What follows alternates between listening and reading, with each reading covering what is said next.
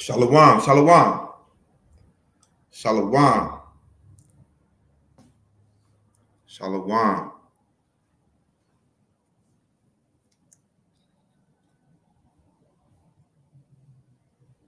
Can y'all hear me?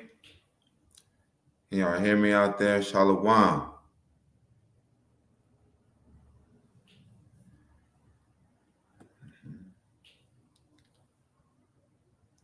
Yeah, shalom. Shalom, family. Shalom, Miss Paka.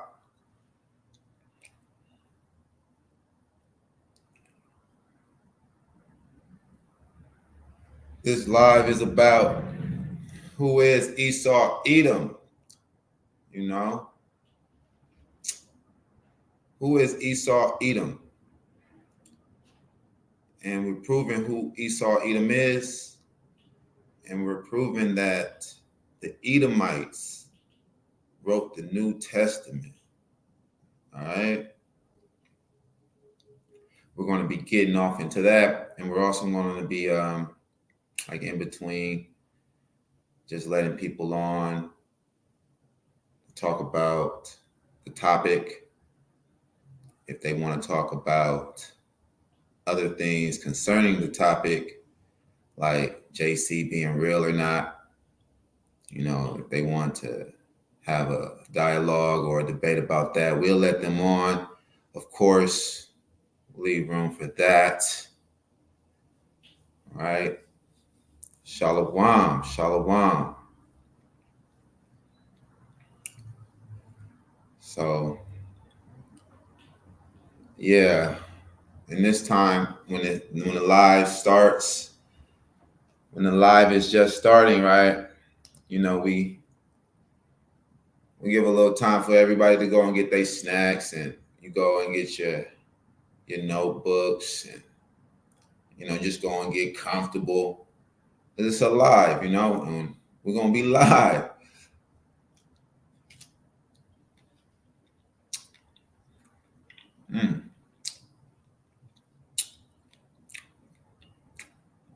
And thank you for everybody that's tithing their fruits to the high priest.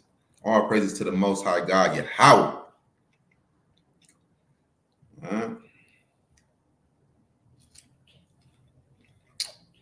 Thank you for the fruit.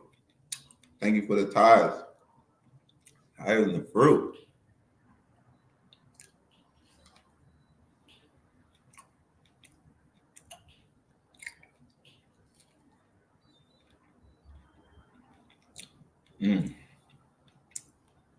Farsa. Frasa. Strawberry. Isn't that Spanish? I think it's important in the daughter of Babylon to know a little Spanish. You know, goes a long way. Know a little Spanish go a long way. Right?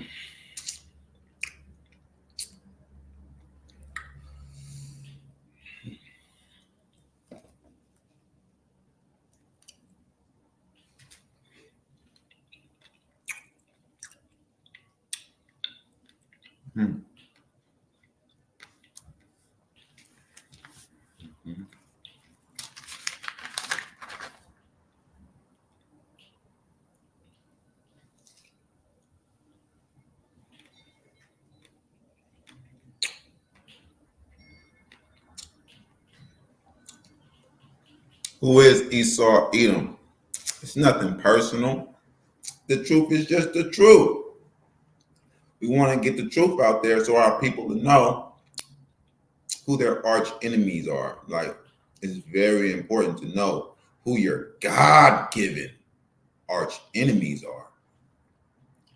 And the Most High God says that these people that we are in captivity under, they are our enemies. Ooh. Well, you know, obviously, look how they treat us, right?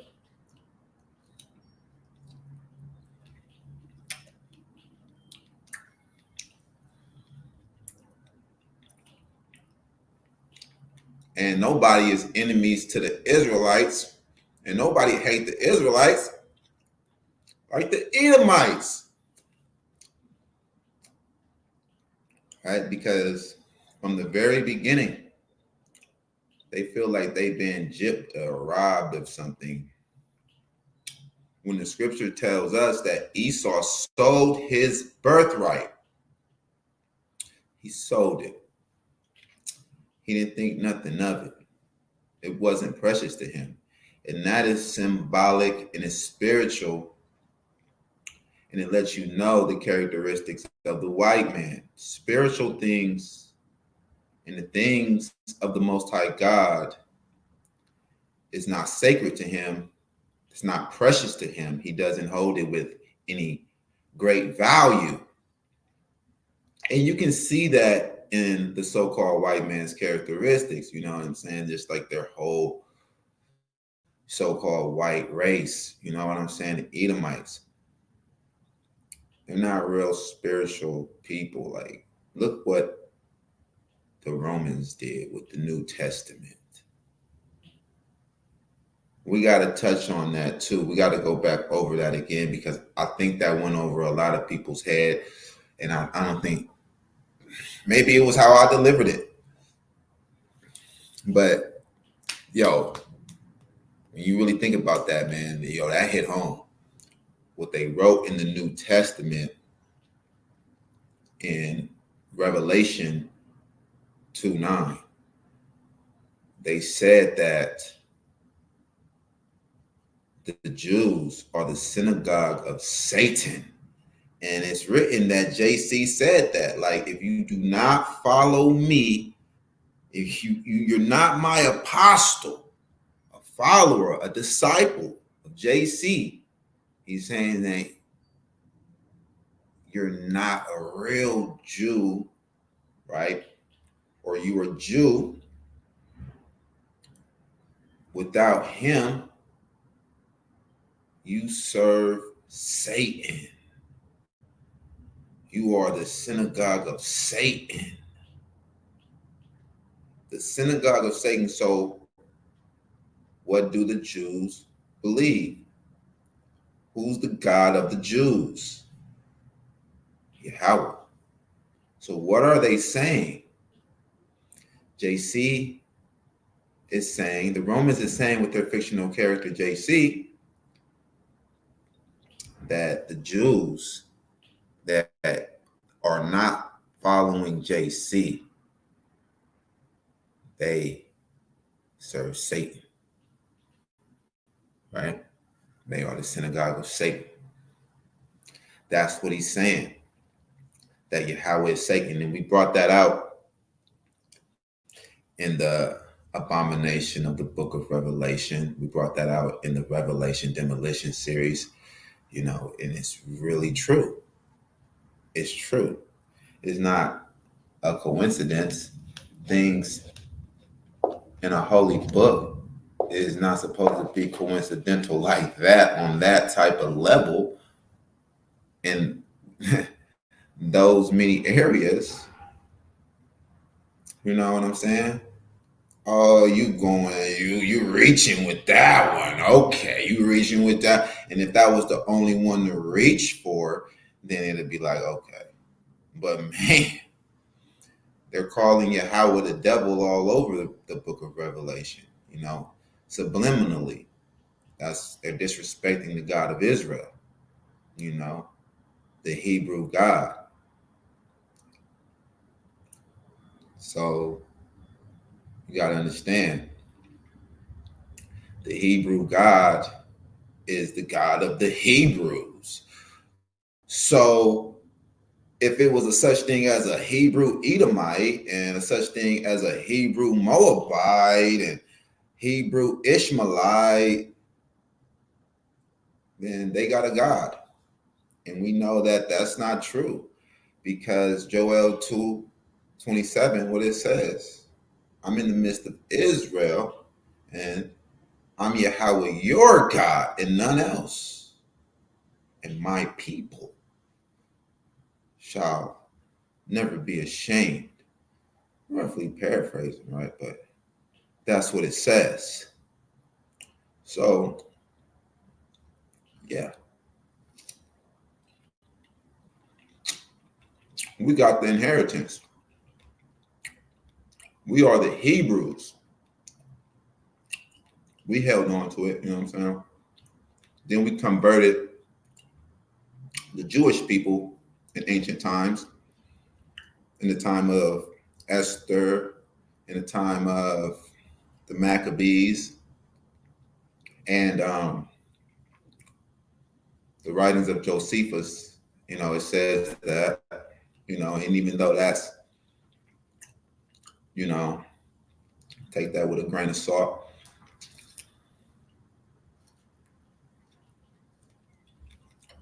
Chew the meat, spit out the bones, or what have you. But that's what it says. And we know that. We know that to be true because, everything else is lining up around that way too.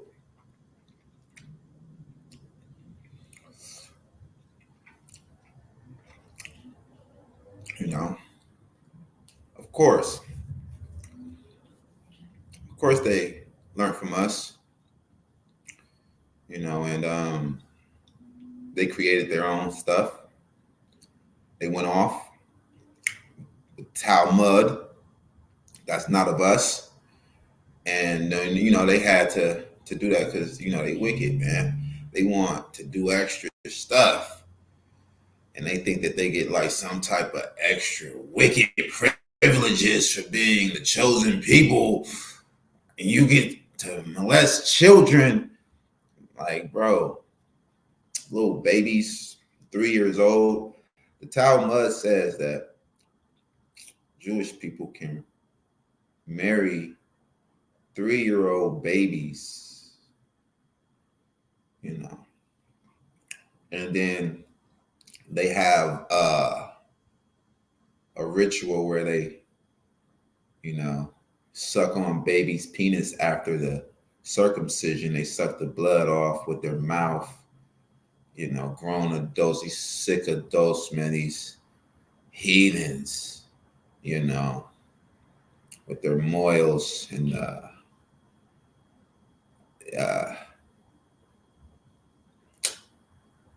whatever. I forgot what they call it. It probably come to me later. It's a modern Hebrew word that they use for it. But yeah, they suck on babies' infant penises. They suck the blood off. It's a ritual. It's a real true thing.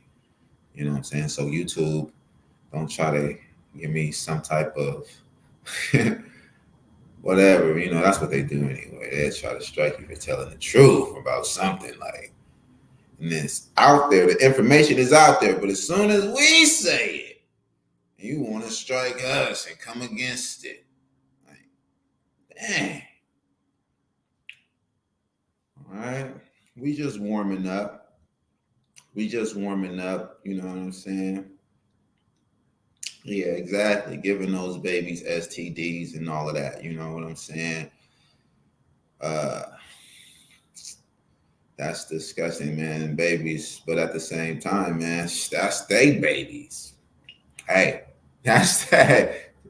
That's how you want your baby. That's their babies. You know what I'm saying, man? And the Most High cursing that like that. So that's what they get. You know what I'm saying? But yeah, they went off. But at the same time, the Torah just got so much influence on the whole world way before the New Testament. It was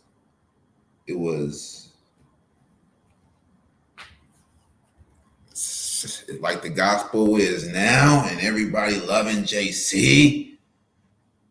That's how everybody used to love YAHAWAH. You know what I'm saying? When the Romans came, you know what I'm saying? And well, not everybody loved YAHAWAH like that, but you know what I'm saying? But most people in most melanated people around like towards the first century, or like you know, the Maccabees era, a lot of people was starting to accept that, yeah, Yahweh is the true God. You know what I'm saying? And just the Most High getting a name for himself throughout the world. You know, we read about that throughout the scriptures. The Most High getting a name for himself, you know, and all nations is respecting him to a degree, knowing that he's real for sure. He is a true God. He's the God of Israel. You know, they know about him, you know, and but they think that their idols is real also. And that's the problem. But we're going to be proving who Esau Edom is. You know, we're going to start with the Greeks. We're going to start with the Greeks.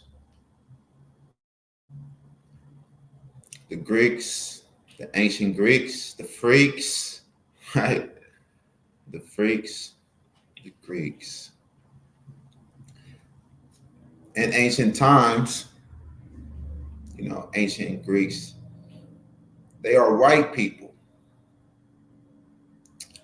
We have these relics, we have paintings, we have writings, statues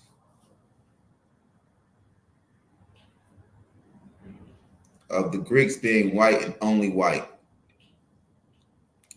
The Greeks being white and only white. We don't have any images of Black Greeks. Everyone knows, common knowledge in this world history. It's not American history, not only American history, it's world history. Everyone knows that the Greeks, they were so-called white people, right? And then they joined the Romans around, what was that? 60 BCE, 30 BCE, 30 BCE, I believe. When the Romans took them over, you know, but kind of like joined, and it became like the Greco-Roman Empire. Yeah.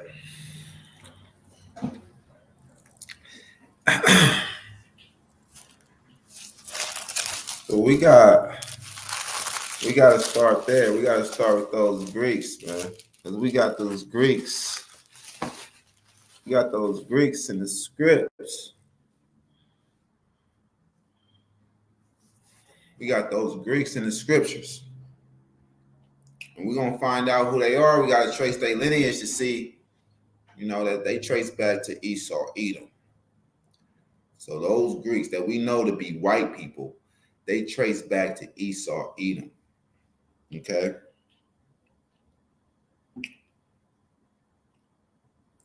And we're going to use the scriptures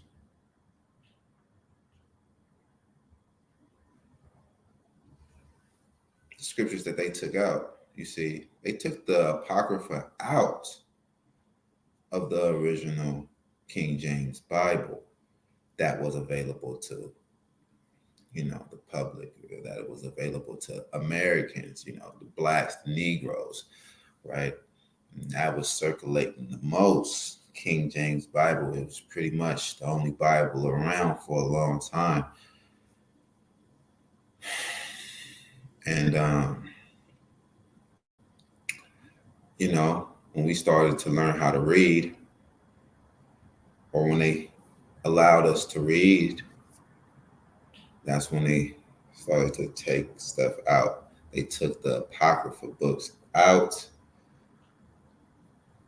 and they took it out because if you leave it in, then you can trace back white people and you can trace their lineage back. to Esau, Edom. You can trace their lineage back to Esau, Edom, right? And they gave it back. They gave it back because it's well known that it was taken out. You know what I'm saying? So they gave it back, and then it's like now it's just like, okay, we want to see who can figure it out. We want to see, could they figure it out? Like, right?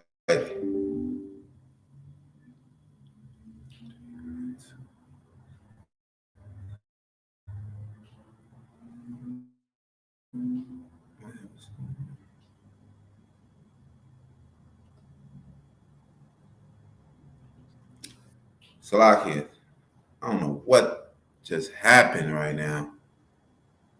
I don't know what was that? What happened?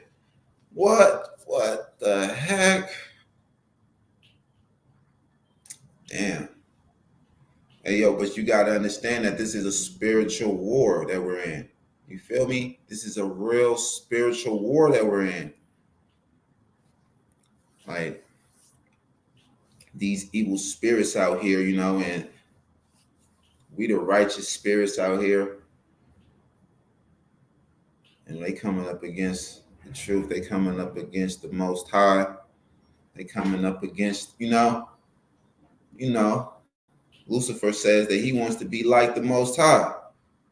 You know, Lucifer got a seed. These demons out here is his seed, man. Spiritual demons, right? So we got the Edomite that was on yesterday. I don't like to call it a show, but he was on the episode yesterday. Christian lights, they call their services shows and all that. They put on shows. I mean, we don't put on shows. All right. But give me a second real quick.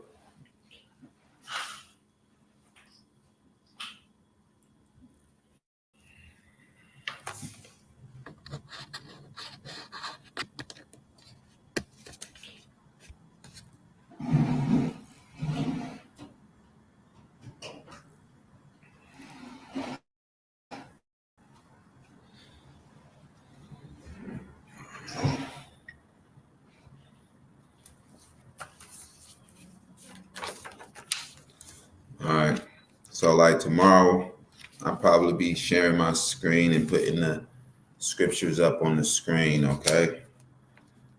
Tomorrow will be the Sabbath. We'll go live again for the Sabbath. We probably come with a new lesson, or we probably will just continue on from this lesson, see how it goes. All right.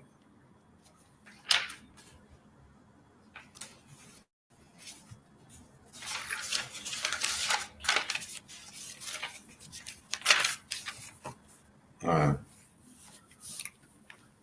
So, yeah, as y'all know, the last episode yesterday, the Edomite came on, the Edomite Matthew, he came on. And he was like, he don't believe that he's an Edomite. He believes that he's the actual seed of Lucifer. You know what I'm saying? It was like, look at him, you know what I'm saying? They think that that's wickedly cool. They want to be the actual seed of the devil. Like, coming on like, I don't think it's going to be any easier for me, being the seed of the devil, like the seed of Lucifer. I don't think it's going to be any easier for me, but I don't think I'm an Edomite. Why? Because there's really no written judgment to where you can really go and see, like that's weird. And getting off into the Holy Land and all of that, man, where the Holy Land is, not knowing where you're at in the world, having to convince yourself and convince others, where they're at in the world. And there's a big switcheroo. The white man For what? So you wouldn't know that you are a heathen Indian. All of that. Just so you wouldn't figure it out. You're a damn Indian howling and kicking, dancing in the dirt, feathers on and all the feather skirts. You feel me? Come on, man. What?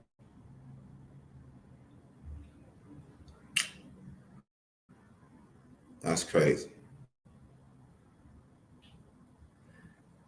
You go against your whole mind. That woke you up to know that, that you was taken. That's how the Most High woke you up to know you were an Israelite, and then you went against that. That's why I don't like that doctrine. It's just so bugged out. It's just so rebellious and stupid. Going the other way, twisted, going way back to ancient mythology that's been debunked. And they bringing it back up in these times, but it's all good though, you feel me? Because I believe it's all spiritual.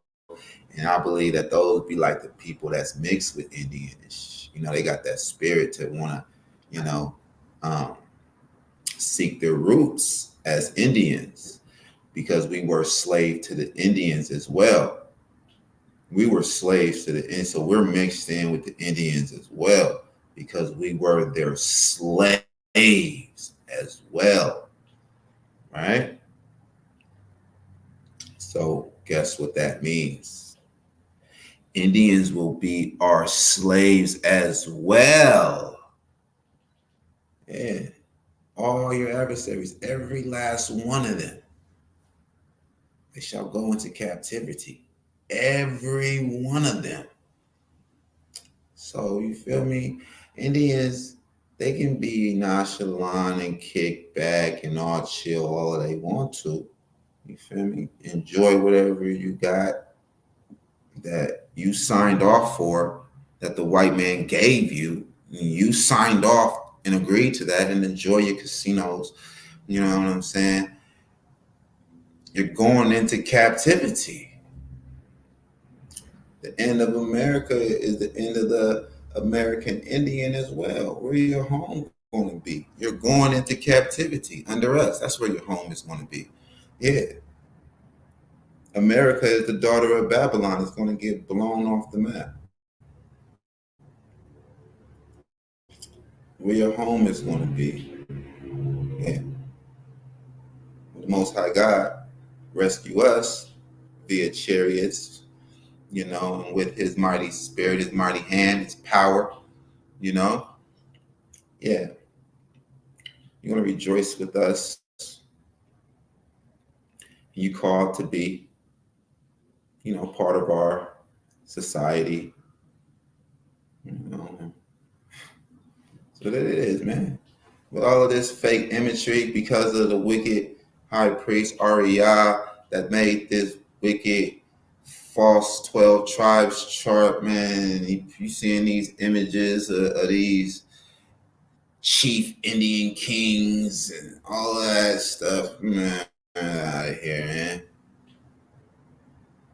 Ain't no kingdom coming to anybody that enslaved us. I'm gonna let you know. Yeah, that's on your record. Ain't no kingdom coming to you. We're the chosen people, man. We are that suffering servant. Can't y'all see who's suffering the most out here, man? Huh? Yeah. Well, if you can't see, and that's a sign that you can't see, because of course you're going to overlook our suffering. You're going to belittle it, minimize it. Yeah, because you hate us that much. You think nothing of it. You want to overlook it like it's not happening. You want to sweep it under the rug. Crooked ass America, man. All right, these crooked ass Edomites, man. Ain't nobody hate us like the Edomites, like the so-called white man. It's prophesied in the scriptures that we will be in captivity. The Israelites will be in captivity in these latter days under the Edomites. So who are black people in captivity under? If they send you back to your own land, you're still in their backyard. Yeah, you still a slave. We still slaves out here, man. Right? And we just waiting for the Most High God to deliver us. But at the same time, everything is all upside down. We the real kings. We the real priests. Right? We the real saints. Right? So, and a lot of people are starting to realize that, and you see prophecies is starting to come to pass. And the other brother that was on the first live toward the end, he was an atheist, right? And he was like, "Oh, name some prophecies coming to pass." Well, if you saw yesterday's episode, the Edomite came on, the so-called white boy came on, right, and said that we are the true sons of the living God. We are the real Israelites. Y'all heard that, right? And he was real confident with that. Like, right? And that's prophecy. Hosea 1 and 10. That's prophecies coming to pass right there, man, right before your eyes, man. There's no need to buck up against the truth. You just got to believe it. Prophecy coming to pass. Hosea 3:4-5. We're abiding without a sacrifice. Are we sacrificing animals? Is JC real? We're abiding without a sacrifice in real life. In reality, though. We're fulfilling prophecy. In reality, though, without the fictional character and the Roman deception of the New Testament, we're fulfilling prophecy, though. Like, right? Yeah, that's right. So when we go to First Maccabees, I'm gonna let everybody go to First Maccabees 1:1. First chapter, first verse. Give everybody a little minute to get there, you know what I'm saying? We take our time with it. How y'all doing out there? Shalom. So that's what I'm saying. Drop the truth right there in the chat. You know what I'm saying? Yeah. Be truth in the chat over here at YLZ, man. You know what I'm saying? Yeah. There you go. You know what I mean? Brother Adrian said, damn, Indians kept us enslaved even after the so-called emancipation.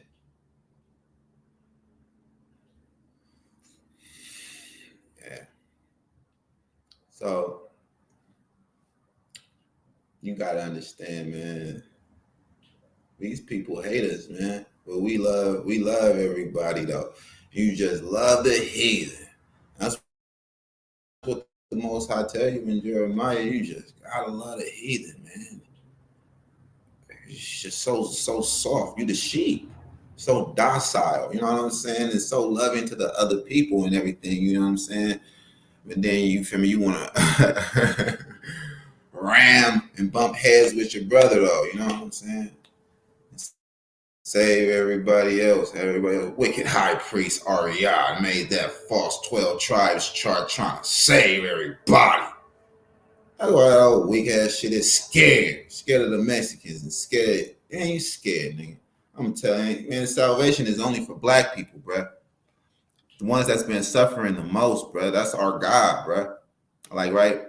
If you want to keep the commandments, the Most High God allows everyone an opportunity at righteousness, right?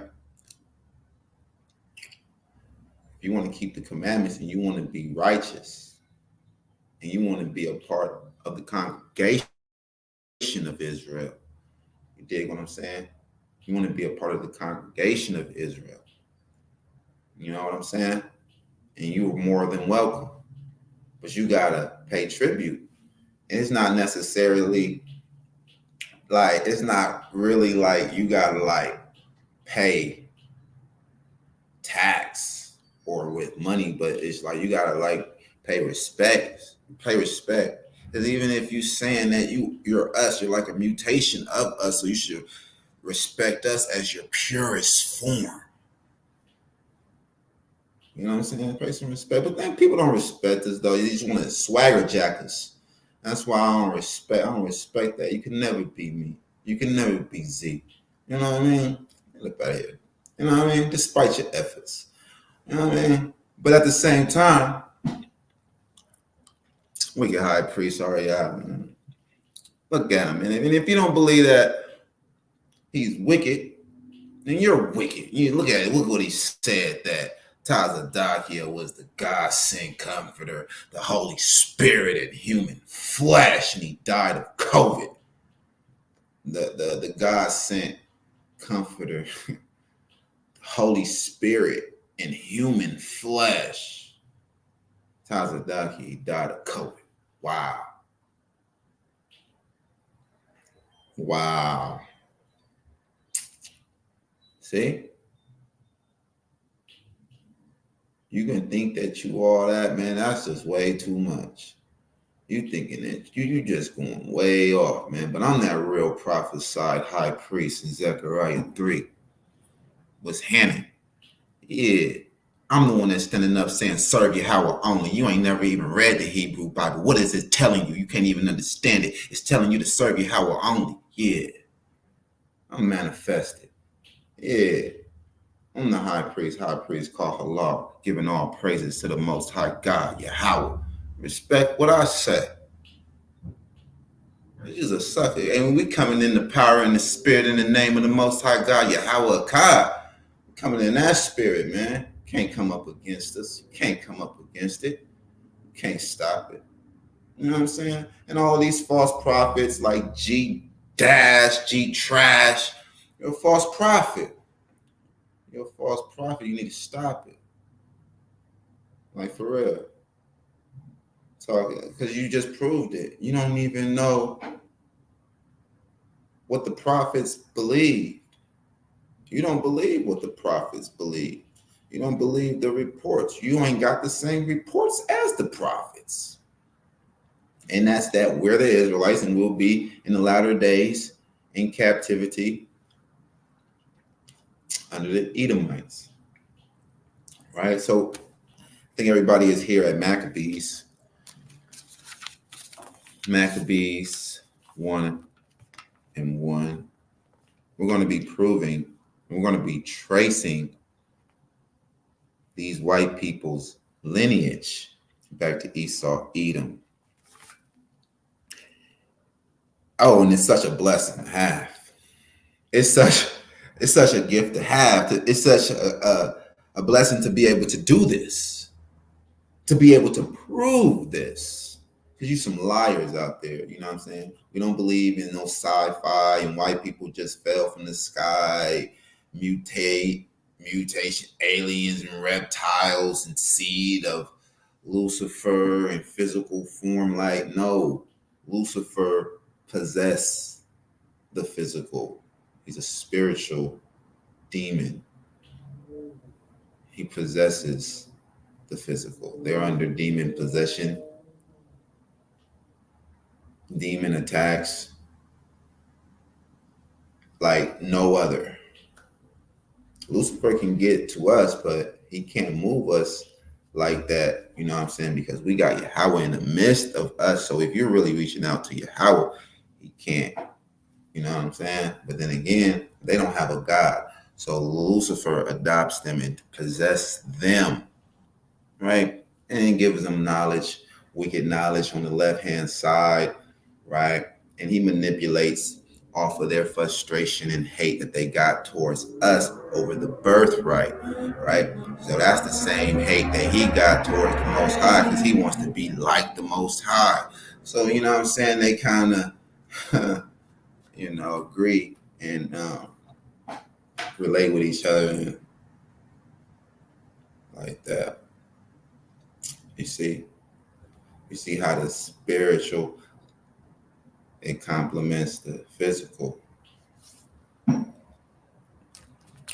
You know, there's a lot going on in the spirit as well.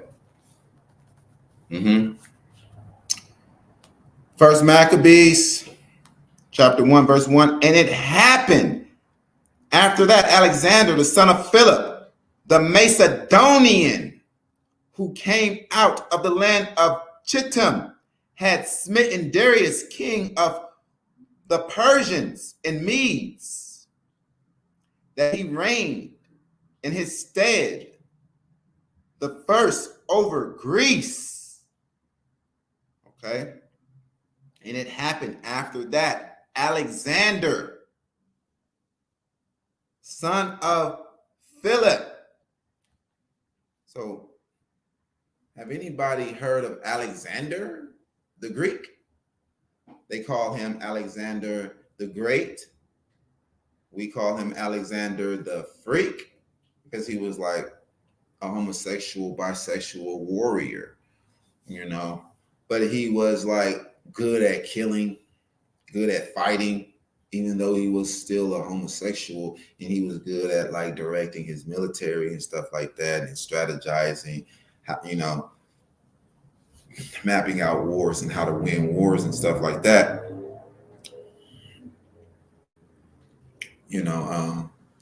But the greatest warrior was King David. Right? But there are other great men like that. So that King David is not a fictional character, because there's other great men of war.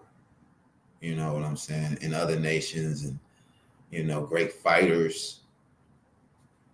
But then again, the Most High rules in the kingdom of the heathens. So the Most High puts in power whoever he wants to put in power, and take out of power whoever he wants to take out of power. You know what I'm saying? Right? So Alexander, he's in the scriptures right here. And this is Hebrew scriptures. We only follow the Hebrew scriptures. Right? This was originally written in Hebrew. They say Josephus wrote it. Some people think Josephus wrote it. And if Josephus did write it, then that'll mean then Josephus put some stuff in here that he will know after 70 CE.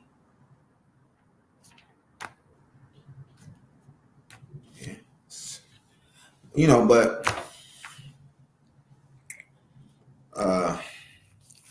that's what we wanted to get. Alexander. And we know Alexander to be, a white boy, right? No one ever claimed Alexander. Our people didn't claim Alexander. Not him, not yet. Maybe now, to save the Edomites, they'll start claiming Alexander the Great, right? Yeah. We're not debating no damn Holy Land thing, man. That's crazy. But hold that. Write it down. You have to write it down. So we're going to trace the lineage. Okay. Now we're going to Esther. Let's go to Esther 16 and 10. All right. All right. Yeah, this is the rest of Esther's, 16 and 10. The rest of the chapters of the book of Esther,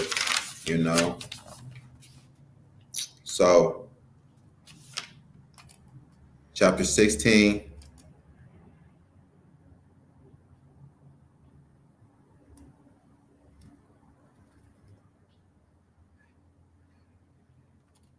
All right.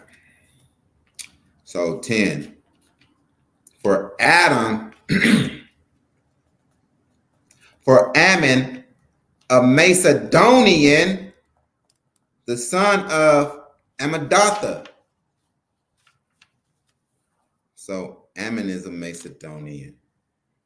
Alexander the Greek, his father Philip was a Macedonian. His father was a Macedonian.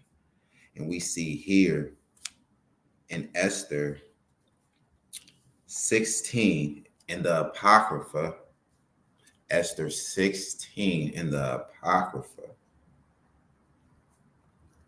verse 10. chapter 16, verse 10 in the Apocrypha, Esther. For Ammon, a Macedonian, the son of Ammedatha. So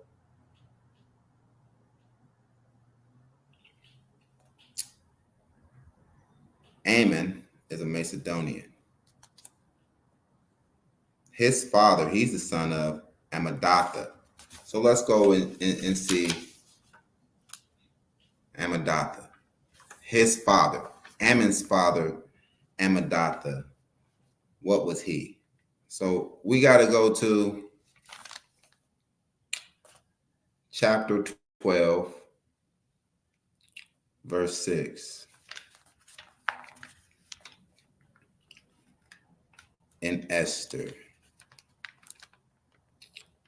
Howbeit, Ammon, the son of Ammedatha, the Agagite. Okay. So, Ammon, the son of Ammedatha, the Agagite. So, Ammon's father, Ammedatha, he's an Agagite. So we're just tracing the lineage of the so-called white man from the Greeks on back, right? So the Greeks were the Macedonians. And now we're seeing that once you go back in their lineage,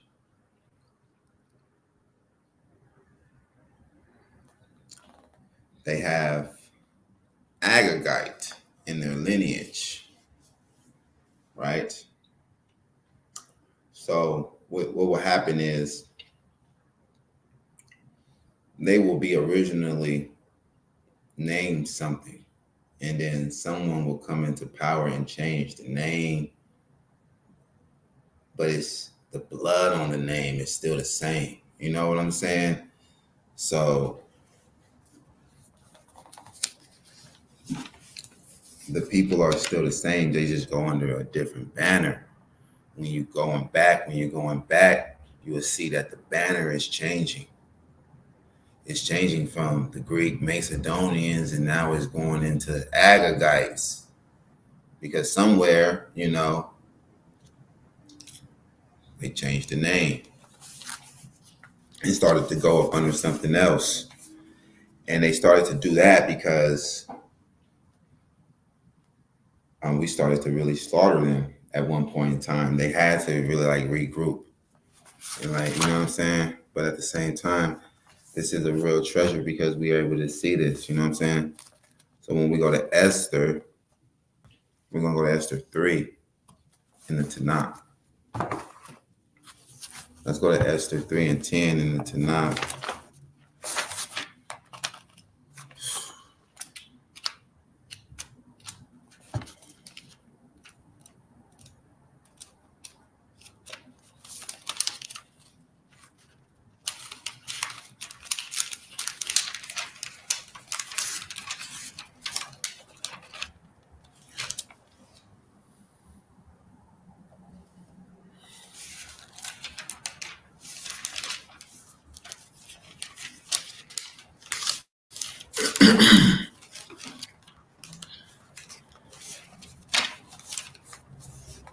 So yeah,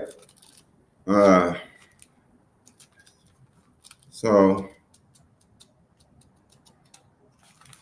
let me find Esther.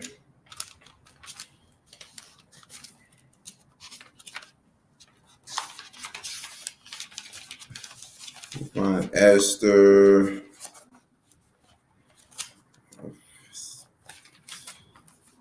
Okay.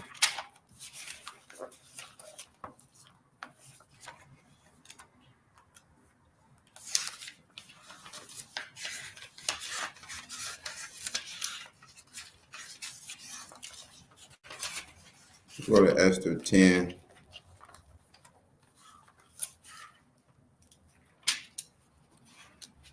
Shalom.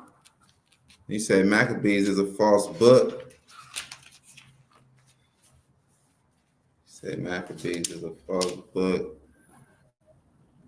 Nah.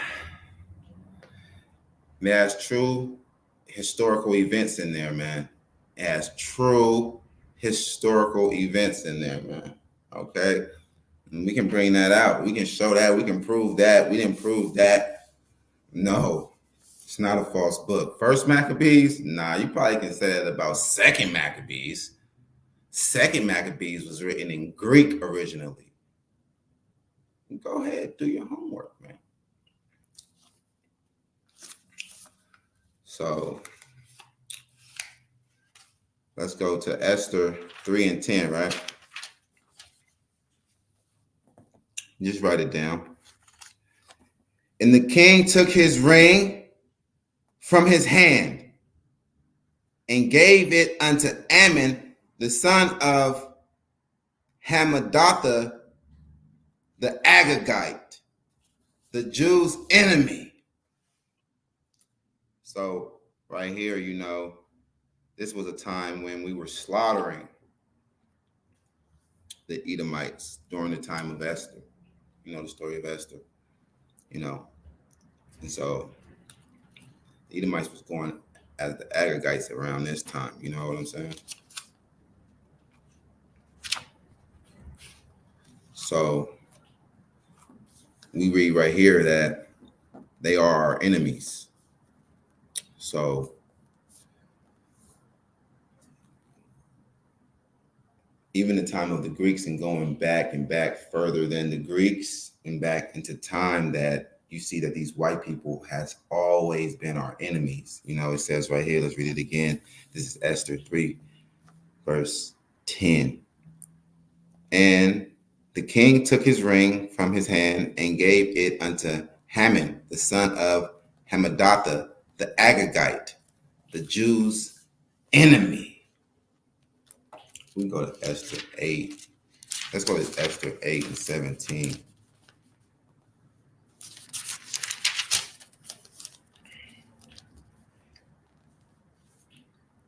And in every province and in every city, wheresoever the king's commandment and his decree came, the Jews had joy and gladness of feasts and a good day. And many of the people of the land became Jews, for the fear of the Jews fell upon them. So we were slaughtering them so much, like some of those Edomites actually became Jewish. Right? Or they was chased away and they regrouped, you dig, became the Macedonians, Greeks. We're just tracing it back. Okay? And we go to 1 Samuel. Go to 1 Samuel 15, 32.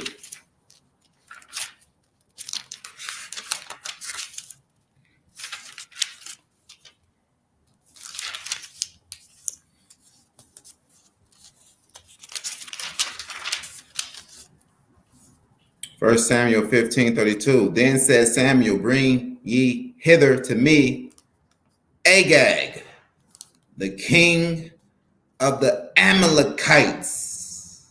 And Agag came unto him delicately,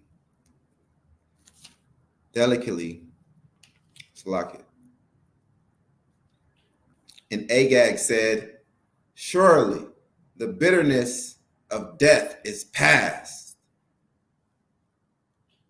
All right, so we see here that Agag is the king of the Amalekites. So the Agagites, they come from Agag, right?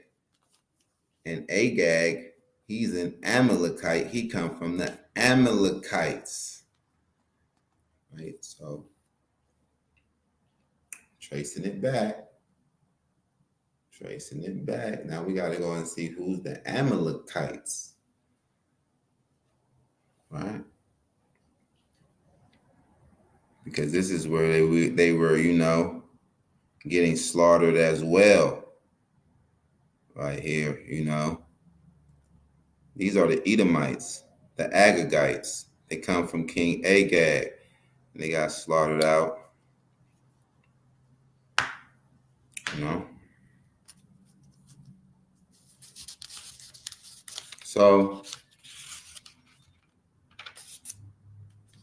let's go and see about these Amalekites. Let's go to Genesis 36 and 12. Who are the Amalekites? Because Agag, he was an Amalekite.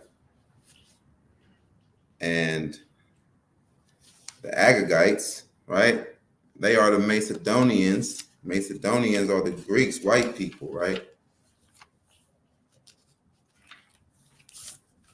So let's get to it. Genesis 36 and 12.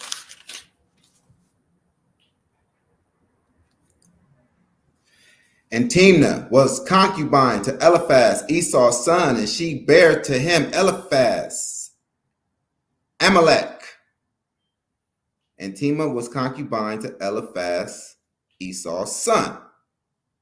So Eliphaz is Esau's son. And she bare to Eliphaz Amalek. So Amalek, right? The Amalekites come from Amalek, Esau's grandson.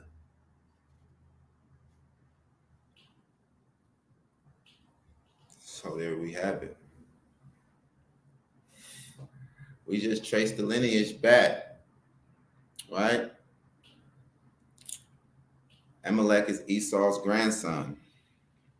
So that's how it goes. The Greeks, Alexander the Greek. The Greeks are white people, right? Alexander, his father was Philip the Macedonian, right? And we see that when we go to Esther, we see that Ammon was a Macedonian, and his father, Amadatha, was an Agagite. And we see that the Agagites, they are the Edomites, our enemies, the Jews' enemies. Okay? And we see that the Agagites, they come from King Agag. Right? Agag, he was an Amalekite. He was an Amalekite. Right? So the Amalekites, Amalek, right? The Amalekites come from Amalek, Esau's grandson. So there you go. No one's being unfair with it. We just traced it with the scriptures because the scriptures give you genealogy. That's why they be naming genealogies like that, so that's what you can do. So you can know who is who and where they come from. But then again, you got in the New Testament, let's grab it real quick. Let's grab this New Testament. In the New Testament, they say to stay away from genealogies. And I wonder why. Because what? The Edomites wrote the New Testament. And they don't want you to figure this stuff out. They don't want you to know who they are. They don't want you to know it.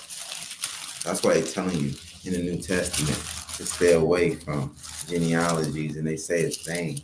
Let's go to 1 Timothy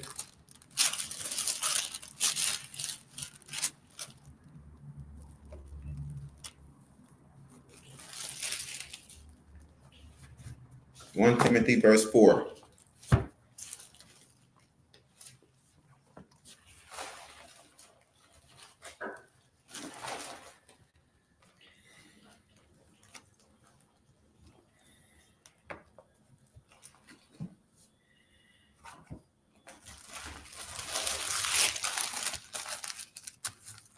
Okay, 1 Timothy verse 4.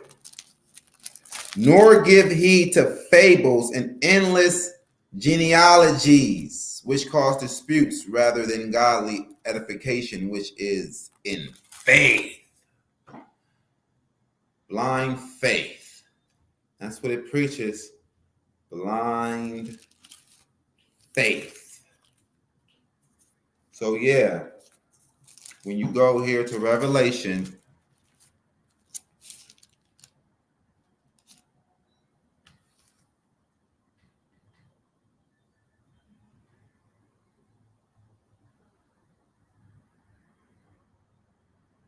let's read some comments.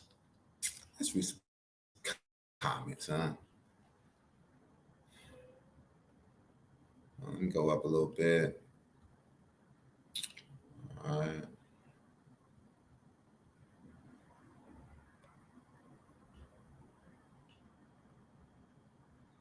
Yeah, historical data.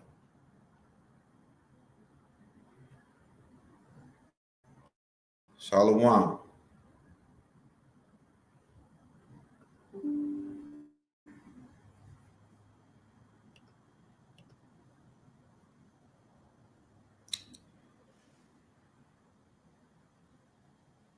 Well, yeah, Second Ezra never said anything about Second Ezra being part of the Torah or being Hebrew writings.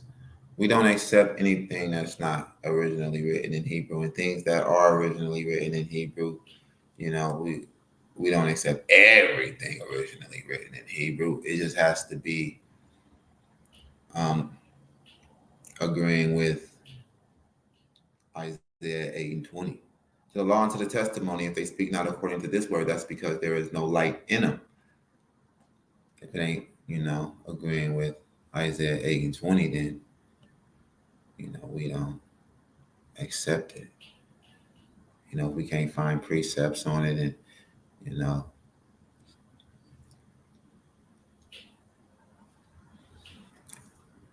you meet endless genealogies, but yet the Torah talks about all them genealogies.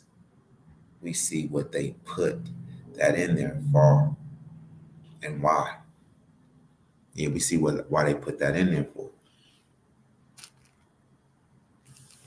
Yeah.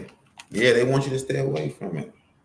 Exactly. They want you to stay away from your genealogy, your truth, right? But what did the Most High God say? The Most High God says, remember the days of old.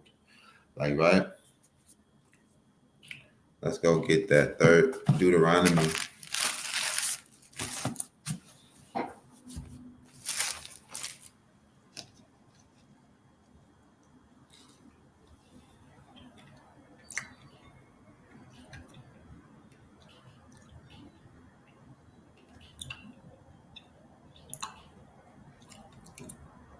Deuteronomy 32 and 7. Get that in Deuteronomy 32 and 7.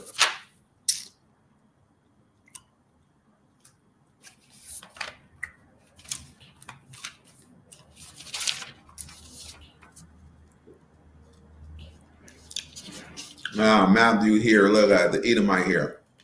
Huh? See my shirt? It's all symbolic. Remember what he was talking about yesterday when he was like, man, you Israelites are something special. Y'all can pull the ingredients out of a noodle that are the same ingredients that I can pull out of a full-course meal. Hey, y'all truly something special. Yeah. We hard to kill. He said, y'all can pull the nutrition. Y'all can pull the nutrition. Salakia. He said, y'all can pull the nutrition. Nutrition out of the noodles that I can pull out of a full course meal.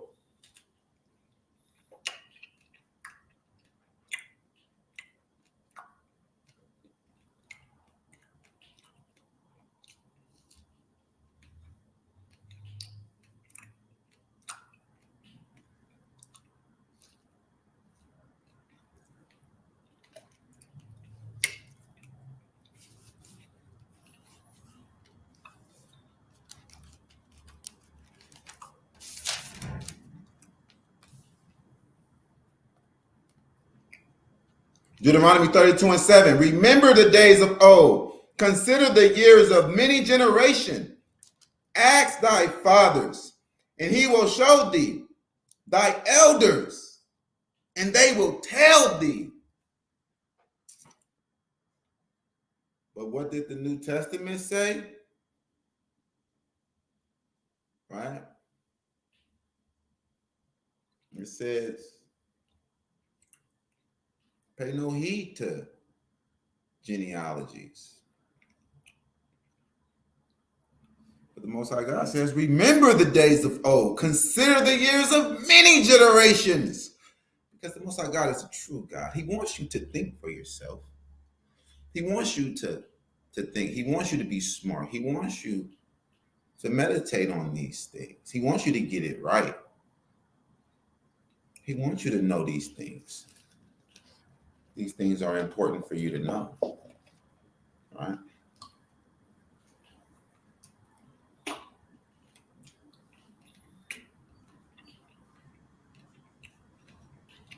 Don't forget your history.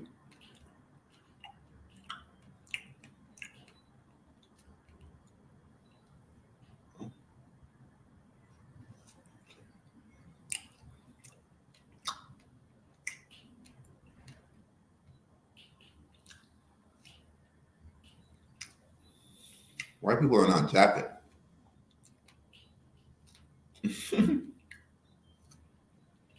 The Native American Indians are Japhet.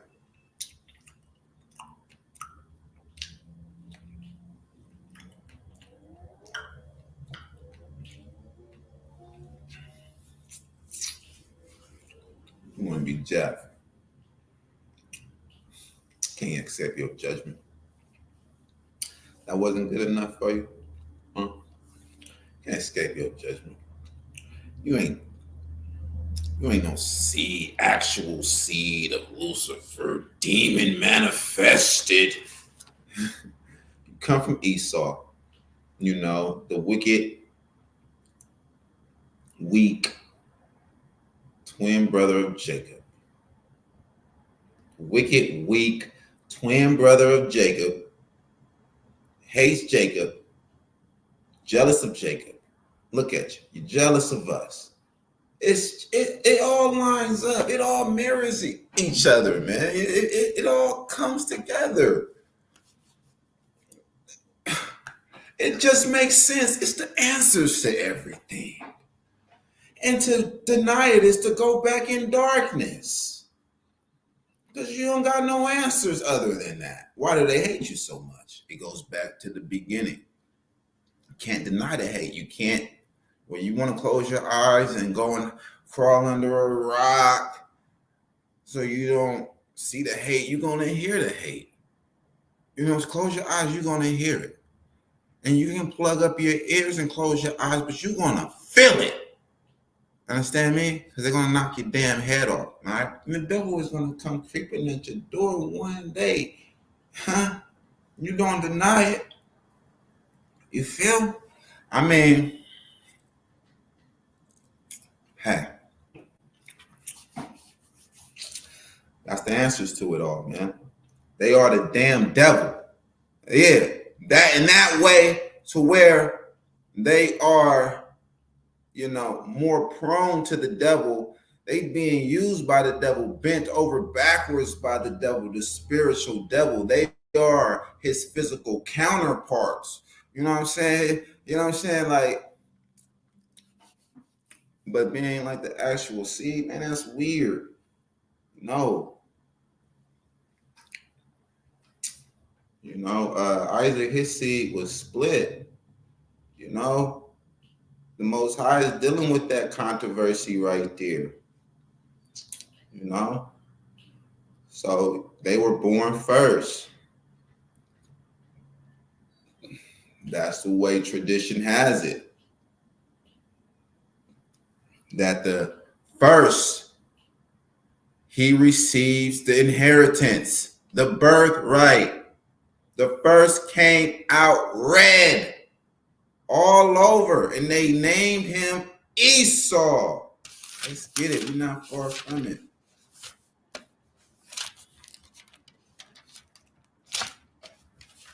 right?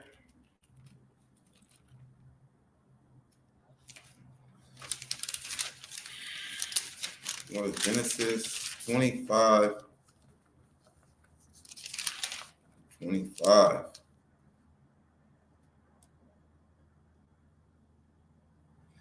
Genesis 25:25. And the first came out red all over like an hairy garment, and they called his name Esau. So Esau in Hebrew, it means wasted away is he. So Esau is wasted away, because his blood shows forth through his skin. These people are the Edomites, man. This is how they came into the world, and even science confirms it, that they come from us. They come from black people, and the scriptures is saying that, they didn't fall from the sky. They just didn't manifest out of thin air either. They didn't mutate from monkeys or reptiles, alligators out of the damn creek, out of the damn river. No, that's what this guy on the comment board that supports Lil Moray, Nazir, that's what he thinks, man. He just manifested just out of nowhere, man. He just manifested as the seed of the devil, the seed of Lucifer. Is out of thin air. We can't even trace it here in the scriptures and find, where did that happen at? Because the scriptures is not sci-fi fantasy like that. We can't find that. It got miracles in it, that those are miracles. Miracles really do happen. True sci-fi and all of this whole crazy stuff that they trying to insert into the scriptures, it's not there, right? You're red. You're not white. This is white. You ain't glowing like that, buddy. You know what I'm saying? My shirt white. You ain't glowing like that, buddy. You know what I'm saying? So,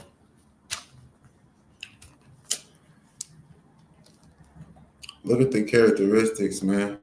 They hate us so much. Ezekiel. Let's go to Ezekiel 35, man. Ezekiel 35. Yeah, you know that we didn't cut down G Trash. We cut him down. Burnt him alive. Keep your eyes on the scriptures and not movies, you damn movie critic, movie buff. Steven Spielberg. All right. Yeah.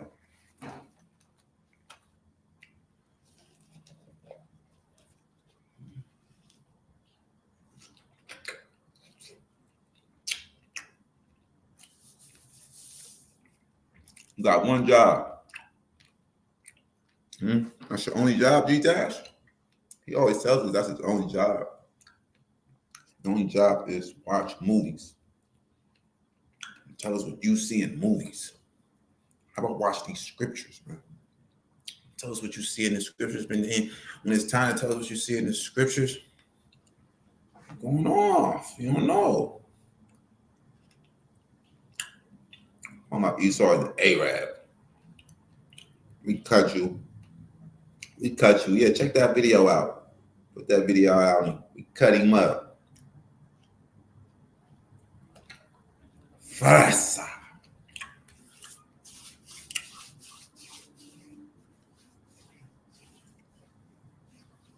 Shalom. Shalom.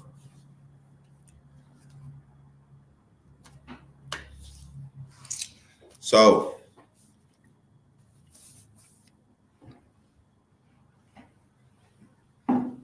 like a brief intermission.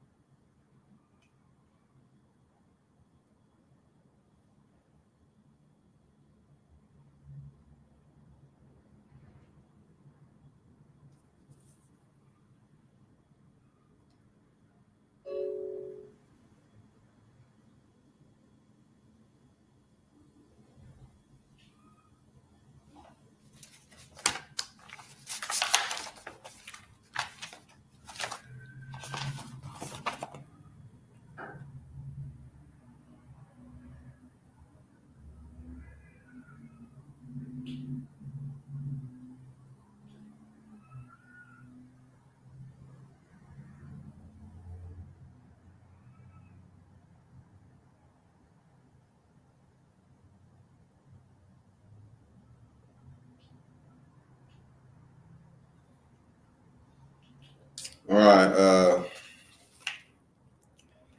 If you want to see, it's the Maccabees, they were priests, man. They were priests and they were kings. All right. So you go to First Maccabees 9 and 30. It says, "Now, therefore, we have chosen thee this day to be our prince." King, yeah. Prince and king mean the same thing in Hebrew. Prince and captain in his stead, meaning Judas Maccabees. He was a king, prince also, priest. "That thou mayest fight our battles upon this." Jonathan took the governance upon him at that time and rose up instead of his brother Judas. Right.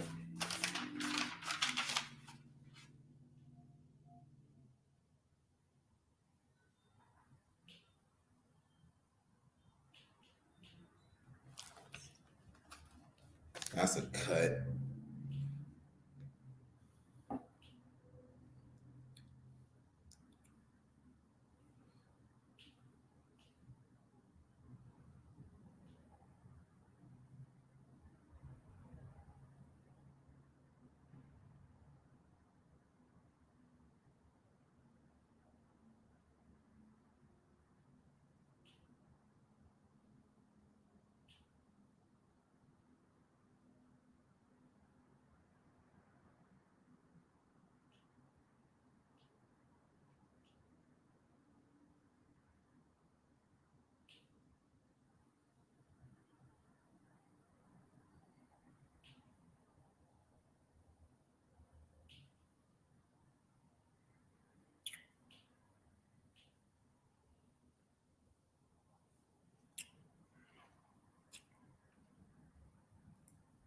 What's up, man?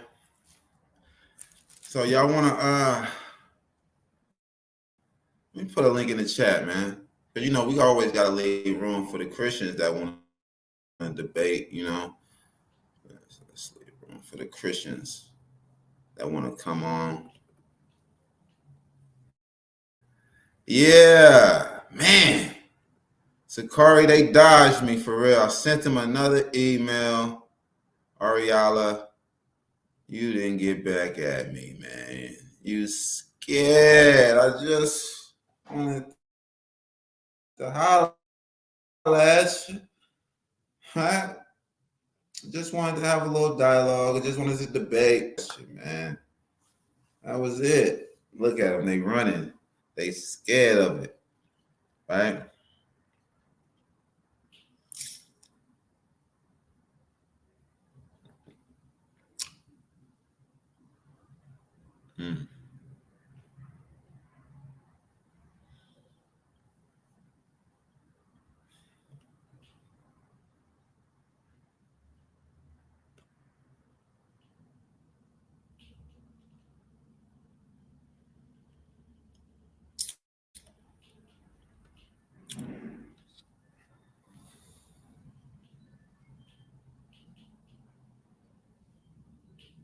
We just proved it genetically. We just went through the scriptures and proved that Edomites are so-called white people. Right? Yeah, we proved it.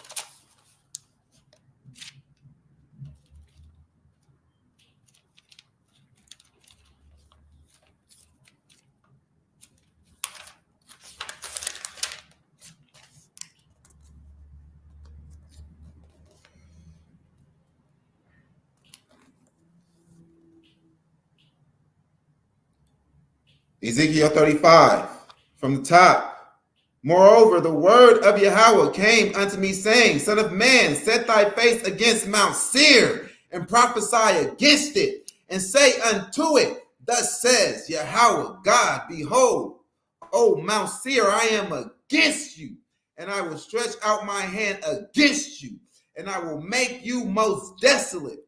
I will lay your cities waste, and thou shalt be desolate, and thou shalt know that I am YAHAWAH, because thou hast had a perpetual hatred, and hast shed the blood of the children of Israel by the force of the sword, in the time of their calamity, in the time that their iniquity had an end. So the Most High God is saying, look, when I turn down your hate monitor, your hate meter, and it caused y'all to let them out of captivity, you took the chains off, you still persecuted them. Jim Crow, right? They said that was worse than slavery. Redlining and all that, you know. Yeah. KKK. You know, burning crosses in our yards and all of that. You feel me? Now, why would they do that? They're Christians. We're Christians at the time. Why would they do that? Why would they burn a cross? Anytime you burn something, you're disrespecting it. Like, then you want to wear a cross and like you're representing your Savior dying for you, and now you're burning a cross because it's spiritual. The Most High God is causing that terror to fall upon the Israelites because now you're still in idolatry. You're still in idolatry. You're not going to be able to have complete peace, and you're not fully serving the Most High God, YAHAWAH. How are you going to have complete peace? Right? But yet, at the same time, the Edomites have the ability to tell the truth about who we are. You know what I'm saying? So the Most High God got an issue with the Edomites as well. Right? Right? And you just won't stop killing us. And now, when the Most High God even turned that meter down, backed y'all off of us, you had to come and intervene once again, turn that down. You just hate us so much, right? You're assassinating all of our black leaders, so-called black, right? When they find out the truth that we are the Jews, right before they can present it to us, you kill them, right? Or you will show them. You will show the leader like Malcolm X. You will not Malcolm X. MLK, Martin Luther King. They took him to Israel and showed him, you know, the land and everything. And was just like, let's see what will happen. Let's see if it clicks. You know, because we know that they are the real Jews. Let's just see if the spirit is like, you know, what will happen if he actually see their homeland. And he woke up instantly. And he was finna come and tell us about it and who we really are. You know, and he was giving signs that he knew that, you know, and he was going to do that and preach that. And that's why he died. And that's why he was assassinated, because with that, knowing who you are, you get to knowing what's required of you. You get to knowing that these idols ain't real. And the Most High God, that's what he wants. He wants you to put down these idols. He wants you to know that this is false. He wants you to know who your enemies are. He wants you to know that these white people are the Edomites. He wants you to know these things. You need to know these things, okay? He wants you to know all of these religions are false. Nation of Islam is false, you know. You have to be aware. All right, Malcolm X got assassinated, right? Because he started to talk to wicked high priest Uriah. And wicked high priest Uriah started to tell him, like, yo, you know, we the real Jews, man. We the real Jews. We the real chosen people. And Malcolm X, you know, he was exchanging things with him and, you know, and things like that. And that's why Malcolm X came out with that speech, like, I believe that we are the people of God's choice. You know what I mean? He was waking up, and then, before he can really wake up, he was finna start his own thing. And, he wasn't afraid of dropping false doctrine, and relearning. He knew that he was in a growing process, and that he, was just new to everything and just receiving knowledge, and he had to like unlearn and relearn things. But in that process, they seen it, and they know, like, man, this dude coming out, he finna start telling these Negroes that they the real Jews, man. Right? And it's easy to cover up, the Israelites at that time that already had that belief. Just don't give them no television time. You feel me? No television time back then. It's like no internet, nothing. You ain't got none of this. They ain't give you no airtime. They give none of them Israelites no airtime, no real station to be broadcast everywhere. No, they're giving that to the Muslims to be broadcast everywhere, to push you into idolatry back in those days. Yeah, they wasn't giving the Israelites the platform. They was giving the Muslims the platform. Why would they do that if that's the truth that's going to wake you up? Because it's not the truth. It's just going to put you in further sleep, and that's what they want. You got to understand, the white man, the Edomites, they're never going to give you nothing good for you. They're never going to recommend anything good for you. They're your enemies. They're your God-given enemies. They're never going to recommend anything or give you anything good that's going to help you and save you. They're your enemies. Let's get there. Deuteronomy 28, verse 68. World famous. This is the world famous Deuteronomy 28, verse 68. And it woke us all up. Take heed. And YAHAWAH shall bring you into Egypt again with ships. By the way whereof I spake unto you, thou shalt see it no more again. Right? So, the Most High God said we will not be in captivity in Egypt anymore. Not again. Right? This is a spiritual Egypt. This is a new Egypt. And this is representing the house of bondage, because Egypt means house of bondage. So what the Most High God is saying here is he's going to bring us into slavery again with ships. We don't need ships to get from our land to Egypt. Okay, right? So he's going to bring us to a land that neither our fathers have known, neither us nor our fathers.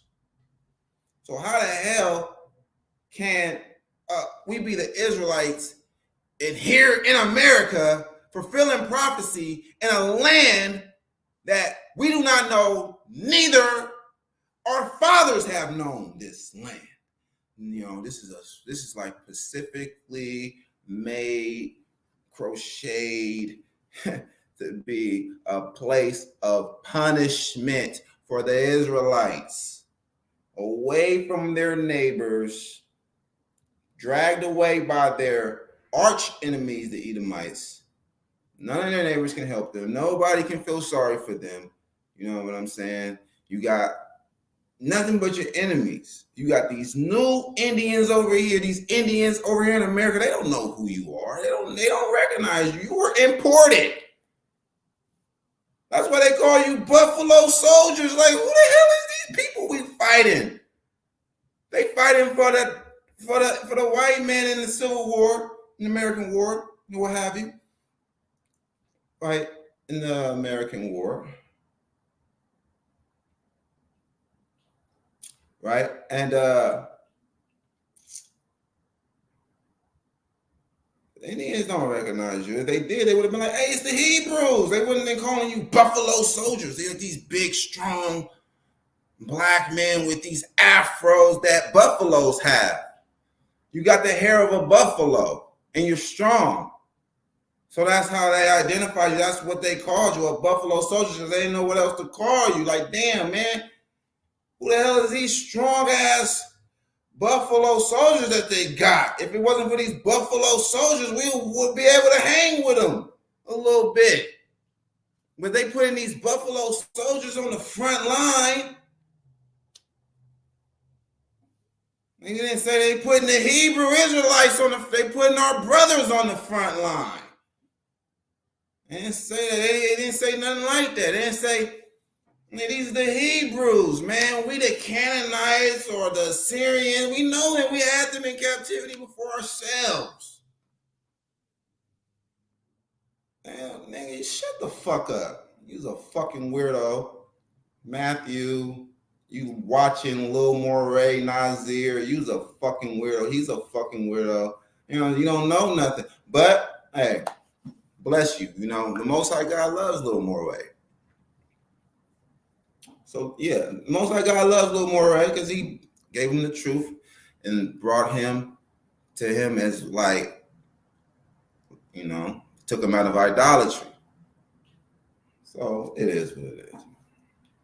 He took him out of idolatry, so that's how you know he do love him. You know, he just want to dedicate your ministry to some falsehood, trying to prove falsehood, you know. That's on you. But yeah, our enemies right here. Let's get to it.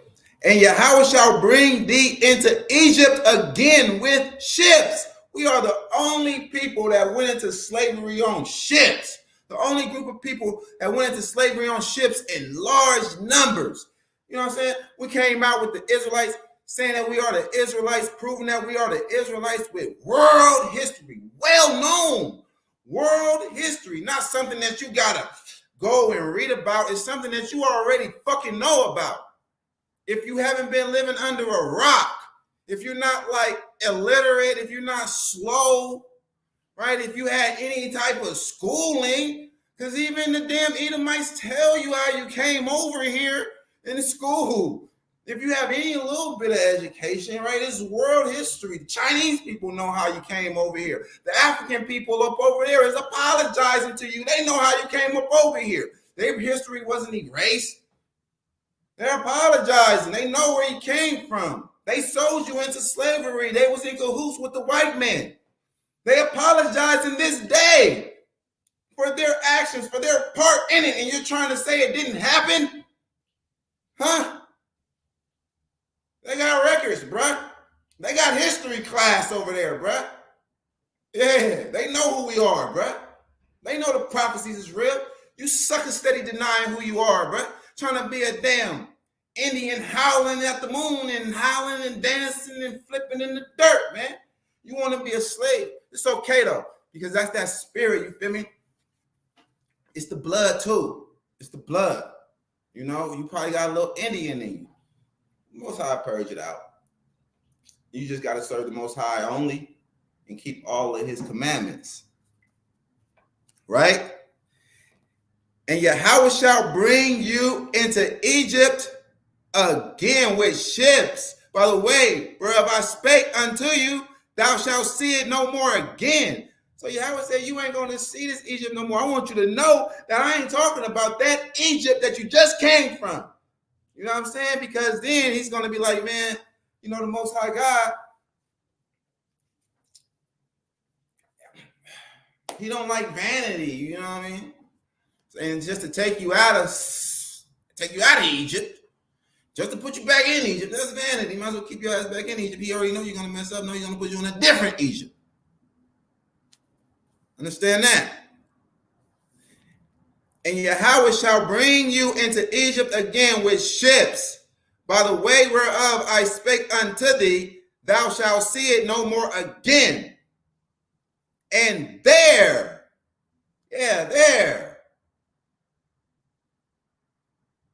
ye shall be sold unto your enemies for bondmen and bondwomen.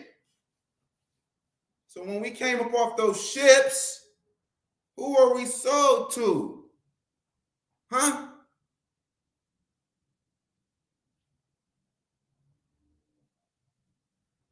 Yeah. So what's up? Who was we sold to? Do anybody know? On them auction blocks? Huh? Who was we sold to? It says we were sold to our enemies. Yeah. We were sold to the so-called white man, the Edomite. We go to Zechariah 2:7. What you talking about, man?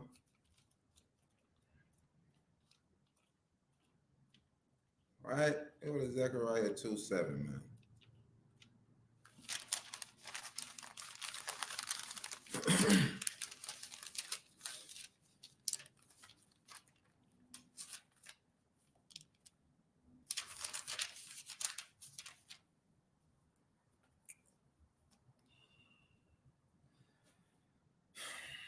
Zechariah 2:7.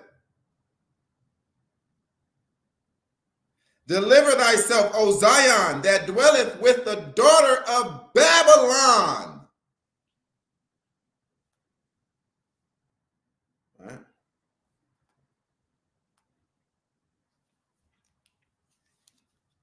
It says, deliver thyself, O Zion, that dwelleth with the daughter of Babylon. Now let's go up to verse 6. It says, ho, ho, come forth and flee from the land of the north, says YAHAWAH. When that flee is like, come up out of her, my people. Come up out of Babylon, the daughter of Babylon. Come up out of its ideologies. Come up out of its systems. Come up out of its philosophies, right? Come up out of the streets. Come up out of its streets. Come up out of its clubs, right? Come up out of its sin. Come up out of its filth. Ho, ho, come forth and flee from the land of the north, says YAHAWAH. For I have spread you abroad as the four winds of heaven, the land of the north, North America. This is spiritual. The wisdom of the Most High is double to that which is. Job 11:6. Hey, it's not our fault that you are dumb, deaf, and blind. That you're not spiritual, that you can't get this, right? It's not for everybody to understand. Deliver thyself, O Zion, that dwelleth with the daughter of Babylon. Now, who's the daughter of Babylon? We got to go and get who's the daughter of Babylon. All right? We got to break this stuff down. We need to know who's who. Because this is prophecy. The daughter of Babylon. Oh, you know that's prophecy. Who dwells with the daughter of Babylon? Yeah. The daughter of Babylon.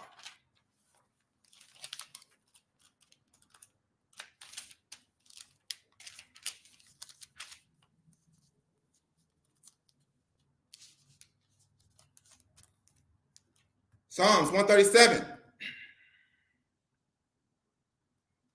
and verse 7. Remember, O YAHAWAH, the children of Edom in the day of Jerusalem, who said, raise it, even to the foundation thereof. Who are they? O daughter of Babylon. Who to remember? Edom. Who are they? The daughter of Babylon. Remember the daughter of Babylon. YAHAWAH, they are Edom, who said, raise it, even to the foundation thereof. O daughter of Babylon, who art to be destroyed, happy shall he be that rewardeth thee as thou hast served us. Happy shall he be that taketh and dashes thy little ones against the stones.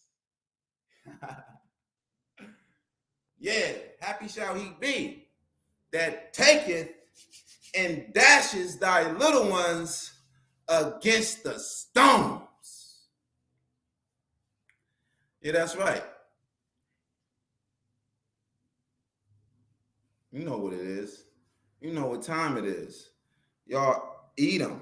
So who is the daughter of Babylon? You got to remember, because Yahweh's remembering. Yahweh knows who's Edom. Remember, oh Yahweh, the children of Edom. Yeah, he's going to remember your sins. He's going to remember what you did in the day of Jerusalem. Yeah, you burnt down Jerusalem. You assisted the Babylonians. Yeah, you assisted the Babylonians, the ancient Babylonians, in burning down the first temple that Solomon built. And you're the daughter of Babylon. You came as the Romans, the Edomite Romans, and you burnt down the second temple, just like ancient Babylon. You're the daughter of Babylon.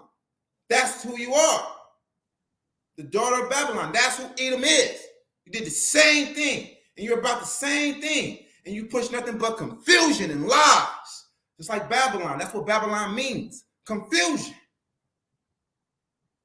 You all about confusion. Look what's going on. All of this confusion, all of this faggotry going on, you know, and this is what you spew all over the earth. And you're ready to go to war for this faggot ass shit. Because other nations won't accept it. You feel me? You ready to get your head blown off over this faggot shit. And then you got straight men in your military going to war over this faggot shit. You join the military of America, you joining a faggot military, and you're going to go to war when people disagree with being faggots.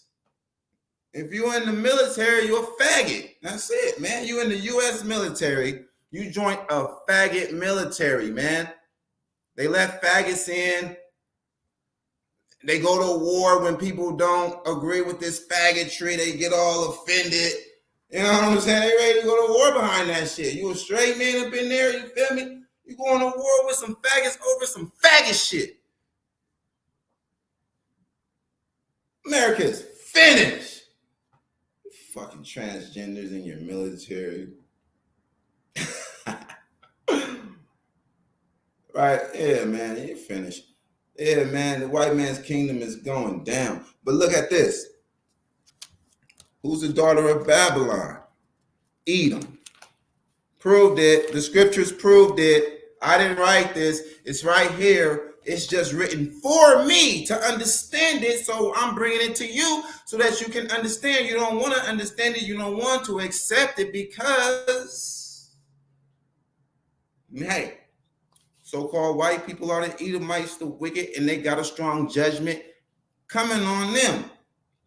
Israelites, we got the judgment that came on us for being wicked and wicked as God's chosen people, and everybody seen it come to pass and seeing us living and seeing us live it right now. It is not a lie. It's true. We are the Israelites. Who are you? Right? We are the Israelites. We suffered these curses. We still suffering these curses. Ain't nobody trying to help us out of these curses, fulfilling these curses, these prophecies of these curses. Y'all fulfilling it. Y'all ain't trying to help us, not a bit. We ain't no damn Indians, and Indians ain't us. They got their reparations. You dig what I'm saying? We ain't get shit, man. You know what I'm saying? But laughed at. Mocked. Made a derision. Right? Made a proverb, a byword. Right? The Most High God.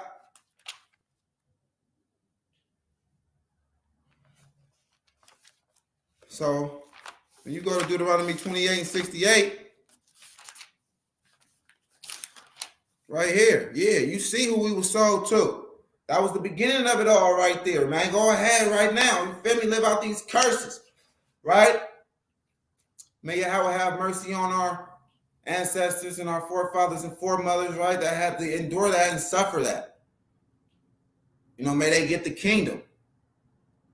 But we went through that as a nation. And our heart goes out to our ancestors, you know, they had to suffer that. Because the Most High God says, remember the days of old. You know what I'm saying? And we ain't desensitized to that suffering of our people, man. And that suffering was by the hand of somebody that really fucking hate us, man. Really bad, man. That was some really, really evil shit that they did to us, man, that they continue to do to us, and that they then set in little damn crooked ass secret systems to derail us, man, and throw us off, man. Like, right? Who did that? Somebody that really hate us. In the scriptures, if you're saying that you the Israelites, right? Then by default, you're saying that these people, you know, because if you're going by prophecy, if you don't want them people to be the Edomites, you don't want white people to be the Edomites, you might as well not say that you're an Israelite. You might as well go and live some illusion, psych yourself out somewhere, man. Get up out of here. Because this is what it is. If you're going off scripture, if we're going off scripture, this right here, prophecy. I mean, what else? What are we going off of? If we ain't going off the script, if we ain't going off of prophecy to find out who is who, who's going to be where, who's going to be doing what, who's going to be in rulership, who's going to be in captivity, who's going to be in captivity over who, who's going to be in captivity under who, Salakia?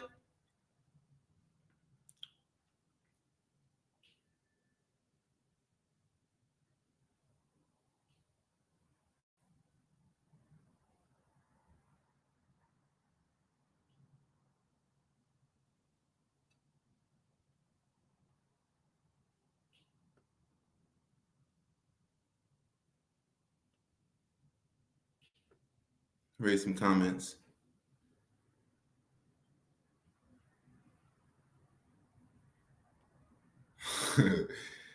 The brother Josh said, and black people bow down to your master Rome. Yeah, and that's what he's talking about. Romans 13. Romans 13, 1 through 7. You believe in the New Testament, all you so-called black people believe in the New Testament. He says that's your master, the Roman government. You don't believe it? We got it. We get it for you right now. I'm going to throw another, hold on, let me throw, before we get that, let me throw another link in the chat for all of you Christianites that think that y'all got the truth. You feel me? Go ahead and share the video, thumbs up the video, so that this can get to circulating to these Christianites.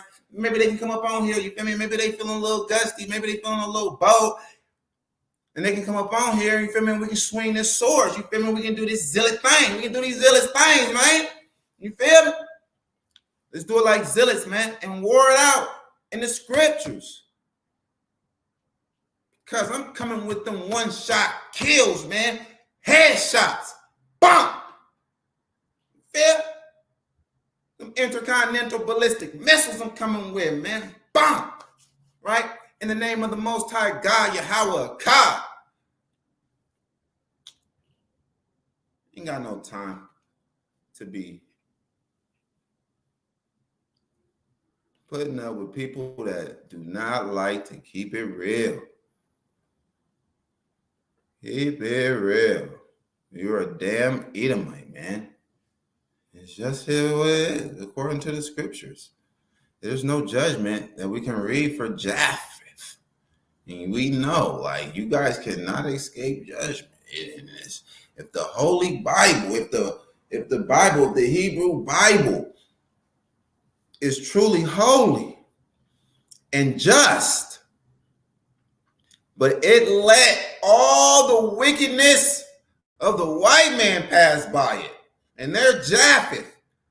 How is that really a book that's condemning the wicked?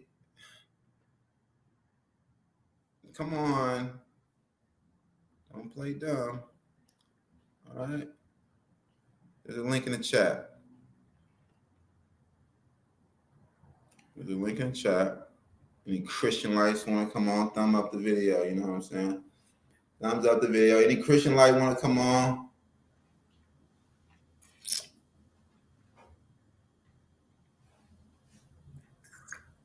Now we're going to do a brief intermission, a little commercial break. Brief. Me a minute. Salaki.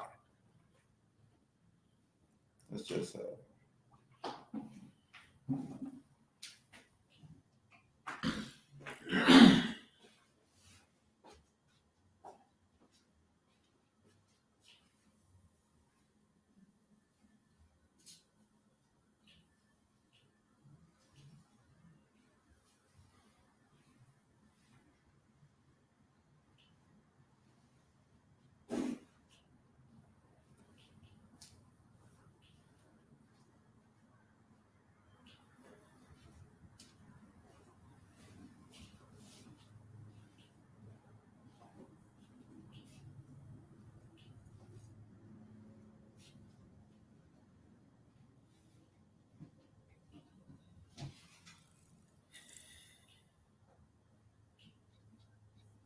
give me a little minute. You feel me? Like, nah, it's a second.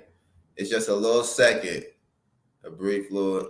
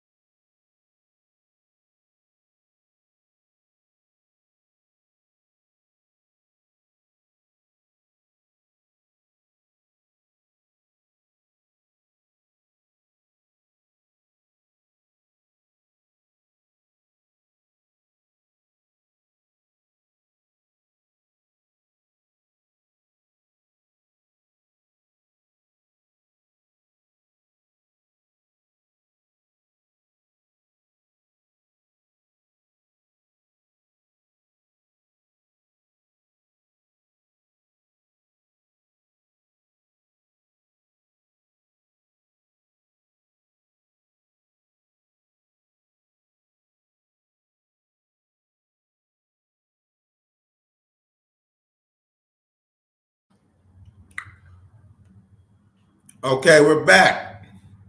We're back. All right. Now, who was we sold to on those auction blocks? Exactly. Read the comments. Yeah, we're going to get to that, man. Romans 13:1, right? Let's get to it. Yeah, let's get to it. But let me read it in the I don't want to read it in this.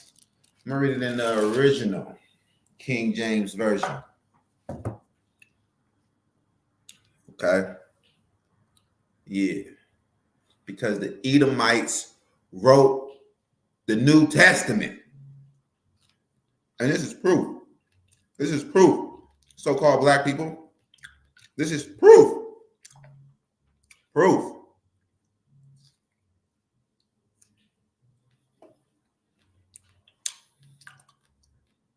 And y'all gonna let them get away with writing this? Y'all really gonna let them get away with writing this?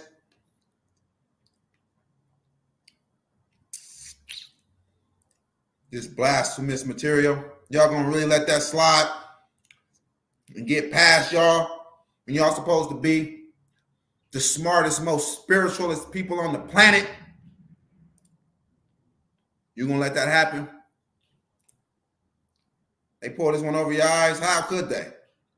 When you are the saints, and it's not that they just bullying this on you, because it ain't like they hiding it. They just bullying it on you. Romans 13:1.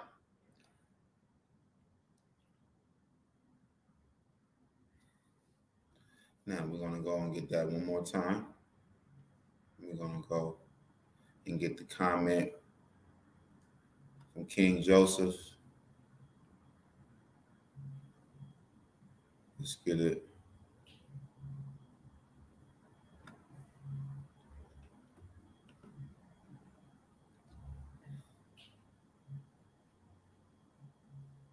Yeah. All of you so-called black people in the church, All of you so-called black people in the Christian camps, bow down to your masters, Rome. Bow down to your master, Rome, right? Romans 13:1. Let every soul be subject unto the higher powers. Plural, powers. Not let every soul be subject to the highest power, which will be YAHAWAH. This is telling you that you're going to serve the Roman government. You're going to be submissive to the Roman government. Let every soul be subject unto the higher powers. For there is no power but of God. The powers that be are ordained of God. You see?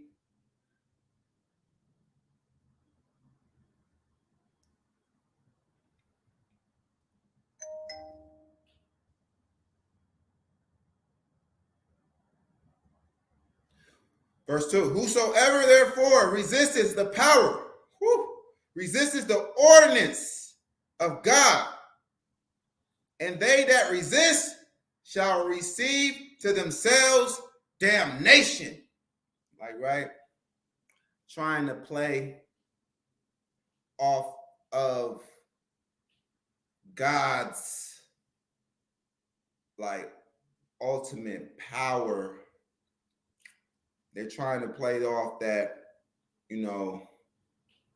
God is in control of things, and he is. And he does place people in power, whoever he wants. Whether it be heathens or whatever. He puts them in power for a reason. Whether it's for the Israelites to be in captivity or whatever, right? But let's read on. Because that's what they're trying to play off of. But they went too far. Whosoever therefore resists the power, resists the ordinance of God, and they that resist shall receive to themselves damnation. For rulers are not a terror to good works, but to the evil. Right? So at this time, when this was being written, the Romans were the rulers. So are y'all trying to say that the Romans, they are not a terror to good works? They burnt down the holy temple. The second temple, for crying out loud. They're not a terror against good work. It don't get more terrorist than that. They're the biggest terrorists. You destroyed the temple of the living God here on earth. You burned it down to the ground. Oh, wait. I mean, that's not a terror part. I don't think that's a terror. Stealing our scriptures, burning the holy scriptures, like the Maccabees tell you, that's not, a terror to good works? Sacrificing abominable animals, swine, on our altar to YAHAWAH, that's not a terror to good works? That was evil. So they did that because we were evil? For rulers are not a terror to good works, but to the evil. Will thou then not be afraid of the power? Do that which is good, and thou shalt have praise of the same. For he is the minister of God. Whoa. So the Romans are the ministers of God? Really? The Romans are the ministers of God. Whoever is in rulership, whoever is in power, is the minister of God?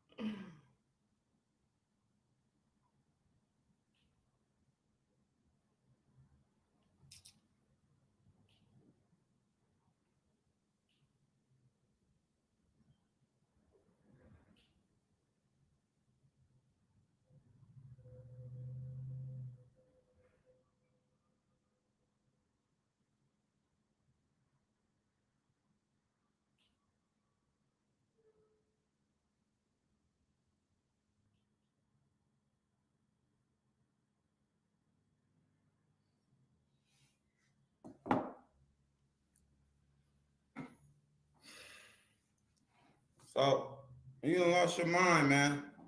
You think that the ministers of God, you think the ministers of God are the Romans? They are the ministers of God. No, the ministers of God, the ministers of God are the Israelites, man. The Levites. You already know.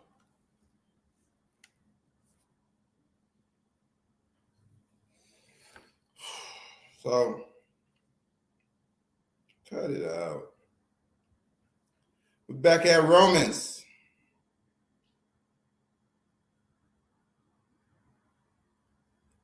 Romans 13:4. For he is the minister of God to you for good. He's the minister of God. So whoever's in power is the minister of God for you for your good. So when Nebuchadnezzar, the king of Babylon, ancient Babylon, when he was in power, he was the minister of God for our good. Throwing the three Hebrews, throwing the three Hebrew boys in the fire, that was for our good because he's the minister of God to you for good. And he's only a terror to evil works, not of good works. He's in power. Most High put him in power. He's the minister of God. But the Most High God rewarded the three Hebrew boys for going against the king of Babylon, standing against the king of Babylon. So they did not die. The Most High God put an angel in the midst of the fire to cool the fire, to shield the Hebrew boys so that they wouldn't die. He protected them. See? Because they wasn't with idolatry. Because the people that are in rulership, they're not necessarily the ministers of God. Just because they were placed in power by God, you can't change the Most High God's rightful ordained order just because, his judgment come out to where one nation, his chosen people got to go into captivity. His rightful ordained order is going to stay the same.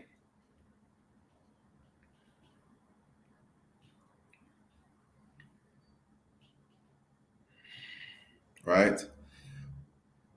So Romans 13:4, for he is the minister of God to you for good. But if thou do that which is evil, be afraid, for he beareth not the sword in vain. For he is the minister of God, a revenger, to execute wrath upon him that does evil. No, that's not true either, man. You know what I'm saying? So,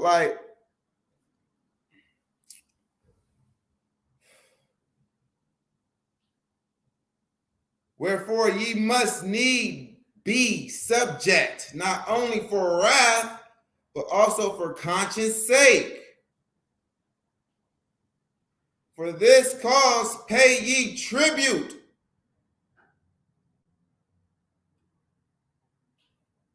For this cause pay ye tribute also, for they are God's ministers, attending continually upon this very thing. Render therefore to all their dues, tribute to whom tribute is due, custom to whom custom, fear to whom fear, honor to whom honor. Right? So we know that the white man, his law is unjust, it's unfair. But here they saying that it's fair, and he is the minister of God, right? And if you don't do what he say, his wicked way, he's going to chop you down. And when that is true, he's going to chop you down, right? But it don't mean that he's the minister of God. Like, but that doesn't mean that the Most High is with him. And that doesn't mean that the Most High wants you to do what he says. Did the Most High want the 3 Hebrew boys to do what the king of Babylon said? Hell no.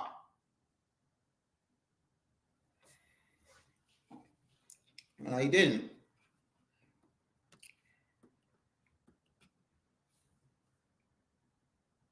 All right.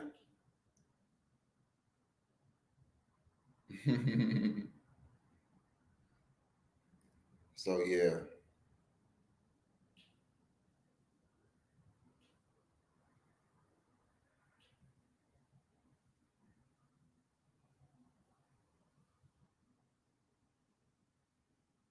Yeah.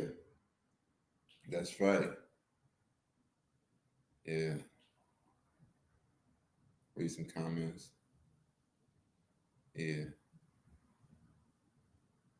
Yeah.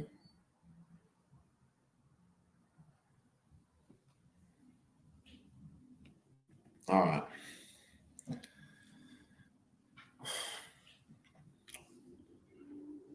So, yeah. Put another link in the chat.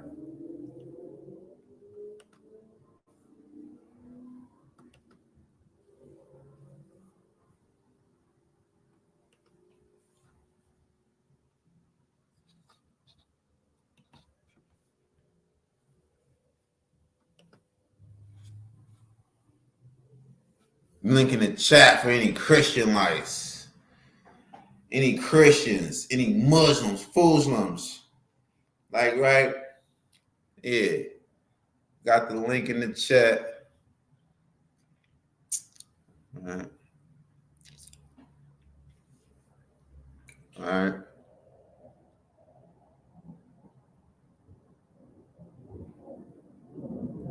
So let's go.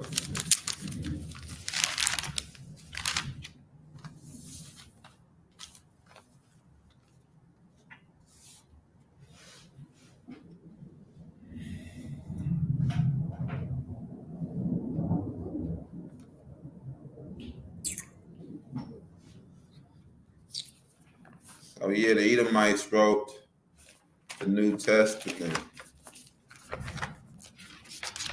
Let's go to Daniel.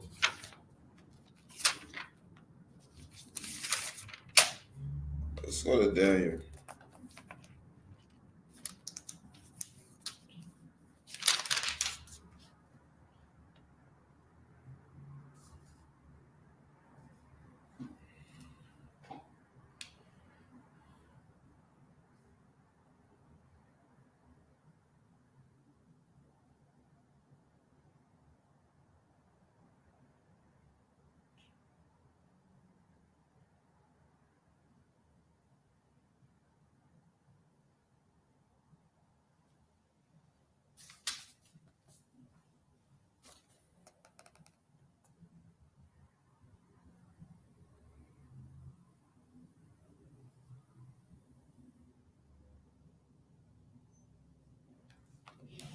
Daniel 7:25. And he shall speak great words against the Most High.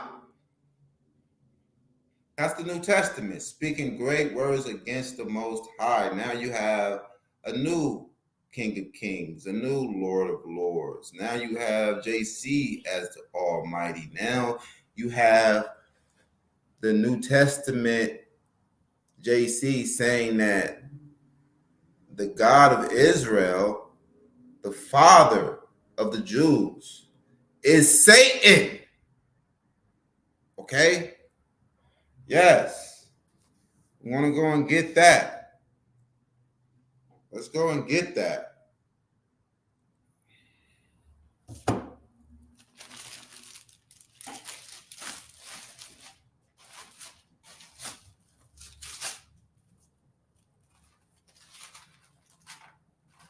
Revelation chapter 2 from the top.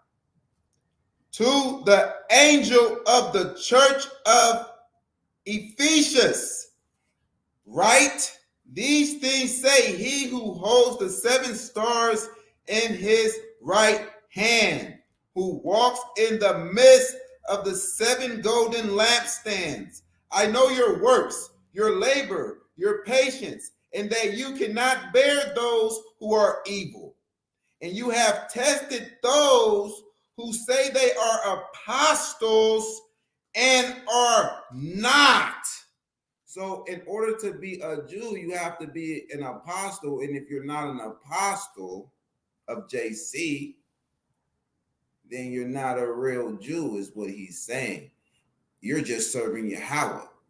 You're the synagogue of Satan. You're serving YAHAWAH alone, like the Jews do. You're the synagogue of Satan. Who are you in the synagogue praising and worshiping, having service to? YAHAWAH alone. That's who they praise in a synagogue, don't they? Right? That's who we praise in the synagogue, YAHAWAH. That's who we hear in the synagogue now praising, YAHAWAH alone, without JC. So they say, JC here, the Romans is making their fictional character JC say that YAHAWAH is Satan, the synagogue of Satan. That's wicked as hell, okay? So look, Christians, your God, your Lord and Savior, your fictional character given by the Edomite Romans is not respecting other people's religion. Huh? Yeah. He's not respecting other people's religion. Right? The religion that came before him, he's saying that it's the synagogue of Satan.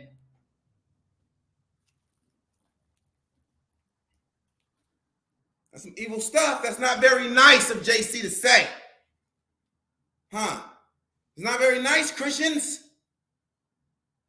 It's not very nice. You Christianites, listen up. This is what he's saying about YAHAWAH.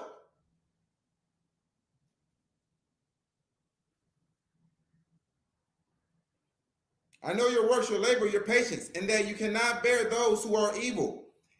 And you have tested those who say they are apostles. It's an apostle, right? A disciple of JC, and are not, and have found them liars. Found them liars, right? Liars, and they do lie. And you have preserved and have patience and have labored for my name's sake and have not become weary. Nevertheless, I have this against you, that you have left your first love. Remember, therefore, from where you have fallen, repent and do the first works, or else I will come to you quickly and remove your lamp stand from its place. Wow, what the hell does that mean? Do what I say, do what the Romans say, or we're going to ramshack your temple and take your golden menorah. It just said that. We're going to remove your lampstand out of its place. That's what it means. This is the Romans speaking to you as JC. Do what we say, huh? Repent from serving YAHAWAH only, right? Add an additional JC, take on this gospel, this doctrine,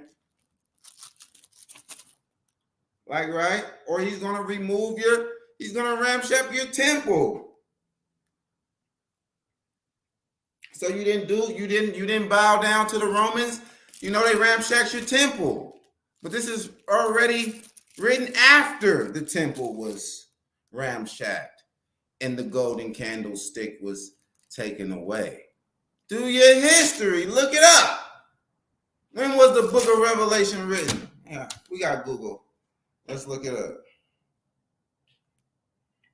So the temple was destroyed in the 70 CE siege of Jerusalem, right?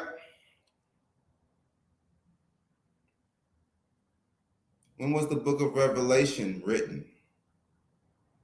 96 CE. According to PBS, the Book of Revelation was written sometime around 96 CE in Asia Minor. The author was probably a Christian from Ephesus known as John the Elder.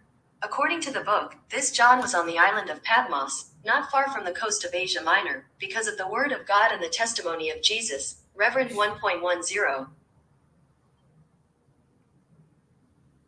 96 CE, after the 70 CE siege of Jerusalem. Right? That's not how prophecy works.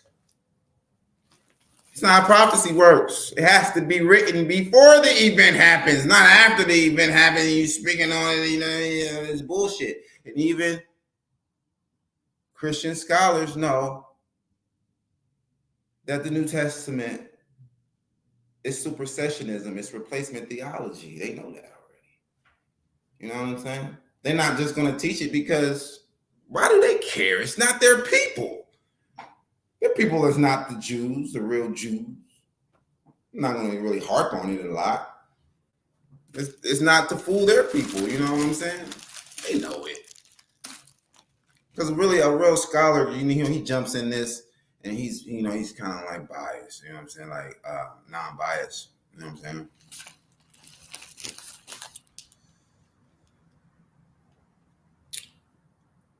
Remember, therefore, from where you have fallen, repent and do the first works, or else I will come to you quickly and remove your lampstand from its place, unless you repent. But this you have, that you hate the deeds of the Nicolaitans, which I also hate. He who has an ear, let him hear what the Spirit say to the churches. What the Spirit say to the churches. To him who overcomes, I will give to eat from the tree of life, which is in the midst of the paradise of God. And to the angel of the church in Smyrna write, these things say the first and the last, who was dead and came to life. I know your works, tribulations and poverty, but you are rich. All right. And I know the blasphemy of those who say they are Jews and are not, but are the synagogue of Satan.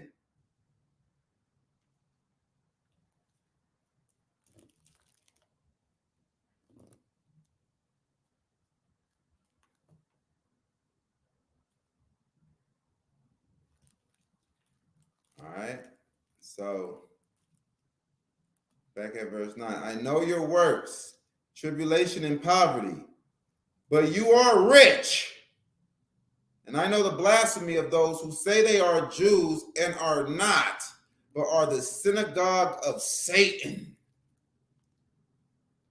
Right? So when you go back up here to verse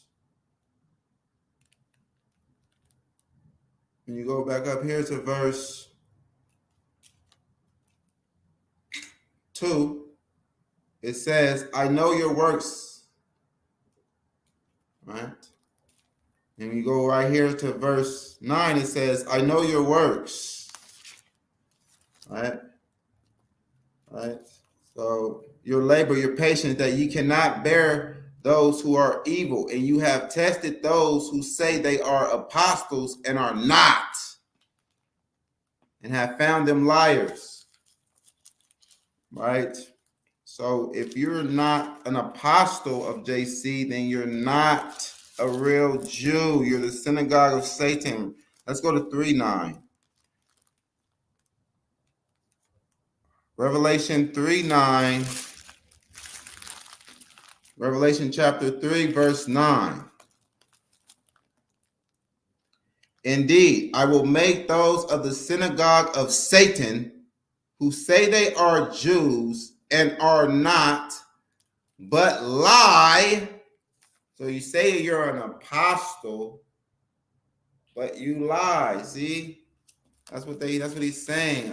When you go to 2:9, or when you go to 2 verse 2, I know your works, your labor, your patience, that you cannot bear those who are evil, and you have tested those who say they are apostles and are not, and have found them liars. Right? And then when you go here to 3:9, it says, indeed, I will make those of the synagogue of Satan who say they are Jews and are not, but lie. Indeed, I will make them come and worship before your feet, and to know that I have loved you, because you have kept my command to preserve. I also will keep you from the hour of trial, which shall come upon the whole world to test those who dwell on the earth. Behold, I am coming quickly. Hold fast what you have, that no one may take your crown. Right? So,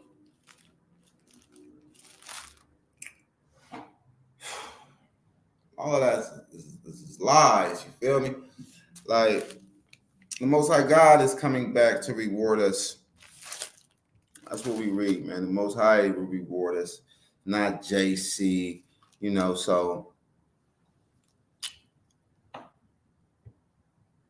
he's saying, if you're not an apostle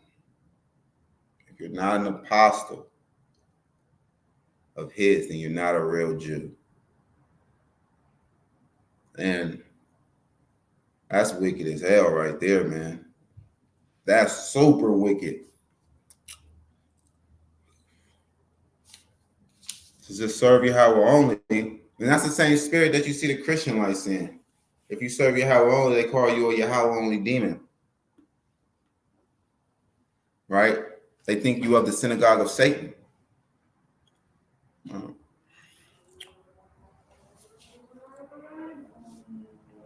Right?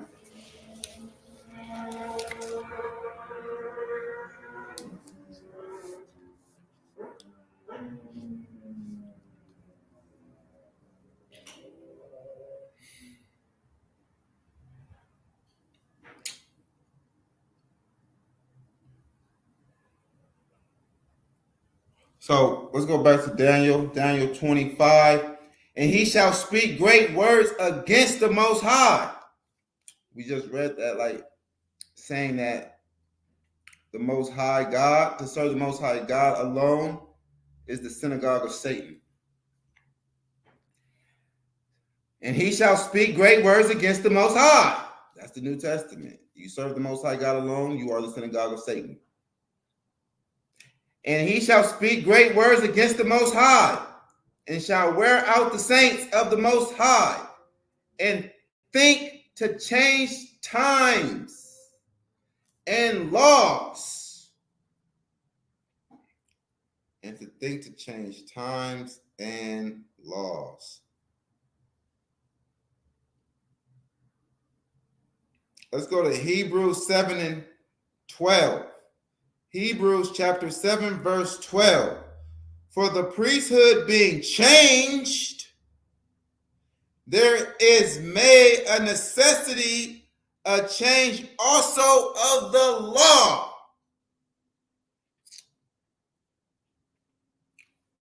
Again at Daniel 7 and 25.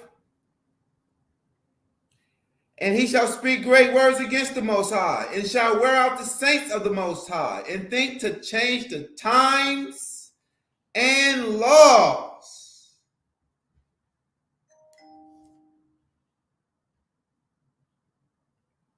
There you go. Hebrews 7 and 12, for the priesthood being changed, there is made necessity, a change also of the law. Right? So, they're changing the law.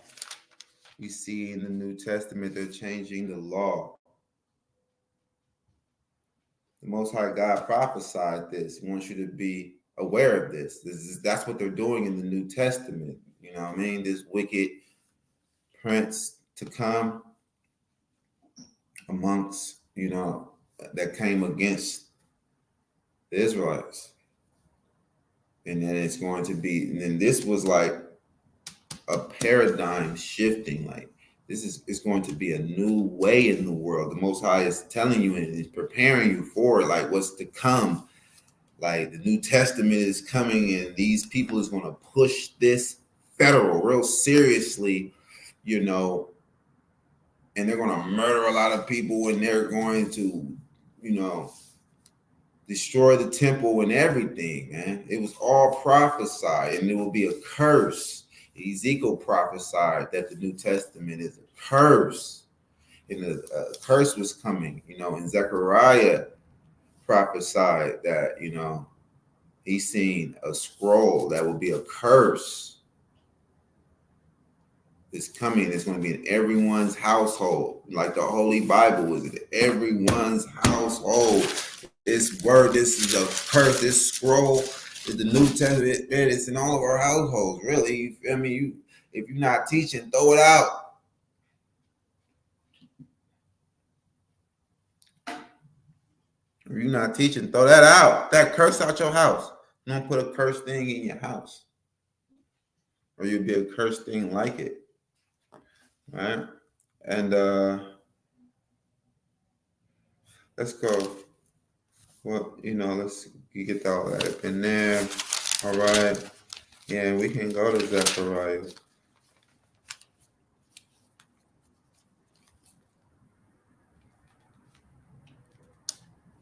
Zechariah 5. This is the prophesied curse. The New Testament being a prophesied curse. Zechariah 5 from the top, verse 1. Then I turned and lifted up my eyes and looked, and behold, a flying roll. You look up into other translations, it says a flying scroll. A flying scroll. Okay? A scroll. Then I turned and lifted up my eyes and looked, and behold, a flying roll. And he said unto me, what seest thou? And I answered, I see a flying roll. The length thereof is 20 cubits, and the breadth thereof is 10 cubits. Then said he unto me, this is the curse that goeth forth over the face of the whole earth. You see that? What is it then? Huh? It's some writings. It's some writings, a scroll that's going over the whole face of the earth. It's going to be the most popular religion. Christianity, right? Christianity has a book. They're not just pulling it out of thin air. It's the New Testament is the scroll. Christianity is just not a scroll. Right? The New Testament is a scroll. Right? Christianity is the doctrine that came from the scroll. And the Most High God is not saying it's the doctrine that, it's just a doctrine that's, no, it's the whole scroll. That's the curse.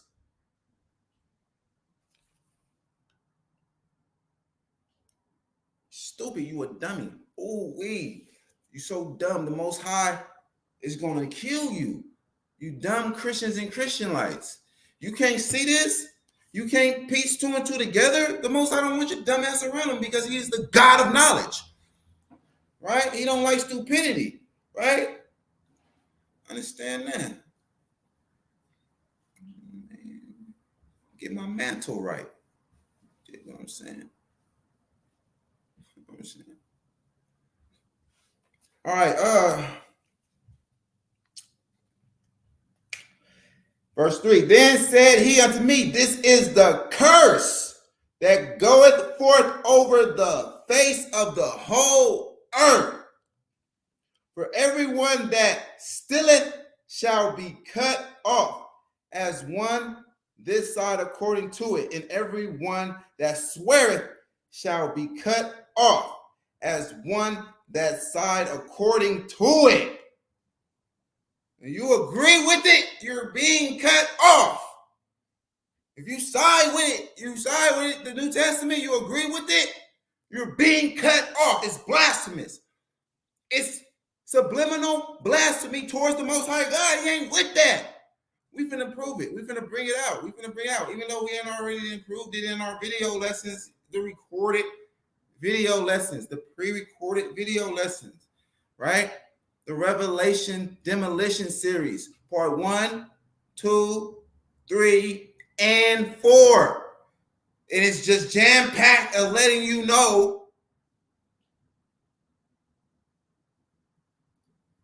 where at in Revelation that they speaking blasphemous on the Most High God, right? Saying he's Satan, the beast, the dragon. And the beast, the dragon, Satan, in the book of Revelation is doing everything YAHAWAH done did already in the Hebrew Bible. And then 666 is originally written in Hebrew numbers. The whole scroll is originally written in Greek. The whole New Testament, all the book of Revelation is originally written in Greek, except when you get to 666. Those numbers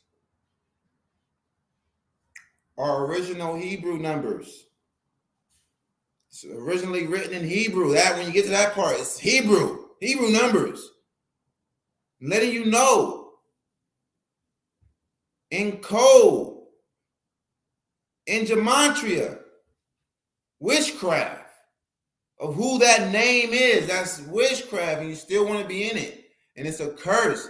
And the Most High God telling you right here in Zechariah that it's a curse. Verse 4, and I will bring it forth, saith YAHAWAH of hosts, and it shall enter into the house of the thief, and into the house of him that sweareth falsely. He sweareth falsely by my name. Because if you add in Bahashem to the Most High name, you swearing falsely. You're not supposed to swear by any other God. Only YAHAWAH alone. Right?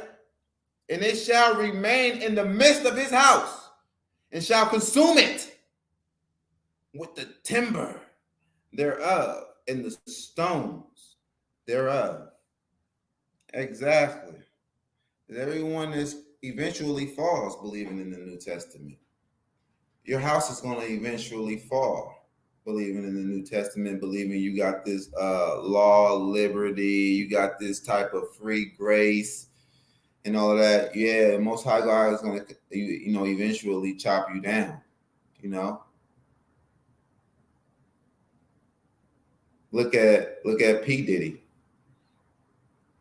right? Most High God eventually chopped him down. He believed in JC. He a Christian that believes that he's saved by grace. You see all the crosses and JC pieces that he wears. You know what I'm saying? He admits JC is his Lord and Savior. Most High bringing him down now. Chopping him down. Especially you Israelites. You're going to get chopped down. Especially you Israelites. Y'all going to get chopped down. And they all going to fall. It's just a matter of time. They're all going to fall. Yeah.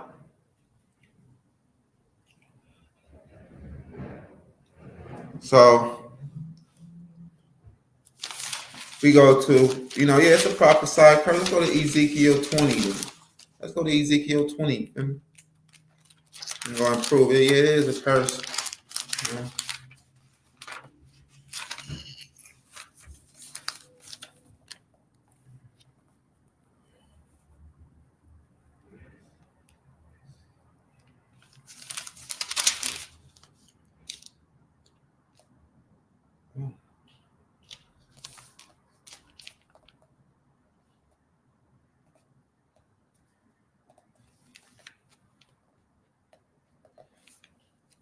Let's go to Ezekiel 20, verse 24. Because they have not executed my judgments, but had despised my statutes and polluted my Sabbaths, and their eyes were after their fathers' idols.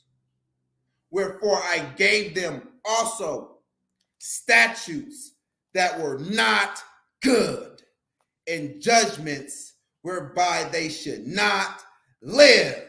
That's the New Testament. He gave you that. He allowed the New Testament to be written by the Edomites to put you in idolatry. He says it right here. Wherefore, because you did all of these things and your eyes was already on your father's idols, he helped you in idolatry. He gave you the New Testament. He allowed the Edomites to write the New Testament. Wherefore, I gave them also statutes that were not good, and judgments whereby they should not live. When did the Most High God give you judgments whereby you should not live?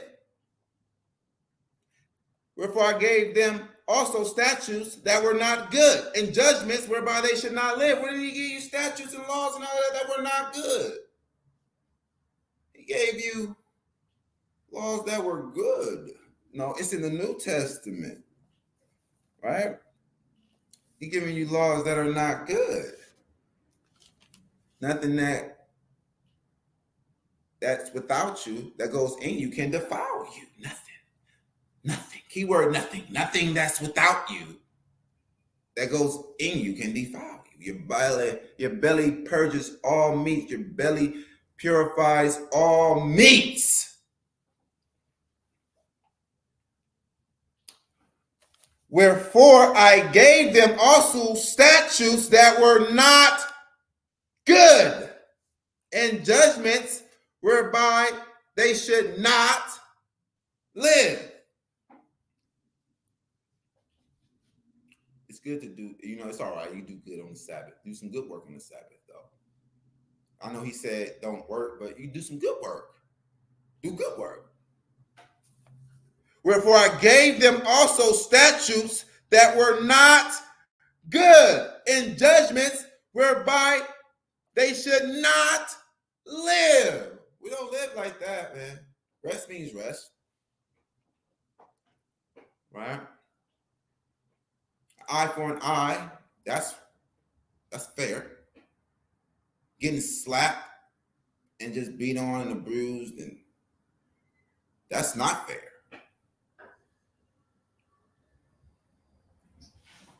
No, that's not fair. Wherefore I gave them also statutes that were not good, and judgments whereby they should not live. And I polluted them in their own gifts. He helping you in idolatry with the New Testament. And that they caused to pass through the fire all that openeth the womb. Human sacrifice, the New Testament. And I might make them desolate to the end, that they might know that I am YAHAWAH. It's a prophesied curse, right? Exactly.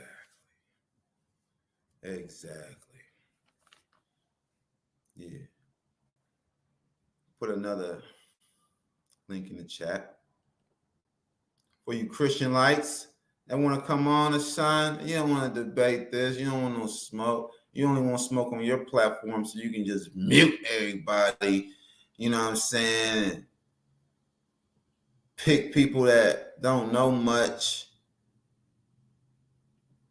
Somebody get to talking and cut y'all out. You want to mute them and let people talk. You know what I'm saying? I don't do all of that. I know how to let someone talk and get out what they have to say. I'm not some ignorant Edomite. You know what I'm saying? No, but they let them Edomites talk. Have you noticed that? You're getting up on there The vocab Malone, anybody come on, you know what I mean, Dr. Brown, or anybody come up on your platform? Yeah. Now you want to have a little structured debate. When you want to debate your brother, though, and you want to, you know what I mean, you want to dog him out. You don't want to give him a fair debate.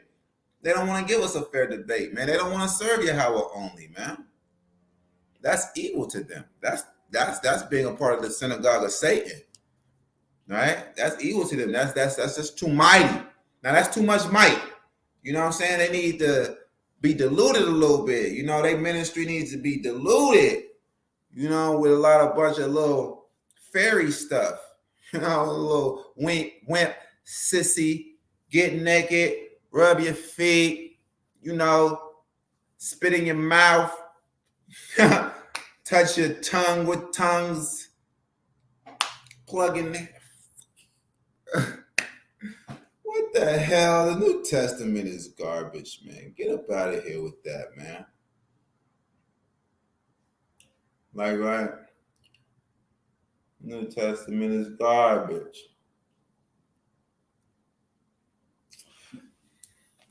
Garbage. Right? Showing y'all that. We showing y'all.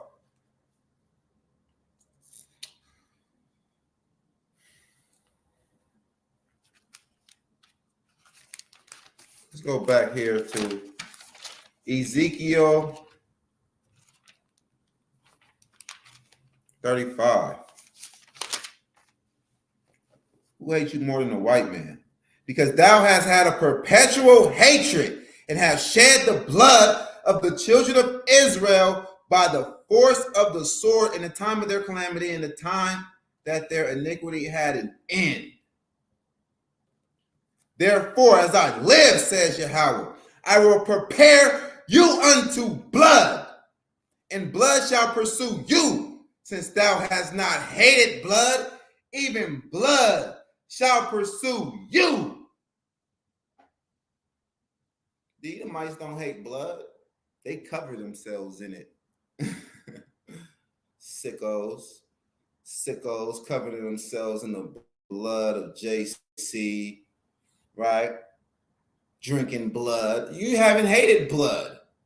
You love blood. Blood of human beings. Shedding blood. You love shedding blood. You think that shedding human blood is remission for sins. You think it clears sin. But it don't. It don't. It's what the Most High God hates. And let's go and get that in Deuteronomy 12 and 31. And this is Deuteronomy 12 and 31. Thou shalt not do so unto YAHAWAH your God, for every abomination to YAHAWAH which he hates, they have done unto their gods. For even their sons and their daughters they have burnt in the fire to their gods. Human sacrifice YAHAWAH hates. He ain't with those rituals. He ain't getting down like that. Don't do that for him. So why in the New Testament you're doing that for him? And he's with it all of a sudden. This is what he's requested, and he's bringing it in. And he's doing it. Come on now, man. You know what I mean? It's not of the Most High right-hand side. The New Testament is not of the Most High right-hand side. It's of the Most High's left-hand side. That's what we're trying to tell you guys. That's what we're trying to tell you people out there. It's only of the Most High of his left-hand side, which means he allowed it to happen to destroy you and to test you by, because you were in idolatry, breaking laws of his. Like a father that catches son smoking cigarettes and be like, okay, you want to smoke cigarettes? Smoke the whole pack then. You know, and he don't even get to like the end of the whole page. He start feeling so sick. Like, get your ass out of here. You ain't gonna lay down, so we bet your ass won't smoke no more cigarettes. Yeah, bet you won't smoke no more. That's why the Most High is like, yeah, I'm gonna help you in idolatry. You want to be an idolater? You want to be? I'm gonna help you in idolatry then, and watch what's gonna happen to you. Watch what it's gonna do to you. It's gonna make you spiritually sick. And that's what you guys are spiritually sick. Christians and Christian, like, y'all spiritually sick. You're in idolatry. To the rest of us, y'all look ridiculous. To the rest of us, you guys look pathetic.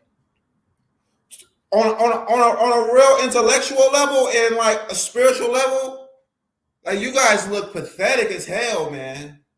Shame on you. It's shame. It's a shame. It's bad, especially the ones that's been in it for like 10 plus years, like, and you haven't, saw it. It ain't clicked yet. Nigga, you a JC dick writer. You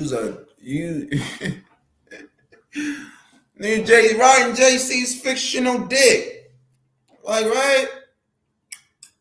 That's what you doing, man. A Jesus freak. That's what you are. Right? Fucking faggots, man. All right, let's see.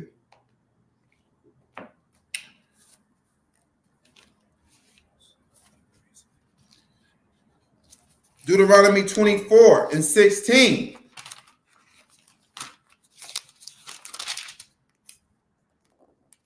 The fathers shall not be put to death for the children, neither shall the children be put to death for the fathers. So what the hell is this in the New Testament saying? That JC, he died for his fathers, and everyone that was in hell, he visited them. He died for them too and came and got them and all of this shit, man. It's against the law. It's against Torah. Right? And you say, okay, well, he didn't do that. All right, well, he only died for the people that came after him then. Right? So Mary died in her sins. Joseph died in his sins. Everyone died in their sins. Moses, King David, everyone. No one was forgiven because no one believed in JC when no one knew JC.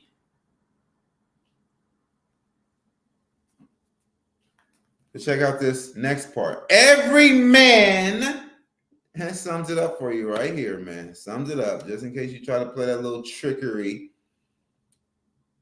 with the scriptures. Every man shall be put to death for his own sin. Simplify it. Every man shall be put to death for his own sin.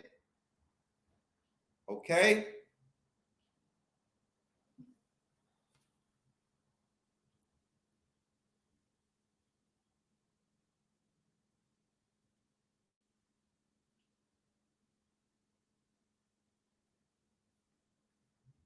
Salakia, I didn't mean to put that up on the board.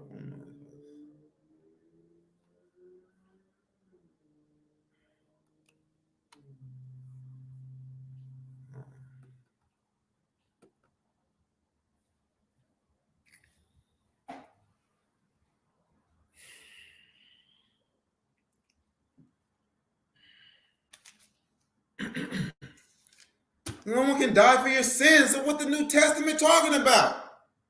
Put another link in the chat. That one probably is too far up. No one. Share the video so we can get some Christian lights in here. Share the video so we can get some Christian lights in here.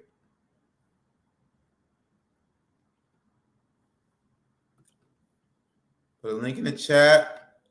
Anybody, any Christian lights? The link is in the chat. And no one can die for your sins. Let's read that again. Deuteronomy 24:16. The fathers shall not be put to death for the children, neither shall the children be put to death for the children. Salaki. The father shall not be put to death for the children, neither shall the children be put to death for the fathers. Every man shall be put to death for his own sin. How JC gonna be put to death for my sin? How JC gonna be put to death for someone else's sin? Every man must be put to death for their own sin. That's the law. Sorry, we didn't write this. We didn't write this. We just abide by it, right? Right? Why JC not abiding by it? He should know. Like, you can't die for nobody else's sins, bro. How did the Most High give you that commandment that goes against this commandment? Most High contradicting itself, but it's a curse on the left-hand side by the Edomites. That's changing the laws. In the New Testament, changing the laws, taking the judgment away from the adultery law. They're changing the laws, rearranging the laws, right? Didn't the law say you can divorce your wife? Deuteronomy 24, verse 1. When a man has taken a wife and married her, and it come to pass that she find no favor in his eyes, because he has found some uncleanness in her, then let him write her a bill of divorcement and give it in her hand and send her out of his house. It's so simple. And that's what we're doing these days anyway. But even these JC followers, you ain't finna be putting up with some woman that you found uncleanness in just because you didn't find her in the act of fornication, adultery. Like right? Come on. Put her away. That's what JC say. Put her away if you find her in an adultery, committing fornication. No, nigga. Kill her, nigga. That's what the law says. Not just put her away. No. Stone her. Right? And stone the man too. Stone the man too. Like, right?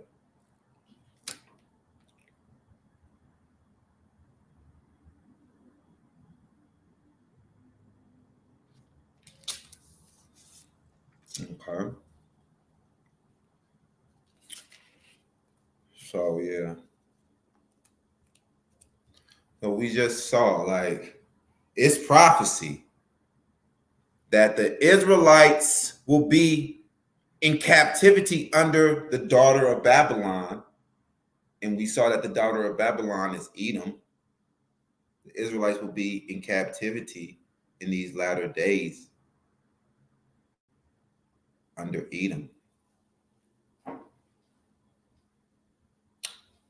So if you're a so-called black person and you identify with the curses and you identify with the prophecies of the Israelites, you're an Israelite.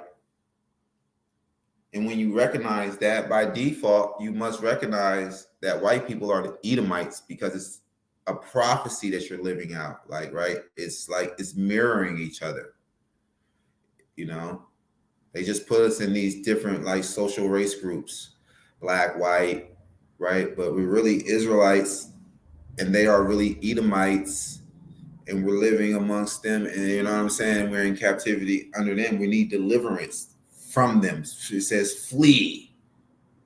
All right. We need deliverance from them. We're in captivity. All right. Let's get that again. Zechariah 2:6. Salakia. Zechariah 2.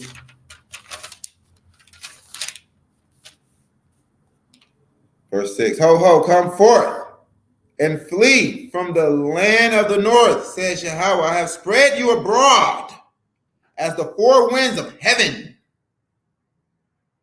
Deliver thyself. So the Israelites need deliverance. We're in captivity. We're dwelling with the daughter of Babylon. Deliver thyself, O Zion, that dwelleth with the daughter of Babylon. How do we deliver ourselves? We come up out of their system. and enter into the YOZ synagogue, the true synagogue of the Most High God, YAHAWAH, the Black synagogue, and study the commandments and practice righteousness. That's how we come out. That's how we deliver ourselves, because by doing that, we obtain salvation. The Most High sees that, right?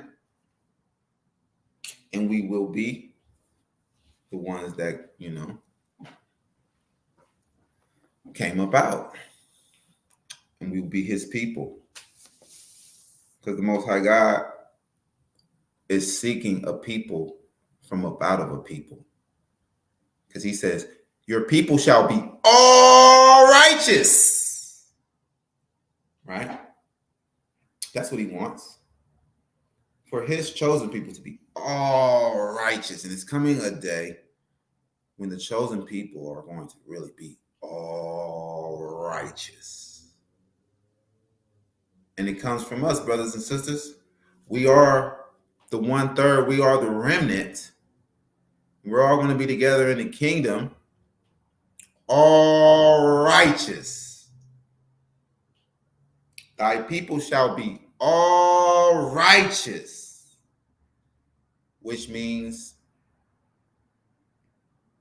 the 2/3 of our people are going to be destroyed. The 2/3 are wicked. The 1/3, small group, the remnant, the righteous, that's who the Most High God is dealing with. And then that's filtered through, right? The 1/3 is filtered through to become the remnant. Because just because you have this knowledge to serve the Most High God, Yahweh only, you can still be going off like Saul the Benjamite, like Saul the Sodomite. And you go off and you start being rebellious to the Most High God, breaking his other commandments. So, stay solid, stay stumped down for the Most High God, serving the Most High God, Yahweh only, and keeping his law, statutes, and commandments. You have to do that as well. That's part of serving him, keeping his law, statutes, and commandments. All right.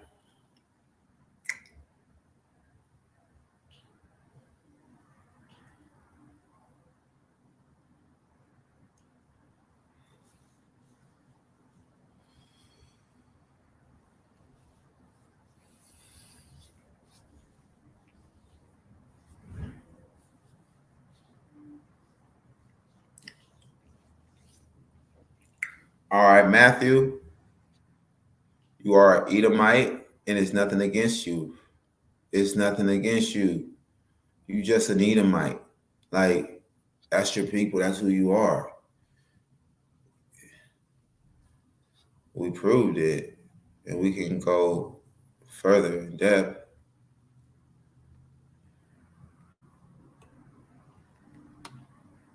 You guys are the Edomites, man. Sorry.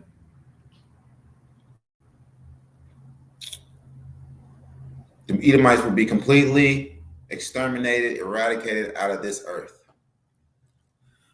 It's coming a day, there's not going to be no white people on this earth. They're going to be exterminated out of this earth.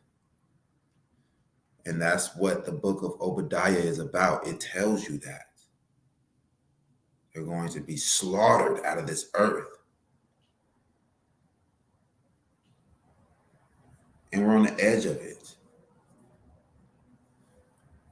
What they call World War III is going to kick it all off. There's no going back from there. Right? But they will be on the second earth.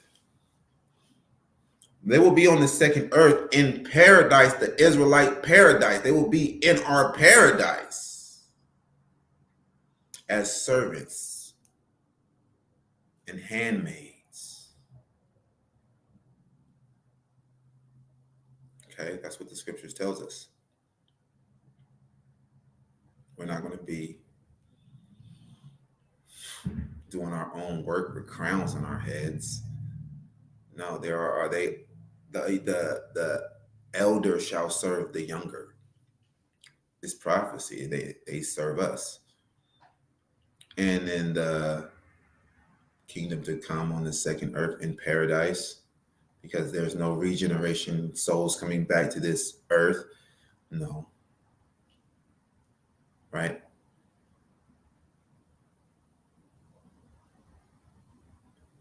So they will be able to be in paradise, but how they live their lives now, how they treat us now,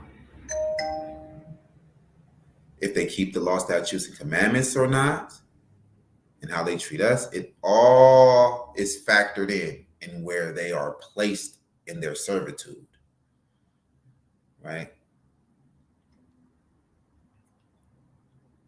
So, a person like Matthew on here, he's he's an Edomite and he can't be trusted.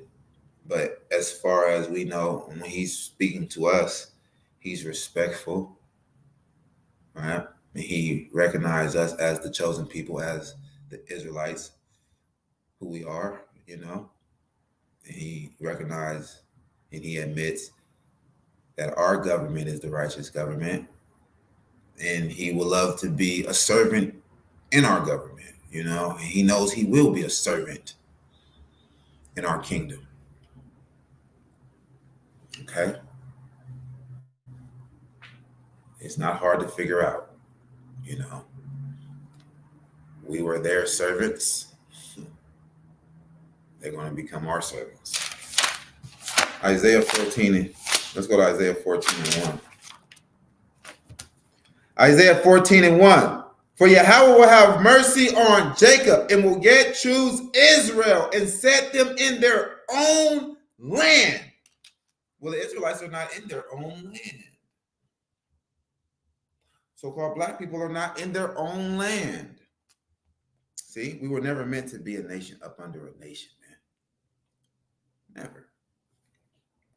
For YAHAWAH will have mercy on Jacob and will yet choose Israel and set them in their own land. And the strangers shall be joined with them, and they shall cleave to the house of Jacob. And the people shall take them and bring them to their place. And the house of Israel shall possess them in the land of YAHAWAH. For servants and handmaids, and they shall take them captives, whose captives they were, and they shall rule over their oppressors. Wow. So there's no new thing under the sun, man.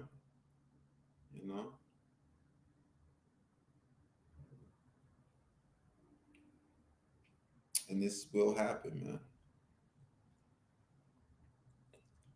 And it will happen again. Right? So it says, and they shall rule over their oppressors. Who's our oppressors? White men, right? And they shall take them captives, whose captives they were.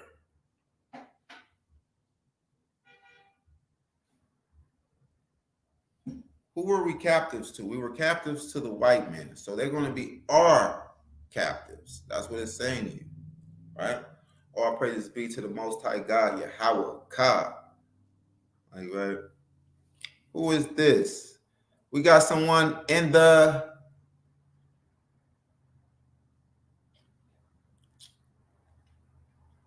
Got someone backstage. Oh, man, it's him again. Anybody new? Let's see what he was. It's the atheist. It's the atheist. All right, let's see what this atheist got to say. Unmute yourself. What's going on? You a priest or king? What's up, prophet? What's up, man? What's going on? Look, I mean, there's nothing wrong with studying the Bible in my land. It's all we know. This all our ancestors knew. But I'm just trying to show you show you something else. Maybe you can study that. What you want to show us, man? I mean, we're not Africans. I know that. What's that? I know that.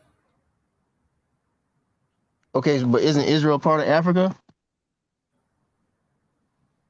Yeah, it's part of Northeast. It's Northeast Africa.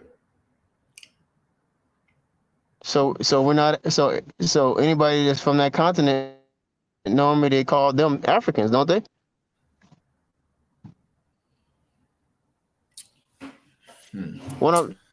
What I'm saying is that we're you have not to African. understand that. Listen, Yeah.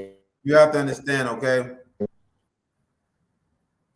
Africa is not originally named Africa. Africa was named after a white man, like, you know what I'm saying? That land was named after a white man, Leo Scipio Africanus. You know what I'm saying? So it was named after a white man. That's not the original name of that continent, though. You feel me? Yeah. What's up?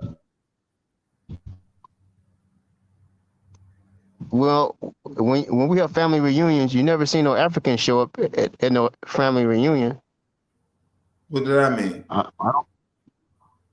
So We're if not you're no from that Africans. I continent, already admit that we're not Africans. We're not Africans. We're Israelites. And if you want to say, oh, your land, Israel, is on the continent of Africa, so people who live on that continent are Africans. Like, but if you know the scriptures, and we go by the scriptures, the Africans, they are our servants. Canaanites, they are the prophesied servants. They're going to be perpetual servants to Shem, right? And then we know that the covenant belongs to us. So it goes through Abraham, Isaac, and Jacob. We're the chosen out of Shem, the Israelites. So we're their masters. So anything a servant has belongs to his master. So their land belongs to us because we're their masters. So the land of Canaan, because Canaan is a servant of ours, we okay, why would? But technically ours. yeah, if you okay, the reason why I meant family reunions is if you from Africa, and if we're Negroes in America from Africa, how come Africans don't show up at our family reunion then? We're not Africans. I'm saying, how come people from the continent of Africa? Because was everybody that went into, as you believe slavery happened? Did everybody from Africa? If you say we from Africa, did all our people get taken out of Africa? Because if not, some of our people will still be there, right? Yeah, some of our people are still there. Okay, so how come they never show up at the family reunion? Why they don't show up at the family reunion? Because they're on a whole nother continent, a whole nother hemisphere. How they gonna show up? Are they gonna take a banana boat? What are they gonna do? Surf? What are they gonna say? What? How you want them to come from Africa all the way to America to come to a damn barbecue of ours? When we all around the, if they're the lost tribes of Israel, which means they don't know who they are. They're over there just as lost as our people is over here. They actually believe that they're Africans when they're not. What are you saying, bro? That's what I'm saying. So they believe that they're Africans. You know why? Because they are Africans and they live on that continent. And if you have a family reunion, it doesn't matter where you are. They're Africans because they are oppressed by Africans. You know, just like our people is over here believing that we are Americans because we are oppressed by the Americans. We're oppressed by foreigners, not Americans. I mean, when I say we oppressed, we are being deceived and tricked and taught wrong, which will create a form of oppression. But what I'm saying is, if you have family, you're gonna send for your family to come to the reunion, regardless of where you live in the world. You go, hey, I'm having a family reunion next year. Man, Da da da. It's gonna just cost shut this up, much. man. Anything else you got to say? Yeah, that book that you're reading is written by Europeans, not Negroes. Never, not even nowhere in history did we write a book like that. All right, man. I got somebody else that want to get on, man. They actually got something that they want to say that's going to be probably more edifying, man. Hey, if you want to come back on and we can chop it up later on in the show. I mean, I don't like to call it a show. Okay, that's cool. Yeah, I I like could try it. to come back, but I want to Later say this on in though. the service, if you want to Can come on later on in the service, and you can get your thoughts together a little bit more and formulate your questions a little bit better, and execute that way. See what you want to go at, see what you want to say, and have a point. Like, what's your point? Okay. I was making a point, but you didn't want to hear it. I'm saying that this is our land. We don't have to fight. We don't have to travel and go thousands of miles away to another country that we don't know nothing about in reference to experience wise. We right here in America. We know about America. This is our land. So you're saying We we're just don't. indigenous to this land, Yeah. Yes, we've been here. and you're saying that we're Israelites? You can be an Israelite. That's just a title. That's just a name. You can call yourself whatever you want to call yourself. No. The Most High God is calling His people Israelites. There's not nothing that we're calling ourselves. You name yourself. God does not name us when we're born. We name ourselves. The nation, Israel. That didn't come from us. That wasn't spiritual. How did Jacob name change to Israel? He changed it. If that's the Who gave him I'm that name? about to answer it. I'm about to answer it. If we deal with common sense and reasoning skills and logical skills, and everybody name themselves or somebody names them, that's a human. Nobody comes from another realm of or dimension like heaven, as you call it, and name and renames you and change your name. No, that don't happen. We do that when we want a new name or a nickname. We do that to ourselves, or a family member do that, or what have you. You see what I'm saying? So that's just a made up story that somebody from heaven changed their name. That just happened. It's not even reality. Shut up. Jordan, Prince of Judah, what's up? Yeah, can you hear me? Yeah, I hear you. What's going on? What's up, brother? Yeah, what's Shalom. going on, family? What's going on? No, I agree with the rest of your doctrine, like the Most High only. You know what I'm saying? It's only one God. I don't believe in the New Testament, none of that stuff. But what I was trying to say was that Esau is not the white man. He's not a European. And that's when you read Obadiah, he said that you sold him on to the heathen. He would have to be talking to All right, somebody that hold on, come. brother. Hold on. Can you speak up a little louder so we Hold on, can hear let you me better? hold on. And I'm Let gonna me see give if you you a can. little time to get your doctrine together. All right, just a little Hold on, hold on, time. hold Give on, me hold a. on. Let me see. Hold on. All right, cool. Yeah, you Yeah, don't can you have hear to me show now? yourself or anything, but just speak up a little bit and get your doctrine in order. I'm gonna Yeah, be can you hear me right now? back real quick. Hold on, let me go outside. That way you can hear me better.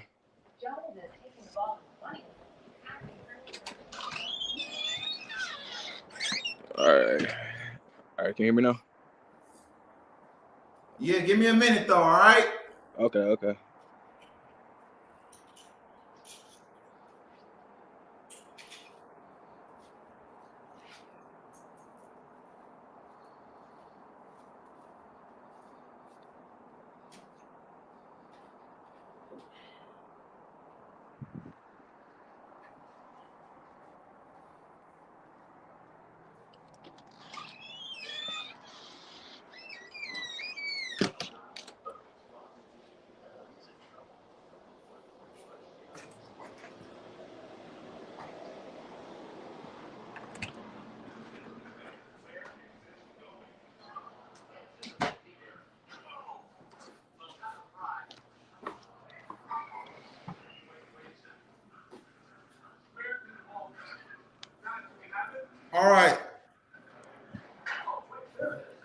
I'm back. Can you hear me? Yeah, I can hear you, brother. What's going on now? What's going on? Yeah. No, I'm just saying, like, Esau is not the white man. He's a Negro too, but they are in Saudi Arabia and they are rich. You know what I'm saying? But it's low key. Like they don't really want you to know who the real Esau is. But and not taking nothing away from the white man, he's still gonna get judged too. But he's a heathen. He's not a Hebrew. Like a Hebrew would be black. They gotta be Negro. Like, and Esau had the same mother and father as Jacob, so there's no way that he could have been European. With blue eyes and white skin in Africa. You believe in miracles? Huh? You believe in miracles? Yeah, I believe in miracles, but I believe in reality. So how you saying there's no way it can happen then? Yeah, I believe in miracles, but I believe in reality too. I ain't never. So how you saying there's no way it can happen if you believe in now? miracles? Maybe albino is not European. European is That's not a miracle. Race.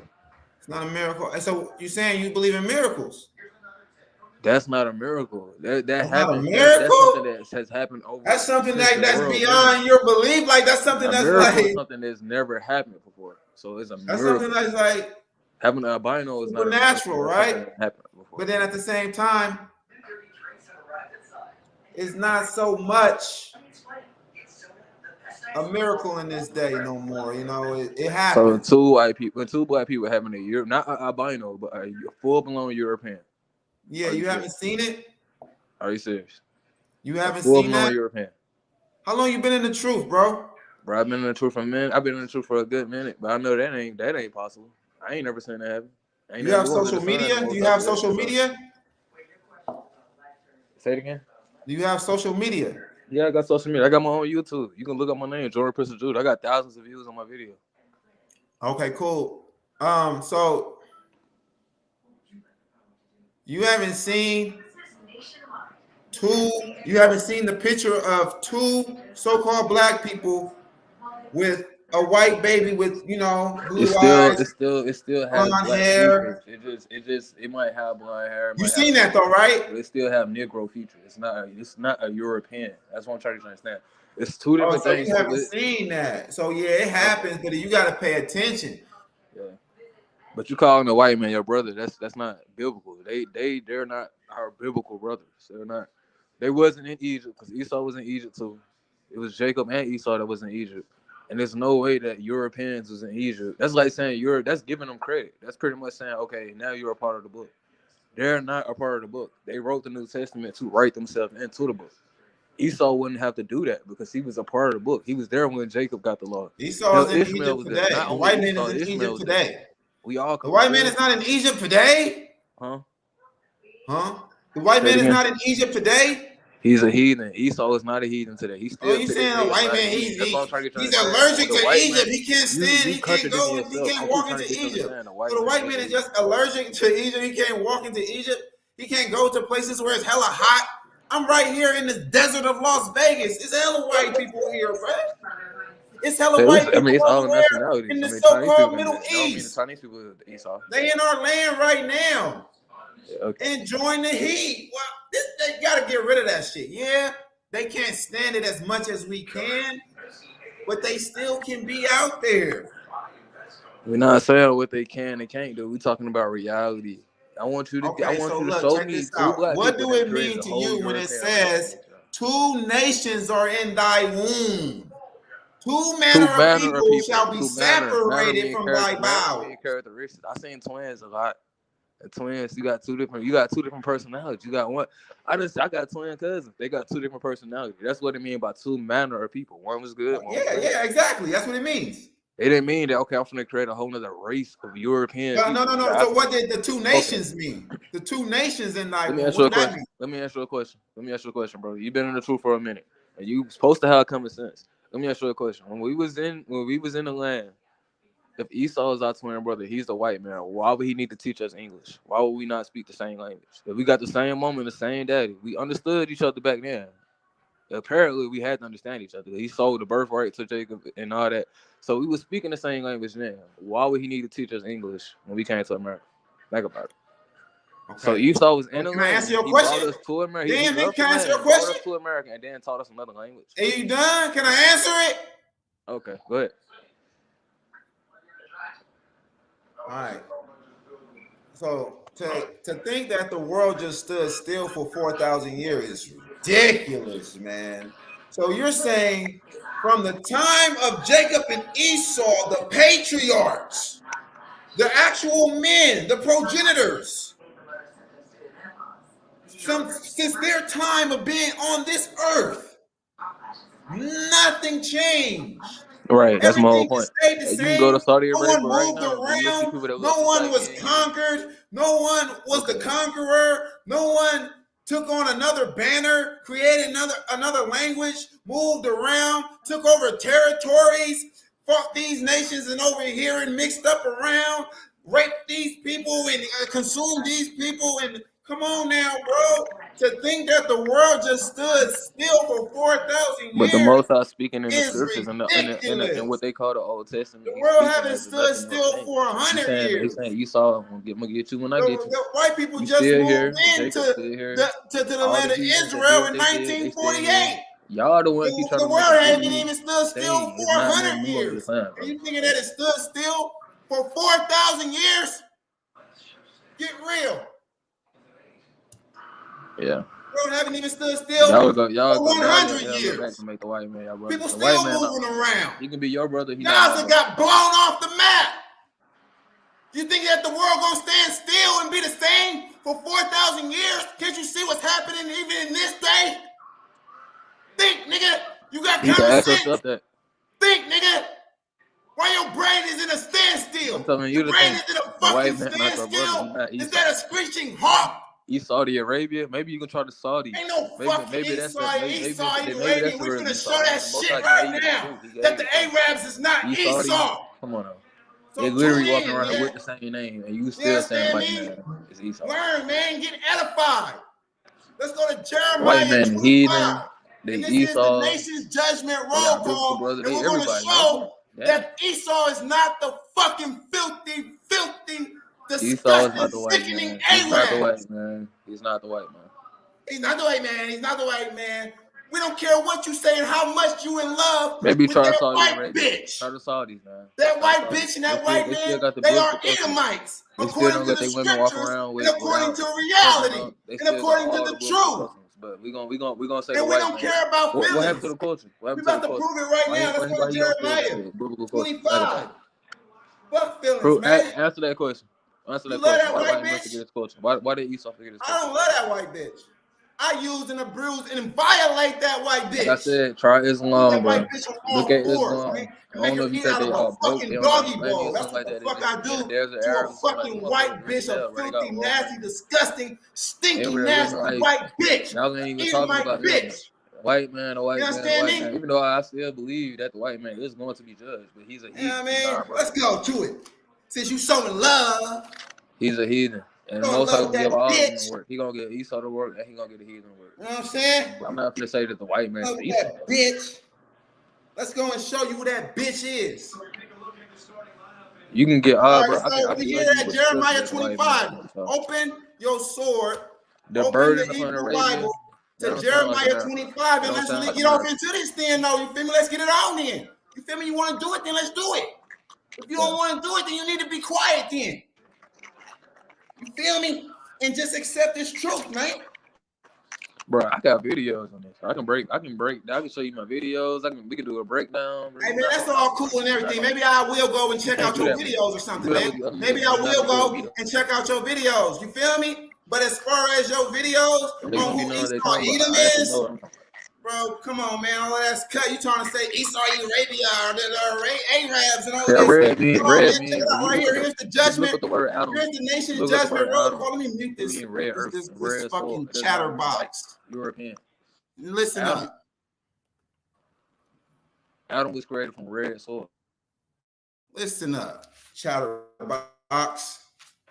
Jeremiah 25. And we're going to start at 14. This is Jeremiah 25. We're going to start at 14. For many nations and great kings shall serve themselves of them also, and I will recompense them according to their deeds and according to the works of their own hands. For thus says Yahawah, God of Israel, unto me, take the wine cup of this fury at my hand and cause all the nations to whom I send you to drink it, and they shall drink. Okay, now listen up. Come on now. This is the judgment roll call. This is the nation's judgment roll call for all nations. All nations are on here getting their judgment, okay? Listen, and they shall drink and be moved and be mad because of the sword that I will send among them. Then took I the cup at Yahweh's hand and made all the nations to drink unto whom Yahweh has sent me, to wit Jerusalem, yeah, even us, and the cities of Judah, and the kings thereof, yeah, everybody, and the princes thereof, to make them a desolation and an astonishment and a hissing and a curse, as it is this day, everybody. Pharaoh, king of Egypt, and his servants, everybody, and his princes, and all his people, all of them bums. Yeah, I mean, everybody, and all of the mingled people, all of the mixed people, everybody, man. And all of the kings of the land of Uz, and all of the kings of the Philistines, and Ashkelon, and all of Asa, and Ephron, and the remnant of Ashdod, and Edom. There go Edom. There go Edom. And Moab, and the children of Ammon, and all the kings of Tyrus, and the kings of Zidon, and the kings of the isles, which are beyond the sea, Dedan, and Tema, and Buz, and all that are in the utmost corners, and all the kings of Arabia, the Arabs, all the kings of Arabia. The Arabs, sucker. So Edom is listed separate from the Arabs. How can Edom be the Arabs when on the nation judgment roll call, Edom is listed separate from the Arabs? They're not the same nation. They're not the same people. You had to get off. You had to get off. You know what I'm saying? I'm letting you talk. You don't want to let me get off on this truth? You working with feelings, man. Care about your feelings? Get up out of here.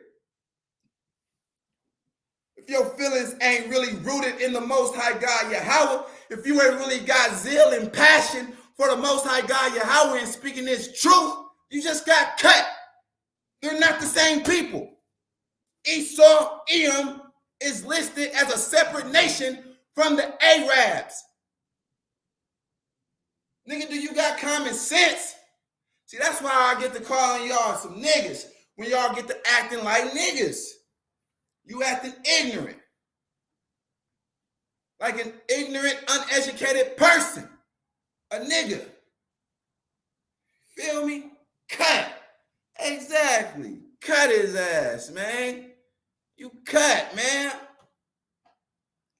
Cut him. You know what I'm talking about? Get to the scripts. Yeah. He in love with Massa. He in love with Massa. You know what I'm talking about? That's all it is. Stockholm Syndrome and all of that. You feel me? Poor Jake. Poor Jake. Shit, we zealous over here. Yeah, man. We passionate up over here, man. Understand that.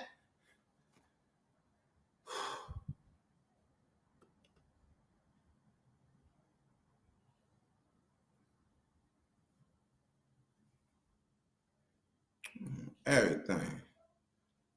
The white man got him trained and not well enough. Right? Try to come on here. Who sent you? G Trash, G Jazz, G Dash, the false prophet, G Trash sent you? That's his doctrine.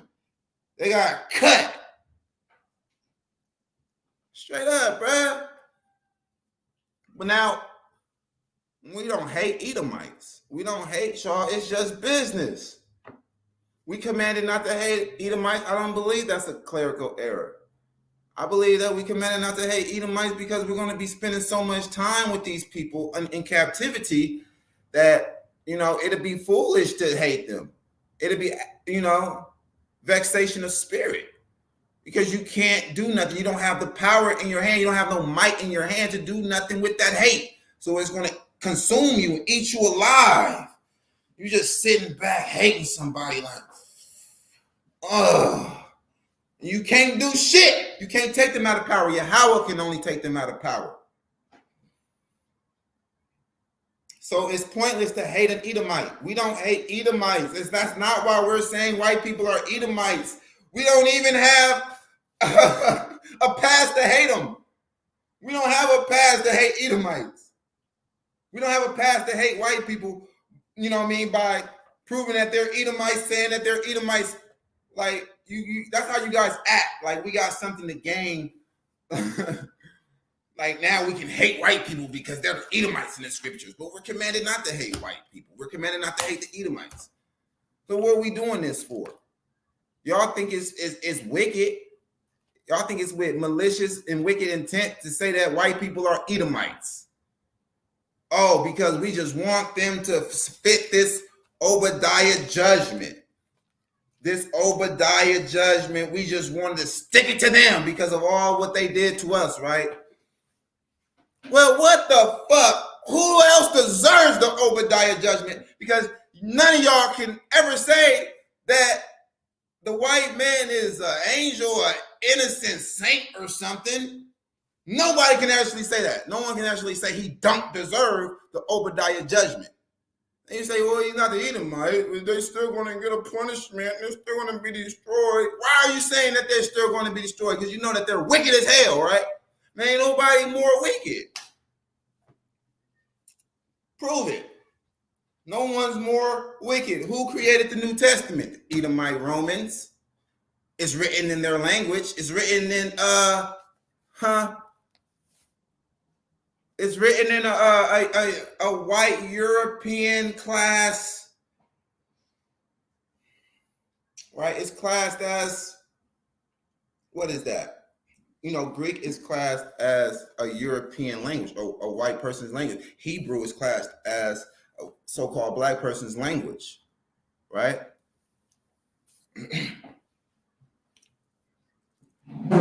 Afrocentric or something.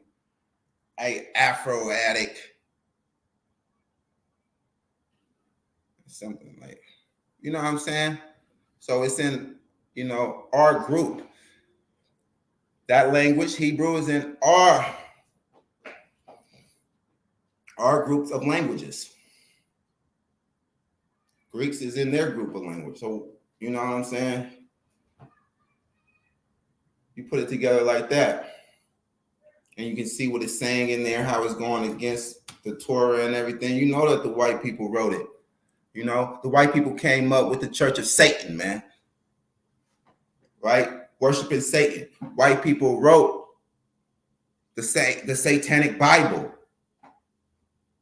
It don't get more evil and wicked than that. Do it? I don't think so. I don't think it get more evil and even more wicked than that. Right? White people created abortions. I don't think it get more evil and wicked than that. White people created intercontinental ballistic missiles. They created atomic bombs. We're first to do that. I don't think it get more evil than that. White people is known for genociding nations. They completely genocide they just wiped out the Native American Indians, man. They can't wipe us out, though. Because we don't die, we multiply. Right? They just wiped out and genocided Gaza for tapping them. You know what I'm saying? Right? They just legalized homosexuality, and they're trying to push homosexuality all throughout the earth. And YAHAWAH burnt down Sodom and Gomorrah for that, and they don't care. They legalized it in their country. This America belongs to white people. Fuck you talking about? You don't know? Mount Rushmore, you can't see. They took it all, it's theirs.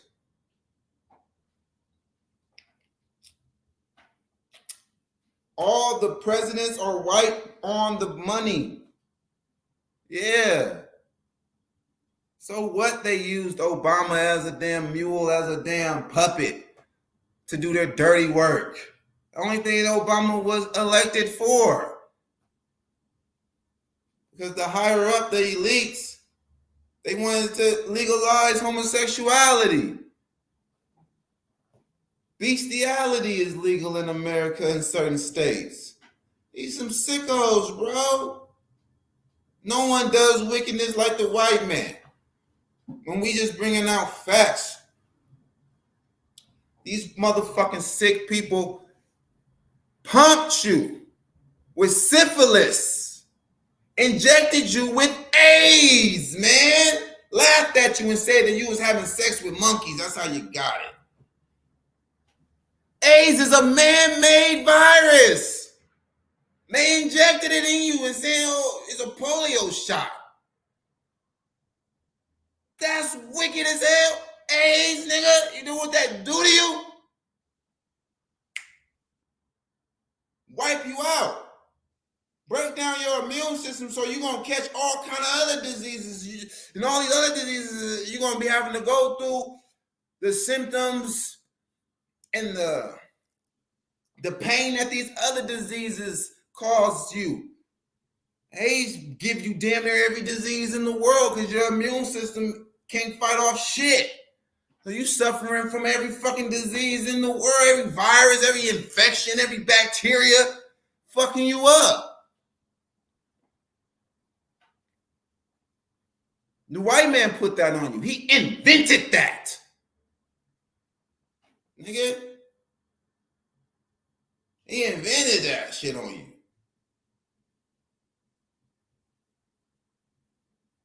Nigga, that's facts.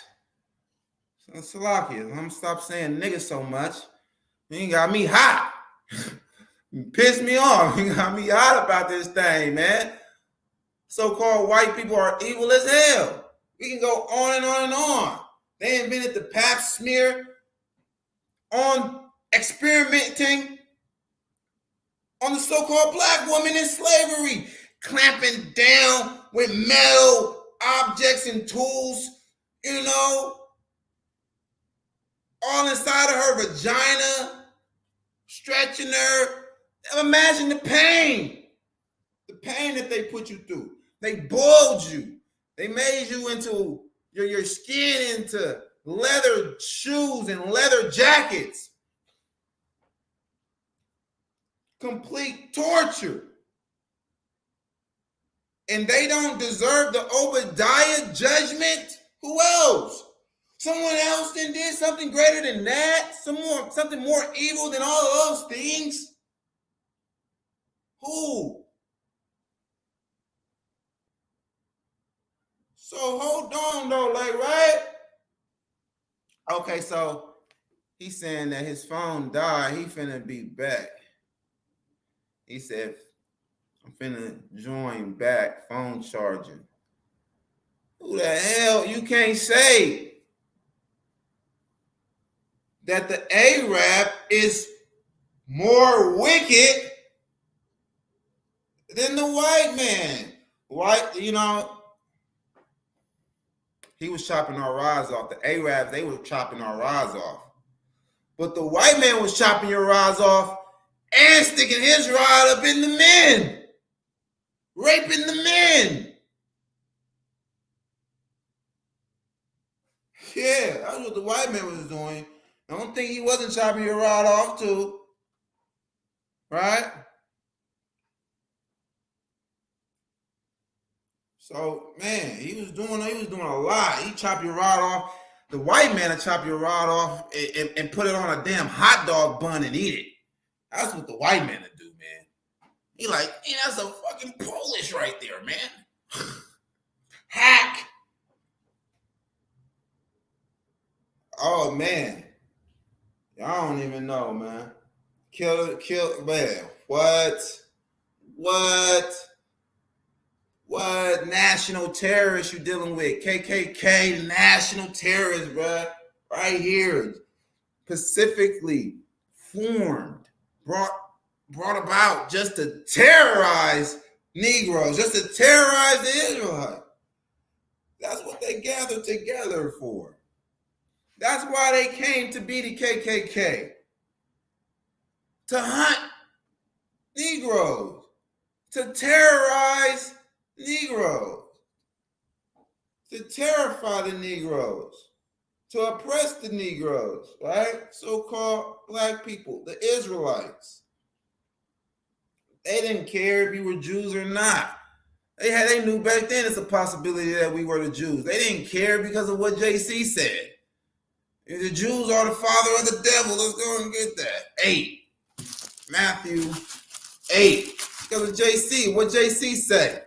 That's why they didn't care if you're Jews or not. Man, that gives them just more reason to terrorize you. You killed our Lord. You're the Jew.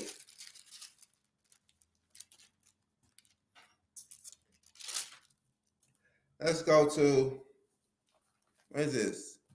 John 8.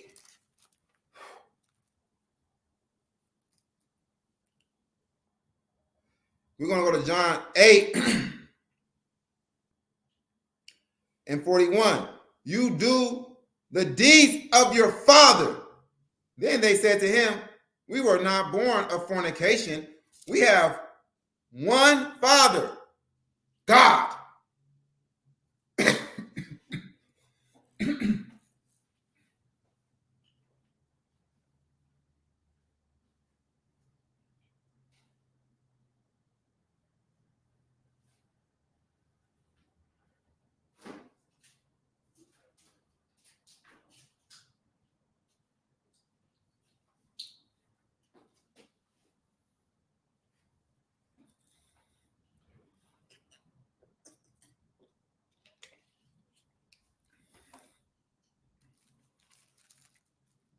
JC said to them, so we're going to read back from 41. You do the deeds of your father. Then they said to him, we were not born of fornication.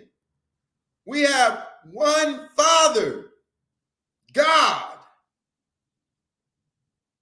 So here's the Jews saying that their father is God.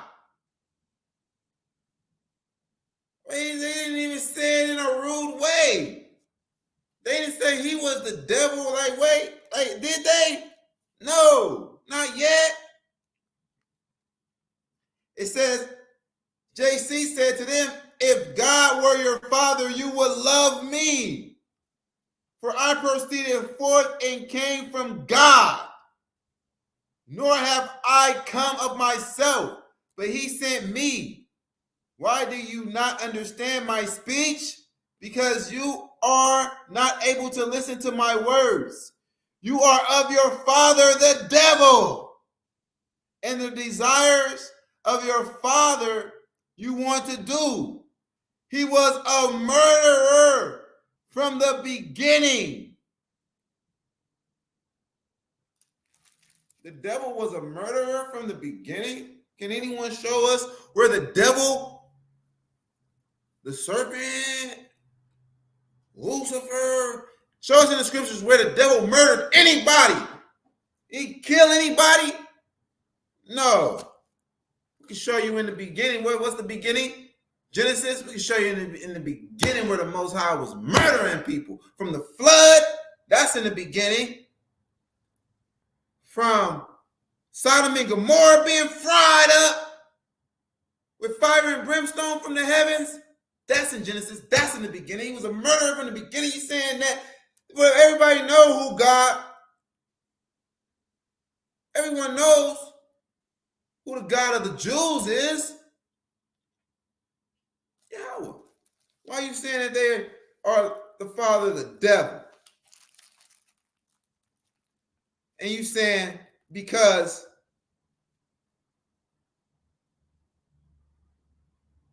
They don't believe your speech. Or you don't understand my speech. If God were your father, you would love me. Hey, man, these are the Jews that believed on you. When you read it in context, he's speaking to the Jews that believed on him. Right?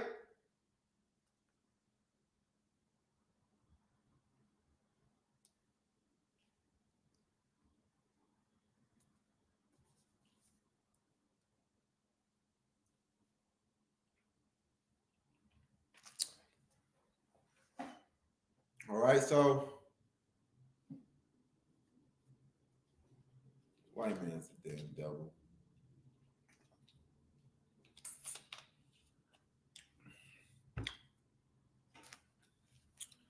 Brother knew he was getting cut. He know that cut. He knew he was getting cut. He got his ass up out of here. He knew he was getting cut. But we finna shut it down. I'm gonna put another link in the chat. If anyone wanna come on, ask a question or anything. I'm gonna put another link in the chat. This is for anyone that wanna come on, say anything, or ask a question about something, So it's a link in the chat for anyone that have a question, want to debate, dialogue, anything like that. There's nothing against the brother. I just get real zealous, real passionate. There's nothing against the brother, Jordan, Prince of Judah.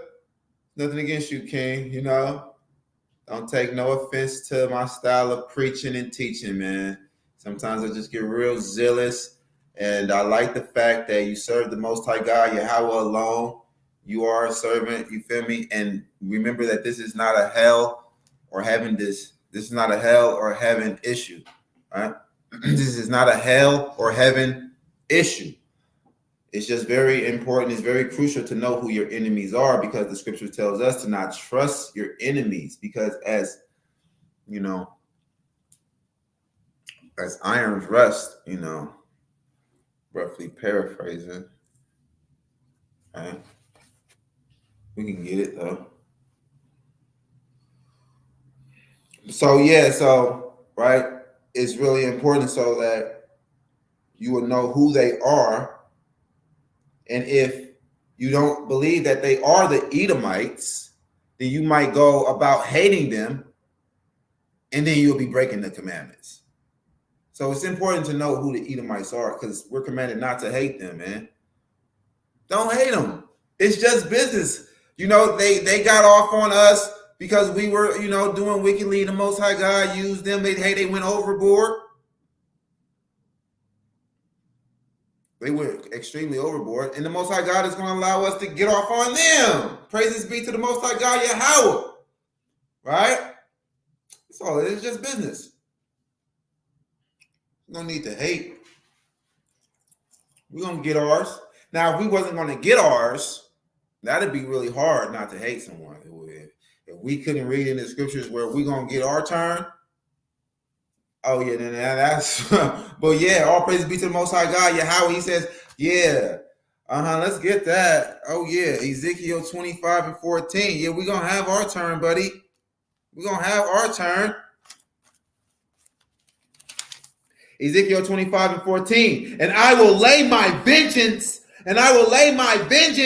upon Edom by the hand of my people Israel. And they shall do in Edom according to my anger and according to my fury, and they shall know my vengeance, says YAHAWAH. Yeah, that's right. We're going to take your little Edomite women, make her ours, little sex slaves. Yeah, we're going to have sex slaves and everything. Yeah, we're going to beat y'all down into captivity. White people, yeah, that's your future lot. That's your destiny. That's your fate. You're finna become our slaves. Yeah. It's justice. Little white girls, all look, you feel me? It's no need to try to want to save them because you're in love with them so much. A lot of brothers like that. Ain't that right? Look. Here he is again. Ain't that right? You just love the white woman, man. You feel me? You want to marry the white woman. You want to have her as a concubine or whatever. You know what I'm saying? Make love to her because she pretty, you know what? You think she pretty, you know what I mean? You like that pale skin, you know what I mean? Well, I don't know what it is. What do you like? You like the blonde? What you like? Can you hear me? Red heads? You like the red, like that natural. See? And that's why our women, they be envying the oppressor. They envy the oppressor because they know that our men, they want that silky, slick shit that they see on the white women. And that's why our women going to get weave. They already know, not think. They know that's what y'all like. Majority of y'all love the heathen. So they trying to look like the heathen with straight hair and all of that. You know what I'm talking about? Pulling up all of that makeup to make their nose hella pointy and shit, like a fucking Edomite European. Yeah, hey, can you hear me? Hey, how the fuck the makeup do that shit? That shit make you look like you got a whole new fucking face, like a whole new fucking nose. It make your nose like you got a Negro nose, like a round nose and shit. Brody, can you hear And me? that fucking makeup and fucking making an illusion. Like you got a fucking straight bone nose like a European or something. Like that shit crazy. Brody, can you hear me? Yo. Yeah. What's going on, King? What's going on? No, I What's think up, y'all Prince? gotta Did miss you it. hear Y'all Jeremiah 25 Nation Judgment Roll Call? Y'all And you gotta see that misunderstood, Edom bro. is Hold on. listed as a Family. separate nation from the Arabs? Nah, you gotta misunderstood. You making it sound like I'm taking up for the white man. I'm not taking up for the white man. What I am saying is that our history go way back. And like I said, the most I said he gonna pay the vengeance upon the heathen such as they have not heard, such as they cannot imagine. So imagine how bad that's gonna be. He gonna use us to do that, and he gonna use us to get at Esau. Y'all just making it seem like I love the white people because I'm telling you, our history go way back before the white people. Before we was in their hands, you gotta look at the Arab slave trade. You gotta look at who we was amongst. Who was in Egypt? They had us enslaved. Had the Babylonians had us enslaved. And you gotta look at the stuff they was doing. You know what I'm saying? Like what I'm trying to get you to understand is the most I understood that we got sold into the heathen. He sold us to the worst of the heathen. He said, I'm gonna say you to the worst of all the nations, all the heathen nations. I'm gonna say you to the worst, and I'm gonna let you go to a land that you know if not, and they gonna have a strange tongue that you know if not. Nigga, what we speaking right now, English is a cursed language. Every time you speak in English, it's a cursed language. It's not our original language. And Okay, so what are you saying? Our twin brother Esau would not have to teach us our own language. We had the same language. We both spoke Hebrew. The only difference was he was a Hebrew Edomite and we was a Hebrew Israelite. We still both Hebrew. We still both black. And like I said, Esau still black. Listen. And that's the reason why the Most High hates Esau, because he sold us to the white man that did all the evil stuff they did. They put syphilis and all that. Of course, they don't care about us. Nigga, we not from the same stock. They the worst of the heathens. Like, that's what I'm trying to get you to understand. You making it like I'm making a way for them. I'm not making a way for them. I'm not trying to feel sorry for them. I'm not trying to stop the judgment come upon them. I'm trying to get you to understand is the table of nations. Esau cannot be the white man because he does not come from that lineage. He come from the seed of Shem. Shem was a black man. His daddy was a black man. Isaac was a black man. Rebecca was a black man. They was both black.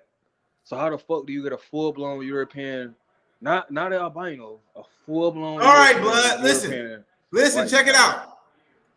That's going on. All right, listen, check it out. Where the white man come from then, man? I didn't do that shit. Where do the white man come from? Nigga, he came from the fallen angels. I keep trying to get you to understand that. They come from the fallen angels. The Chinese, the white man, Ham is the only motherfucking other human. We got humans. Human mean to have melanin. Ham is a human. The whole seed of Ham, they human. The Ethiopians, they human. The Canaanites, they human. The Egyptians, they humans. Somalians, they humans. So all Esau is not human? Black skin. Esau not human. Dude, these Europeans are not humans. So the Edomites are not human. The Edomites are humans. They come from the seed line of Shem. all the And they, seeds hey, so white people, they fell from the sky. I said they fallen angels. I said they come So from they the fell from fallen the angels. sky, They nigga. come from the fallen angels. Where did that fallen angels fall from? That's From the the same way we ground? on. That's the same. Did the fallen angels fall from the ground, or did they That's how fall me from the and you able sky? to have this phone conversation. Man, you don't want to answer no fucking questions. Answer the. What's the question? What's the question? Did the fallen angels fall from the ground, or did they fall from the sky? Man, come on, man. We supposed to already know the story of the fallen angels, man. The giants. giants. That's what I'm trying to tell you. Did the white man fall from the sky? That's the reason why they removed the book, bro. So the white man just fell out of the sky? I didn't say that.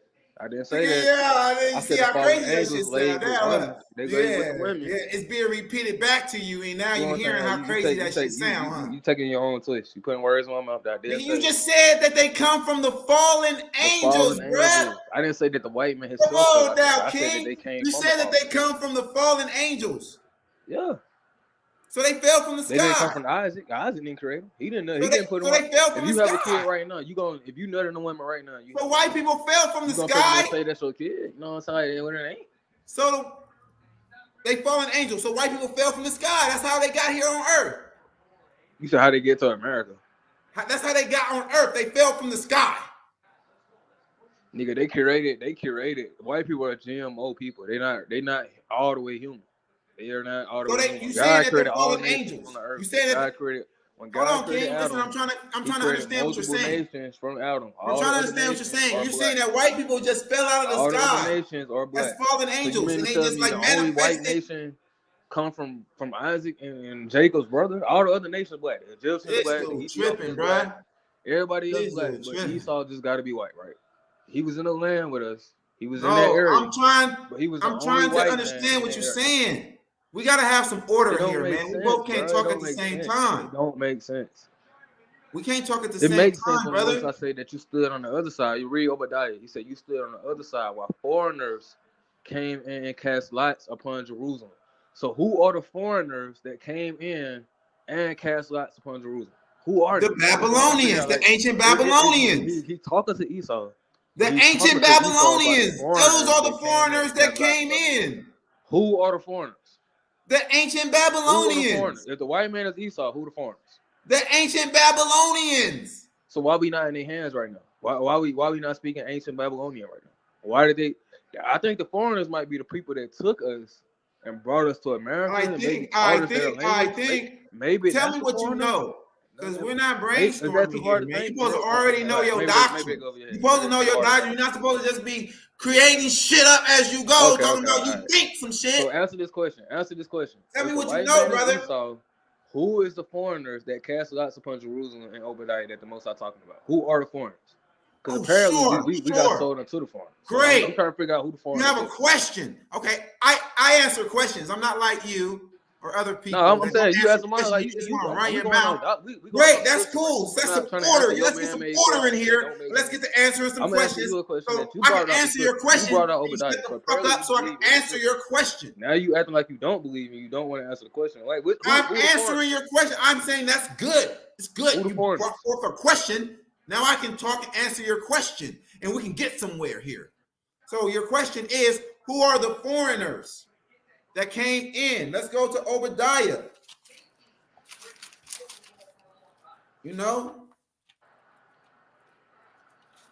Let's go to Obadiah real quick.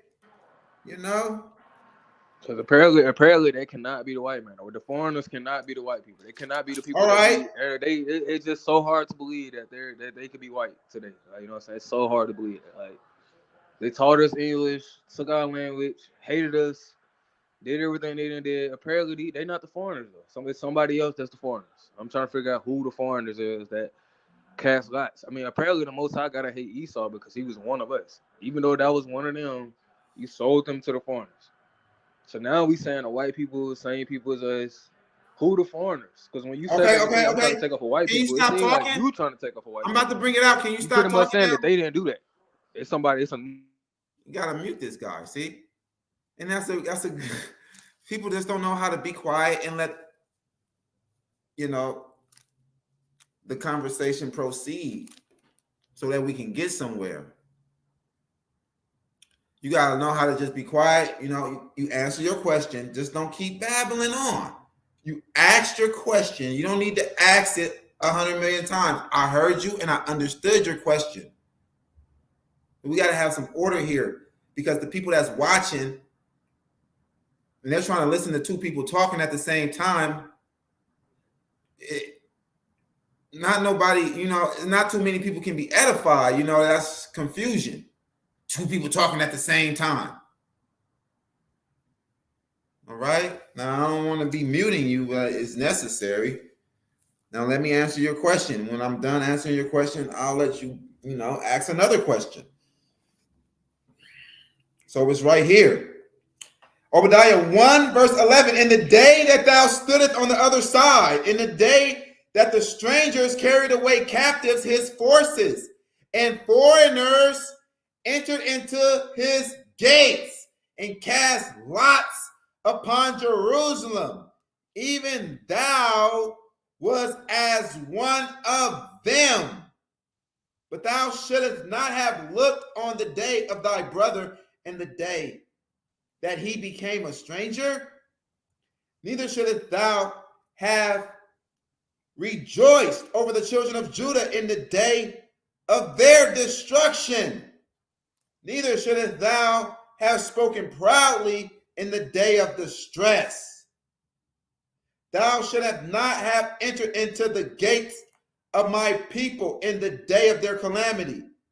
Yet thou shouldst have not looked on their affliction in the day of their calamity, nor have laid hands on their substance in the day of their calamity. So, right here, verse 11, in the day that thou stoodest on the other side. So it's talking about the Babylonian invasion. When the Babylons destroyed the first temple, the Edomites were there. Right? That's why it says over here in Psalms, if you want to go to Psalms 137, when you go to Psalms 137,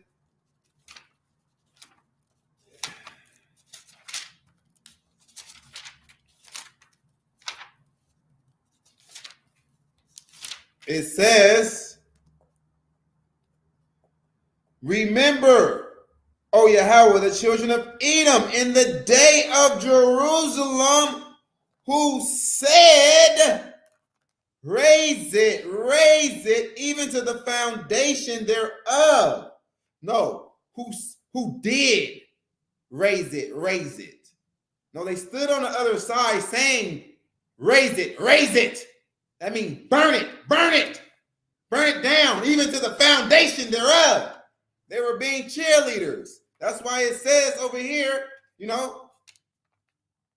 the day that thou stoodest on the other side, in the day that strangers carried away captives his forces, and foreigners entered into his gates, and cast lot upon Jerusalem, even thou was as one of them. Right? This is about Jerusalem. This is that. I'm going to let you go and speak a little bit. So did that answer your question a little bit? Go ahead. Yeah, I got it on. So I'm on what's Jordan, Prince of Judah. I unmuted you. Did that answer your question? It was the Babylonians that were the foreigners.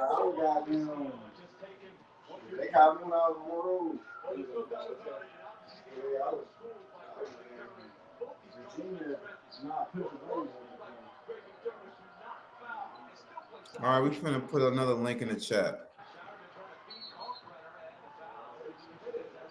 You said what? All right, we're going to put another link. If anyone else want to come on. So, Jordan, you got cut. Jordan, you cut. All right, you don't know if the Edomites are the Arabs or if they black people like us. You're saying both things. You're just saying that they might be Japhet or whatever. You don't know who the hell the Edomites are. You're talking about what you think. We speak what we know over here, boy. All right.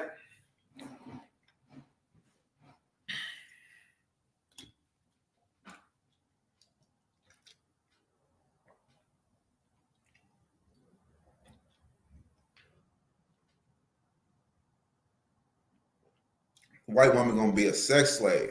Yeah, we all gonna get a couple little them. You gonna have your way with her, man. You gonna have her. She's gonna be your slave. You ain't gotta damn be head over heels and loving her and ooh baby, lovey dovey, propose one knee, kiss your little pinky baby toe and shit, nigga. No, I don't know, white bitch. Nigga. You feel me? Yeah. Well, we definitely gonna have them as sex slaves. We are.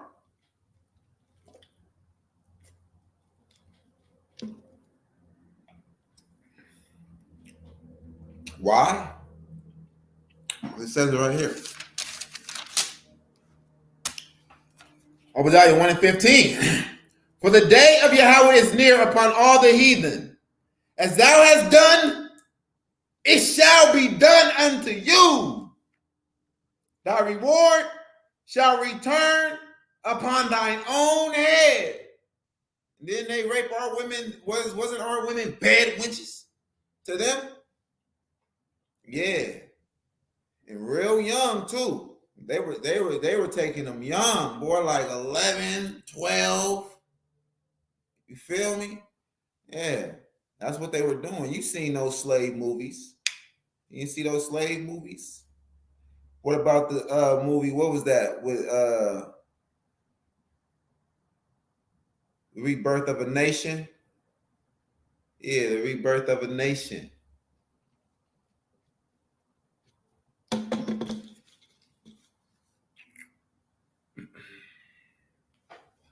Yeah. The Rebirth of a Nation. When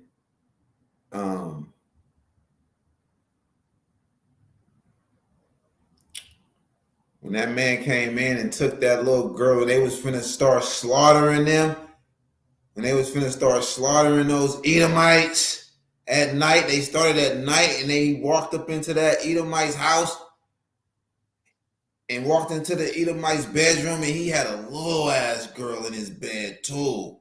She couldn't be no older than 12. Right? And the Israelite man took that little girl up out of his bed that he just had sex with. And he got to hacking his ass down and killed his ass. Right? Rebirth of a Nation. Right? So yeah. It shall be done unto you. Well, you know, we don't like little girls. Right? We're not like Jewish people. They like little baby infants. How the hell are you gonna write some shit like that in the Talmud? A 3-year-old? And then in the unholy Quran, you got the false prophet Mohammed marrying a 6-year-old? A little kid, not even developed, having sex with her at 9 years old? Bro, my daughter gonna be 9 years old this year, bro. That's hecka fucked up. Y'all some suckers for real, bro. It's sick ass, nasty ass fucking Arabs. It says that in your unholy Quran, man. You know what I'm saying? And this is what you Negroes, this is what you so-called black people, this is what y'all want to follow. A damn false prophet that married 6-year-old kids and 9-year-old kids and shit and penetrate them. Like that sick ass shit is what you call a holy book and a holy prophet.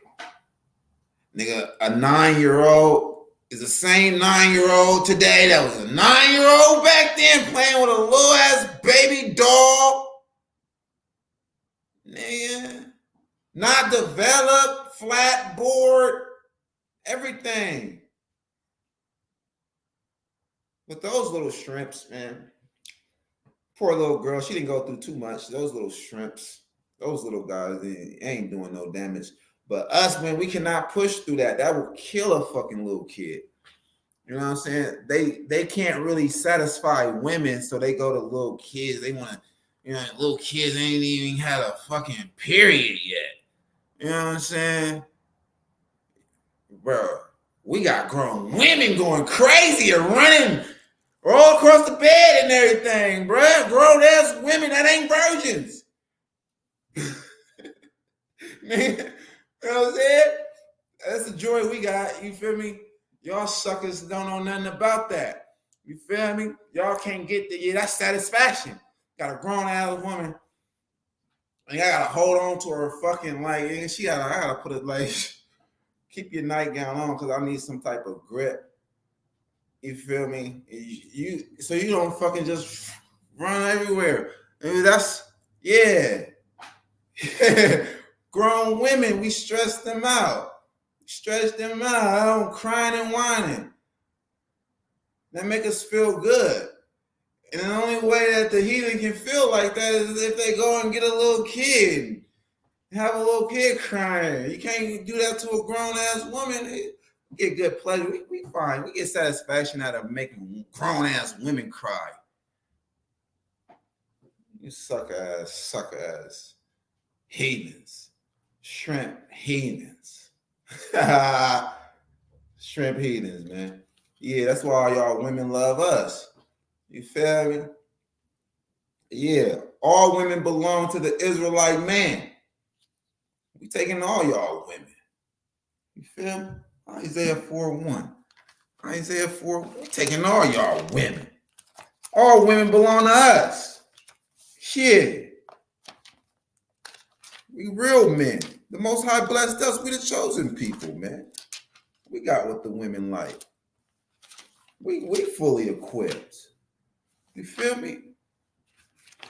You know what I'm saying? We can get up in them and satisfy them, or we can punish their ass with our rods if we want to.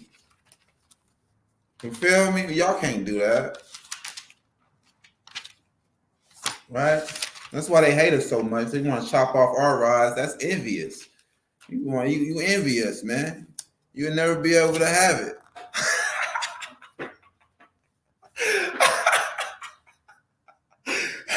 Isaiah 4:1. And in that day, 7 women shall take hold of one man, saying, we will eat our own bread and wear our own apparel.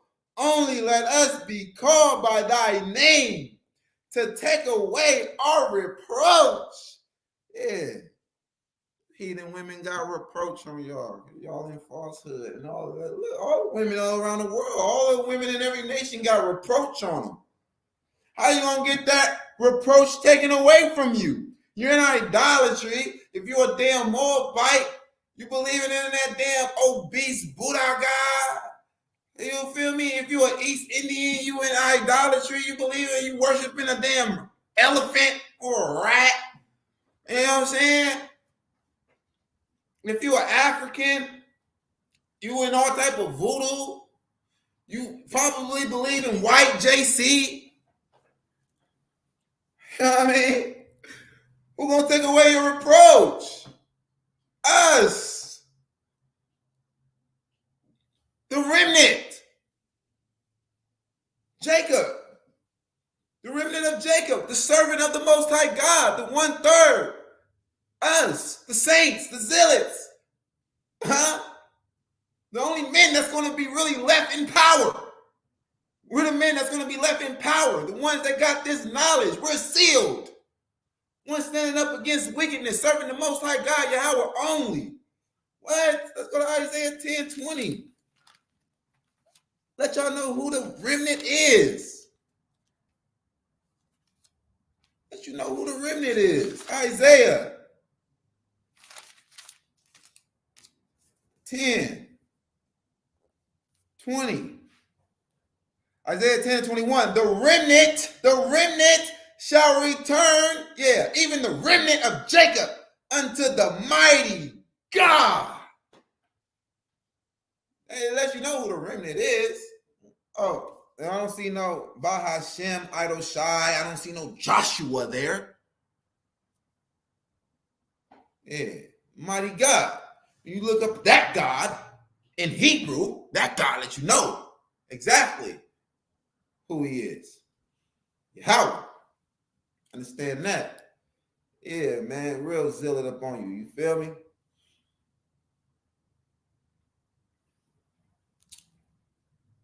So, yeah, those in Isaiah 4:1 is Israelite women. It's all women around the world. You feel me? Exactly.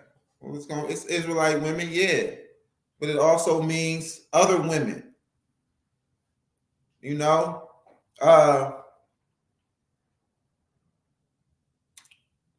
What you think it's only gonna be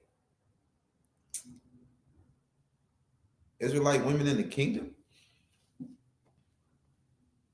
How are we going to execute judgment on the heathen? Right? How are we going to execute judgment on the heathen and do what they did to us if we ain't going to have their wives and their women as sex slaves, man? Come on now, man. Let's go to Deuteronomy.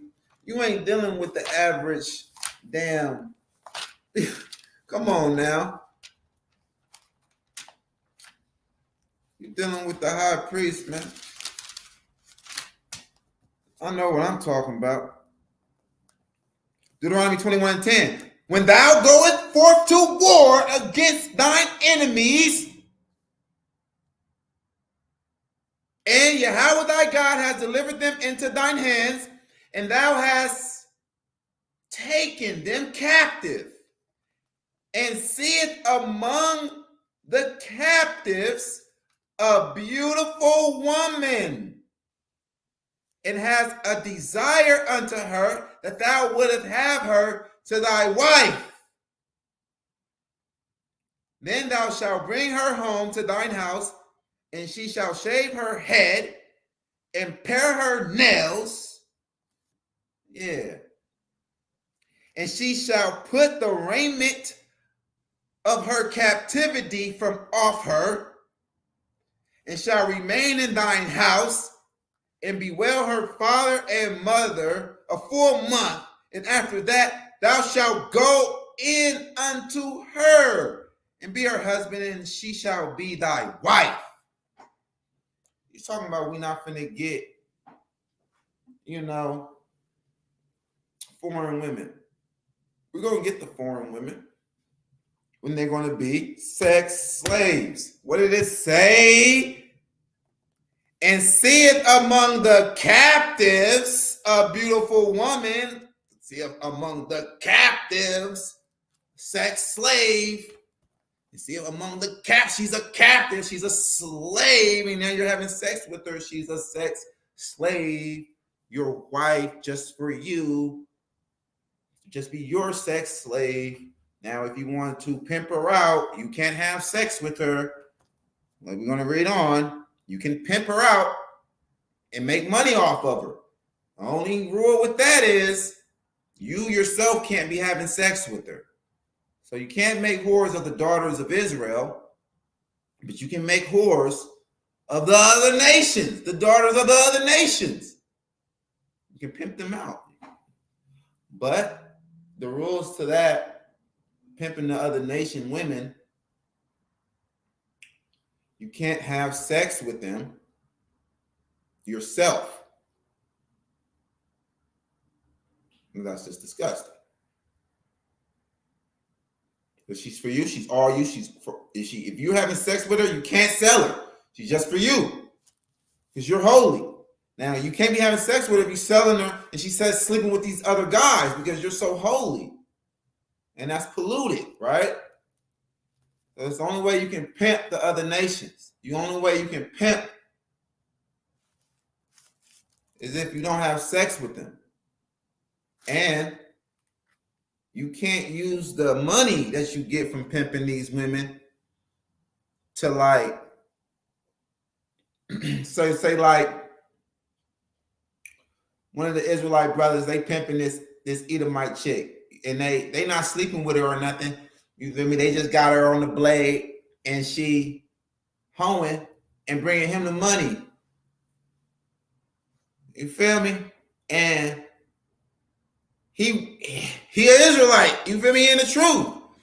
And he like, man, I got all this money. I'm finna just offer it, a great sum of it, to the high priest. You can't do that. You can't use the money that you get from this whore to do anything for God. It's not allowed into the temple. It's not allowed. It's not accepted. The money from a harlot that you get is not accepted. The Most High don't want no parts to that money. Okay?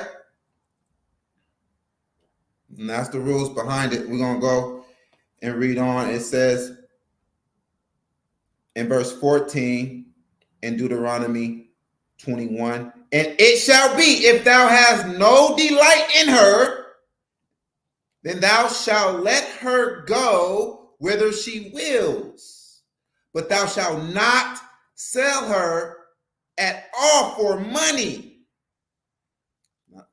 Thou shalt not make merchandise of her. Why? Because thou hast humbled her, because you had slept with her yourself. Right? That's why you can't sell her for merchandise. That's why you can't sell her for money, because you already slept with her. But if you did not sleep with her, then you will be able to sell her. You'll be able to sell her for merchandise. You'll be able to pimp her out. There you go. There you have it. Pimping is legal, but it's rules that comes along with it. Okay? You see the freedom? This is why they say that we're the biggest threat as well. You feel me? Because we get to bringing out the actual freedoms that you do have. You know, in Secret Council, the Jewish bitch want to say that, oh, African Americans is the biggest threat to the Jewish state. Yeah, because we the real Jews, and we got YAHAWAH in the midst of us, right? And we got swag. We the light of the world, and we get to showing you all of the liberties that religion wasn't showing you. Like you can do some things, you can have some fun, you know. You got some freedom up in here now to go and live your life, you know. You just gotta, abide by some rules, of course, and it's gonna help you in life. That helps you in life. You don't want to be sleeping with a whore, bro. A girl that you pimping out, no, you're gonna catch something eventually. You're not supposed to have sex with your whores anyway. At least not raw. Like, you got some pimps, they have sex with their women raw because they're whores themselves, right? You got the trick paying the whore to have sex with him. She has sex with him for money. Then she takes the money to another whore, the pimp. He pays her, or she pays him so that who she really desires can have sex with her. So that's how it works. And then the whore, the pimp that's just super nasty, right? He just wants the money, and he wants to really just the pleasure too. He really wants the pleasure too. That's why he has sex with her raw. A lot of pimps do that.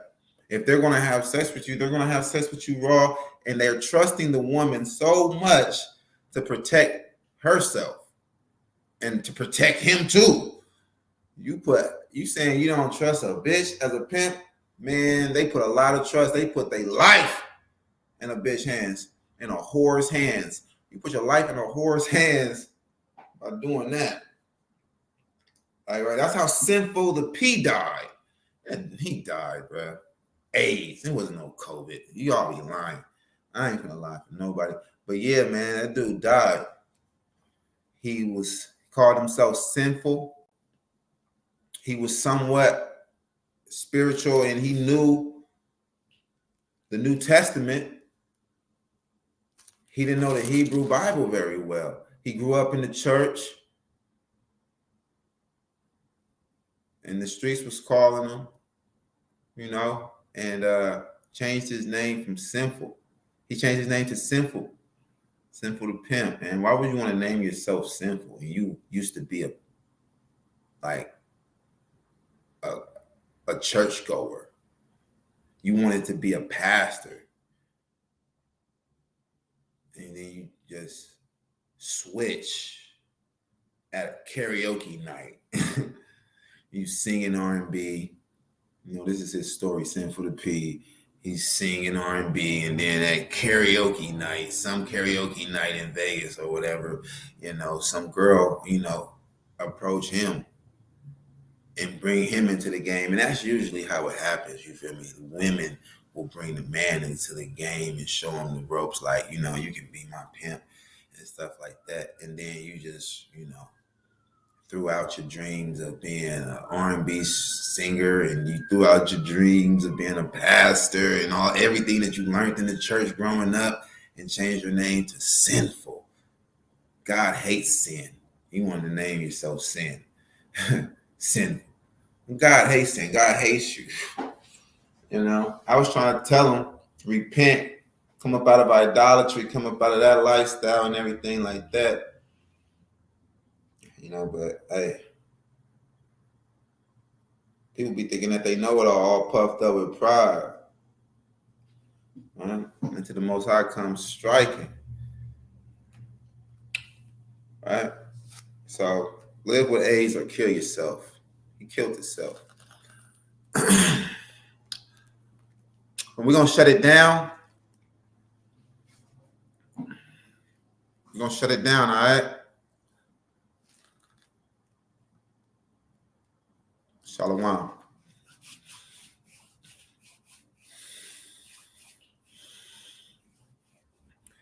And we giving all praises, honor, power, glory, dominion, majesty, reverence, blessings, worship, love, and admiration to the Most High, YAHAWAH, and YAHAWAH only. Double honors, triple honors to YAHAWAH and YAHAWAH only. No Bahashem. Understand that. Shalom. Shalom, Miss Paka. I love you all. Thank you for tuning in with me. Thank you for coming to the YOZ Synagogue, the true synagogue, the original synagogue, the Black synagogue. And we will be back tomorrow for the Sabbath. Okay?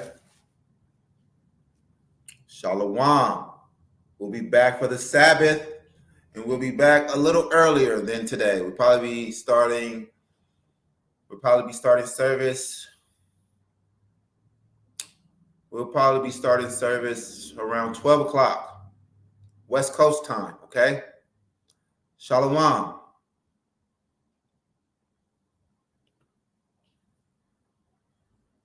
Kram Yashala.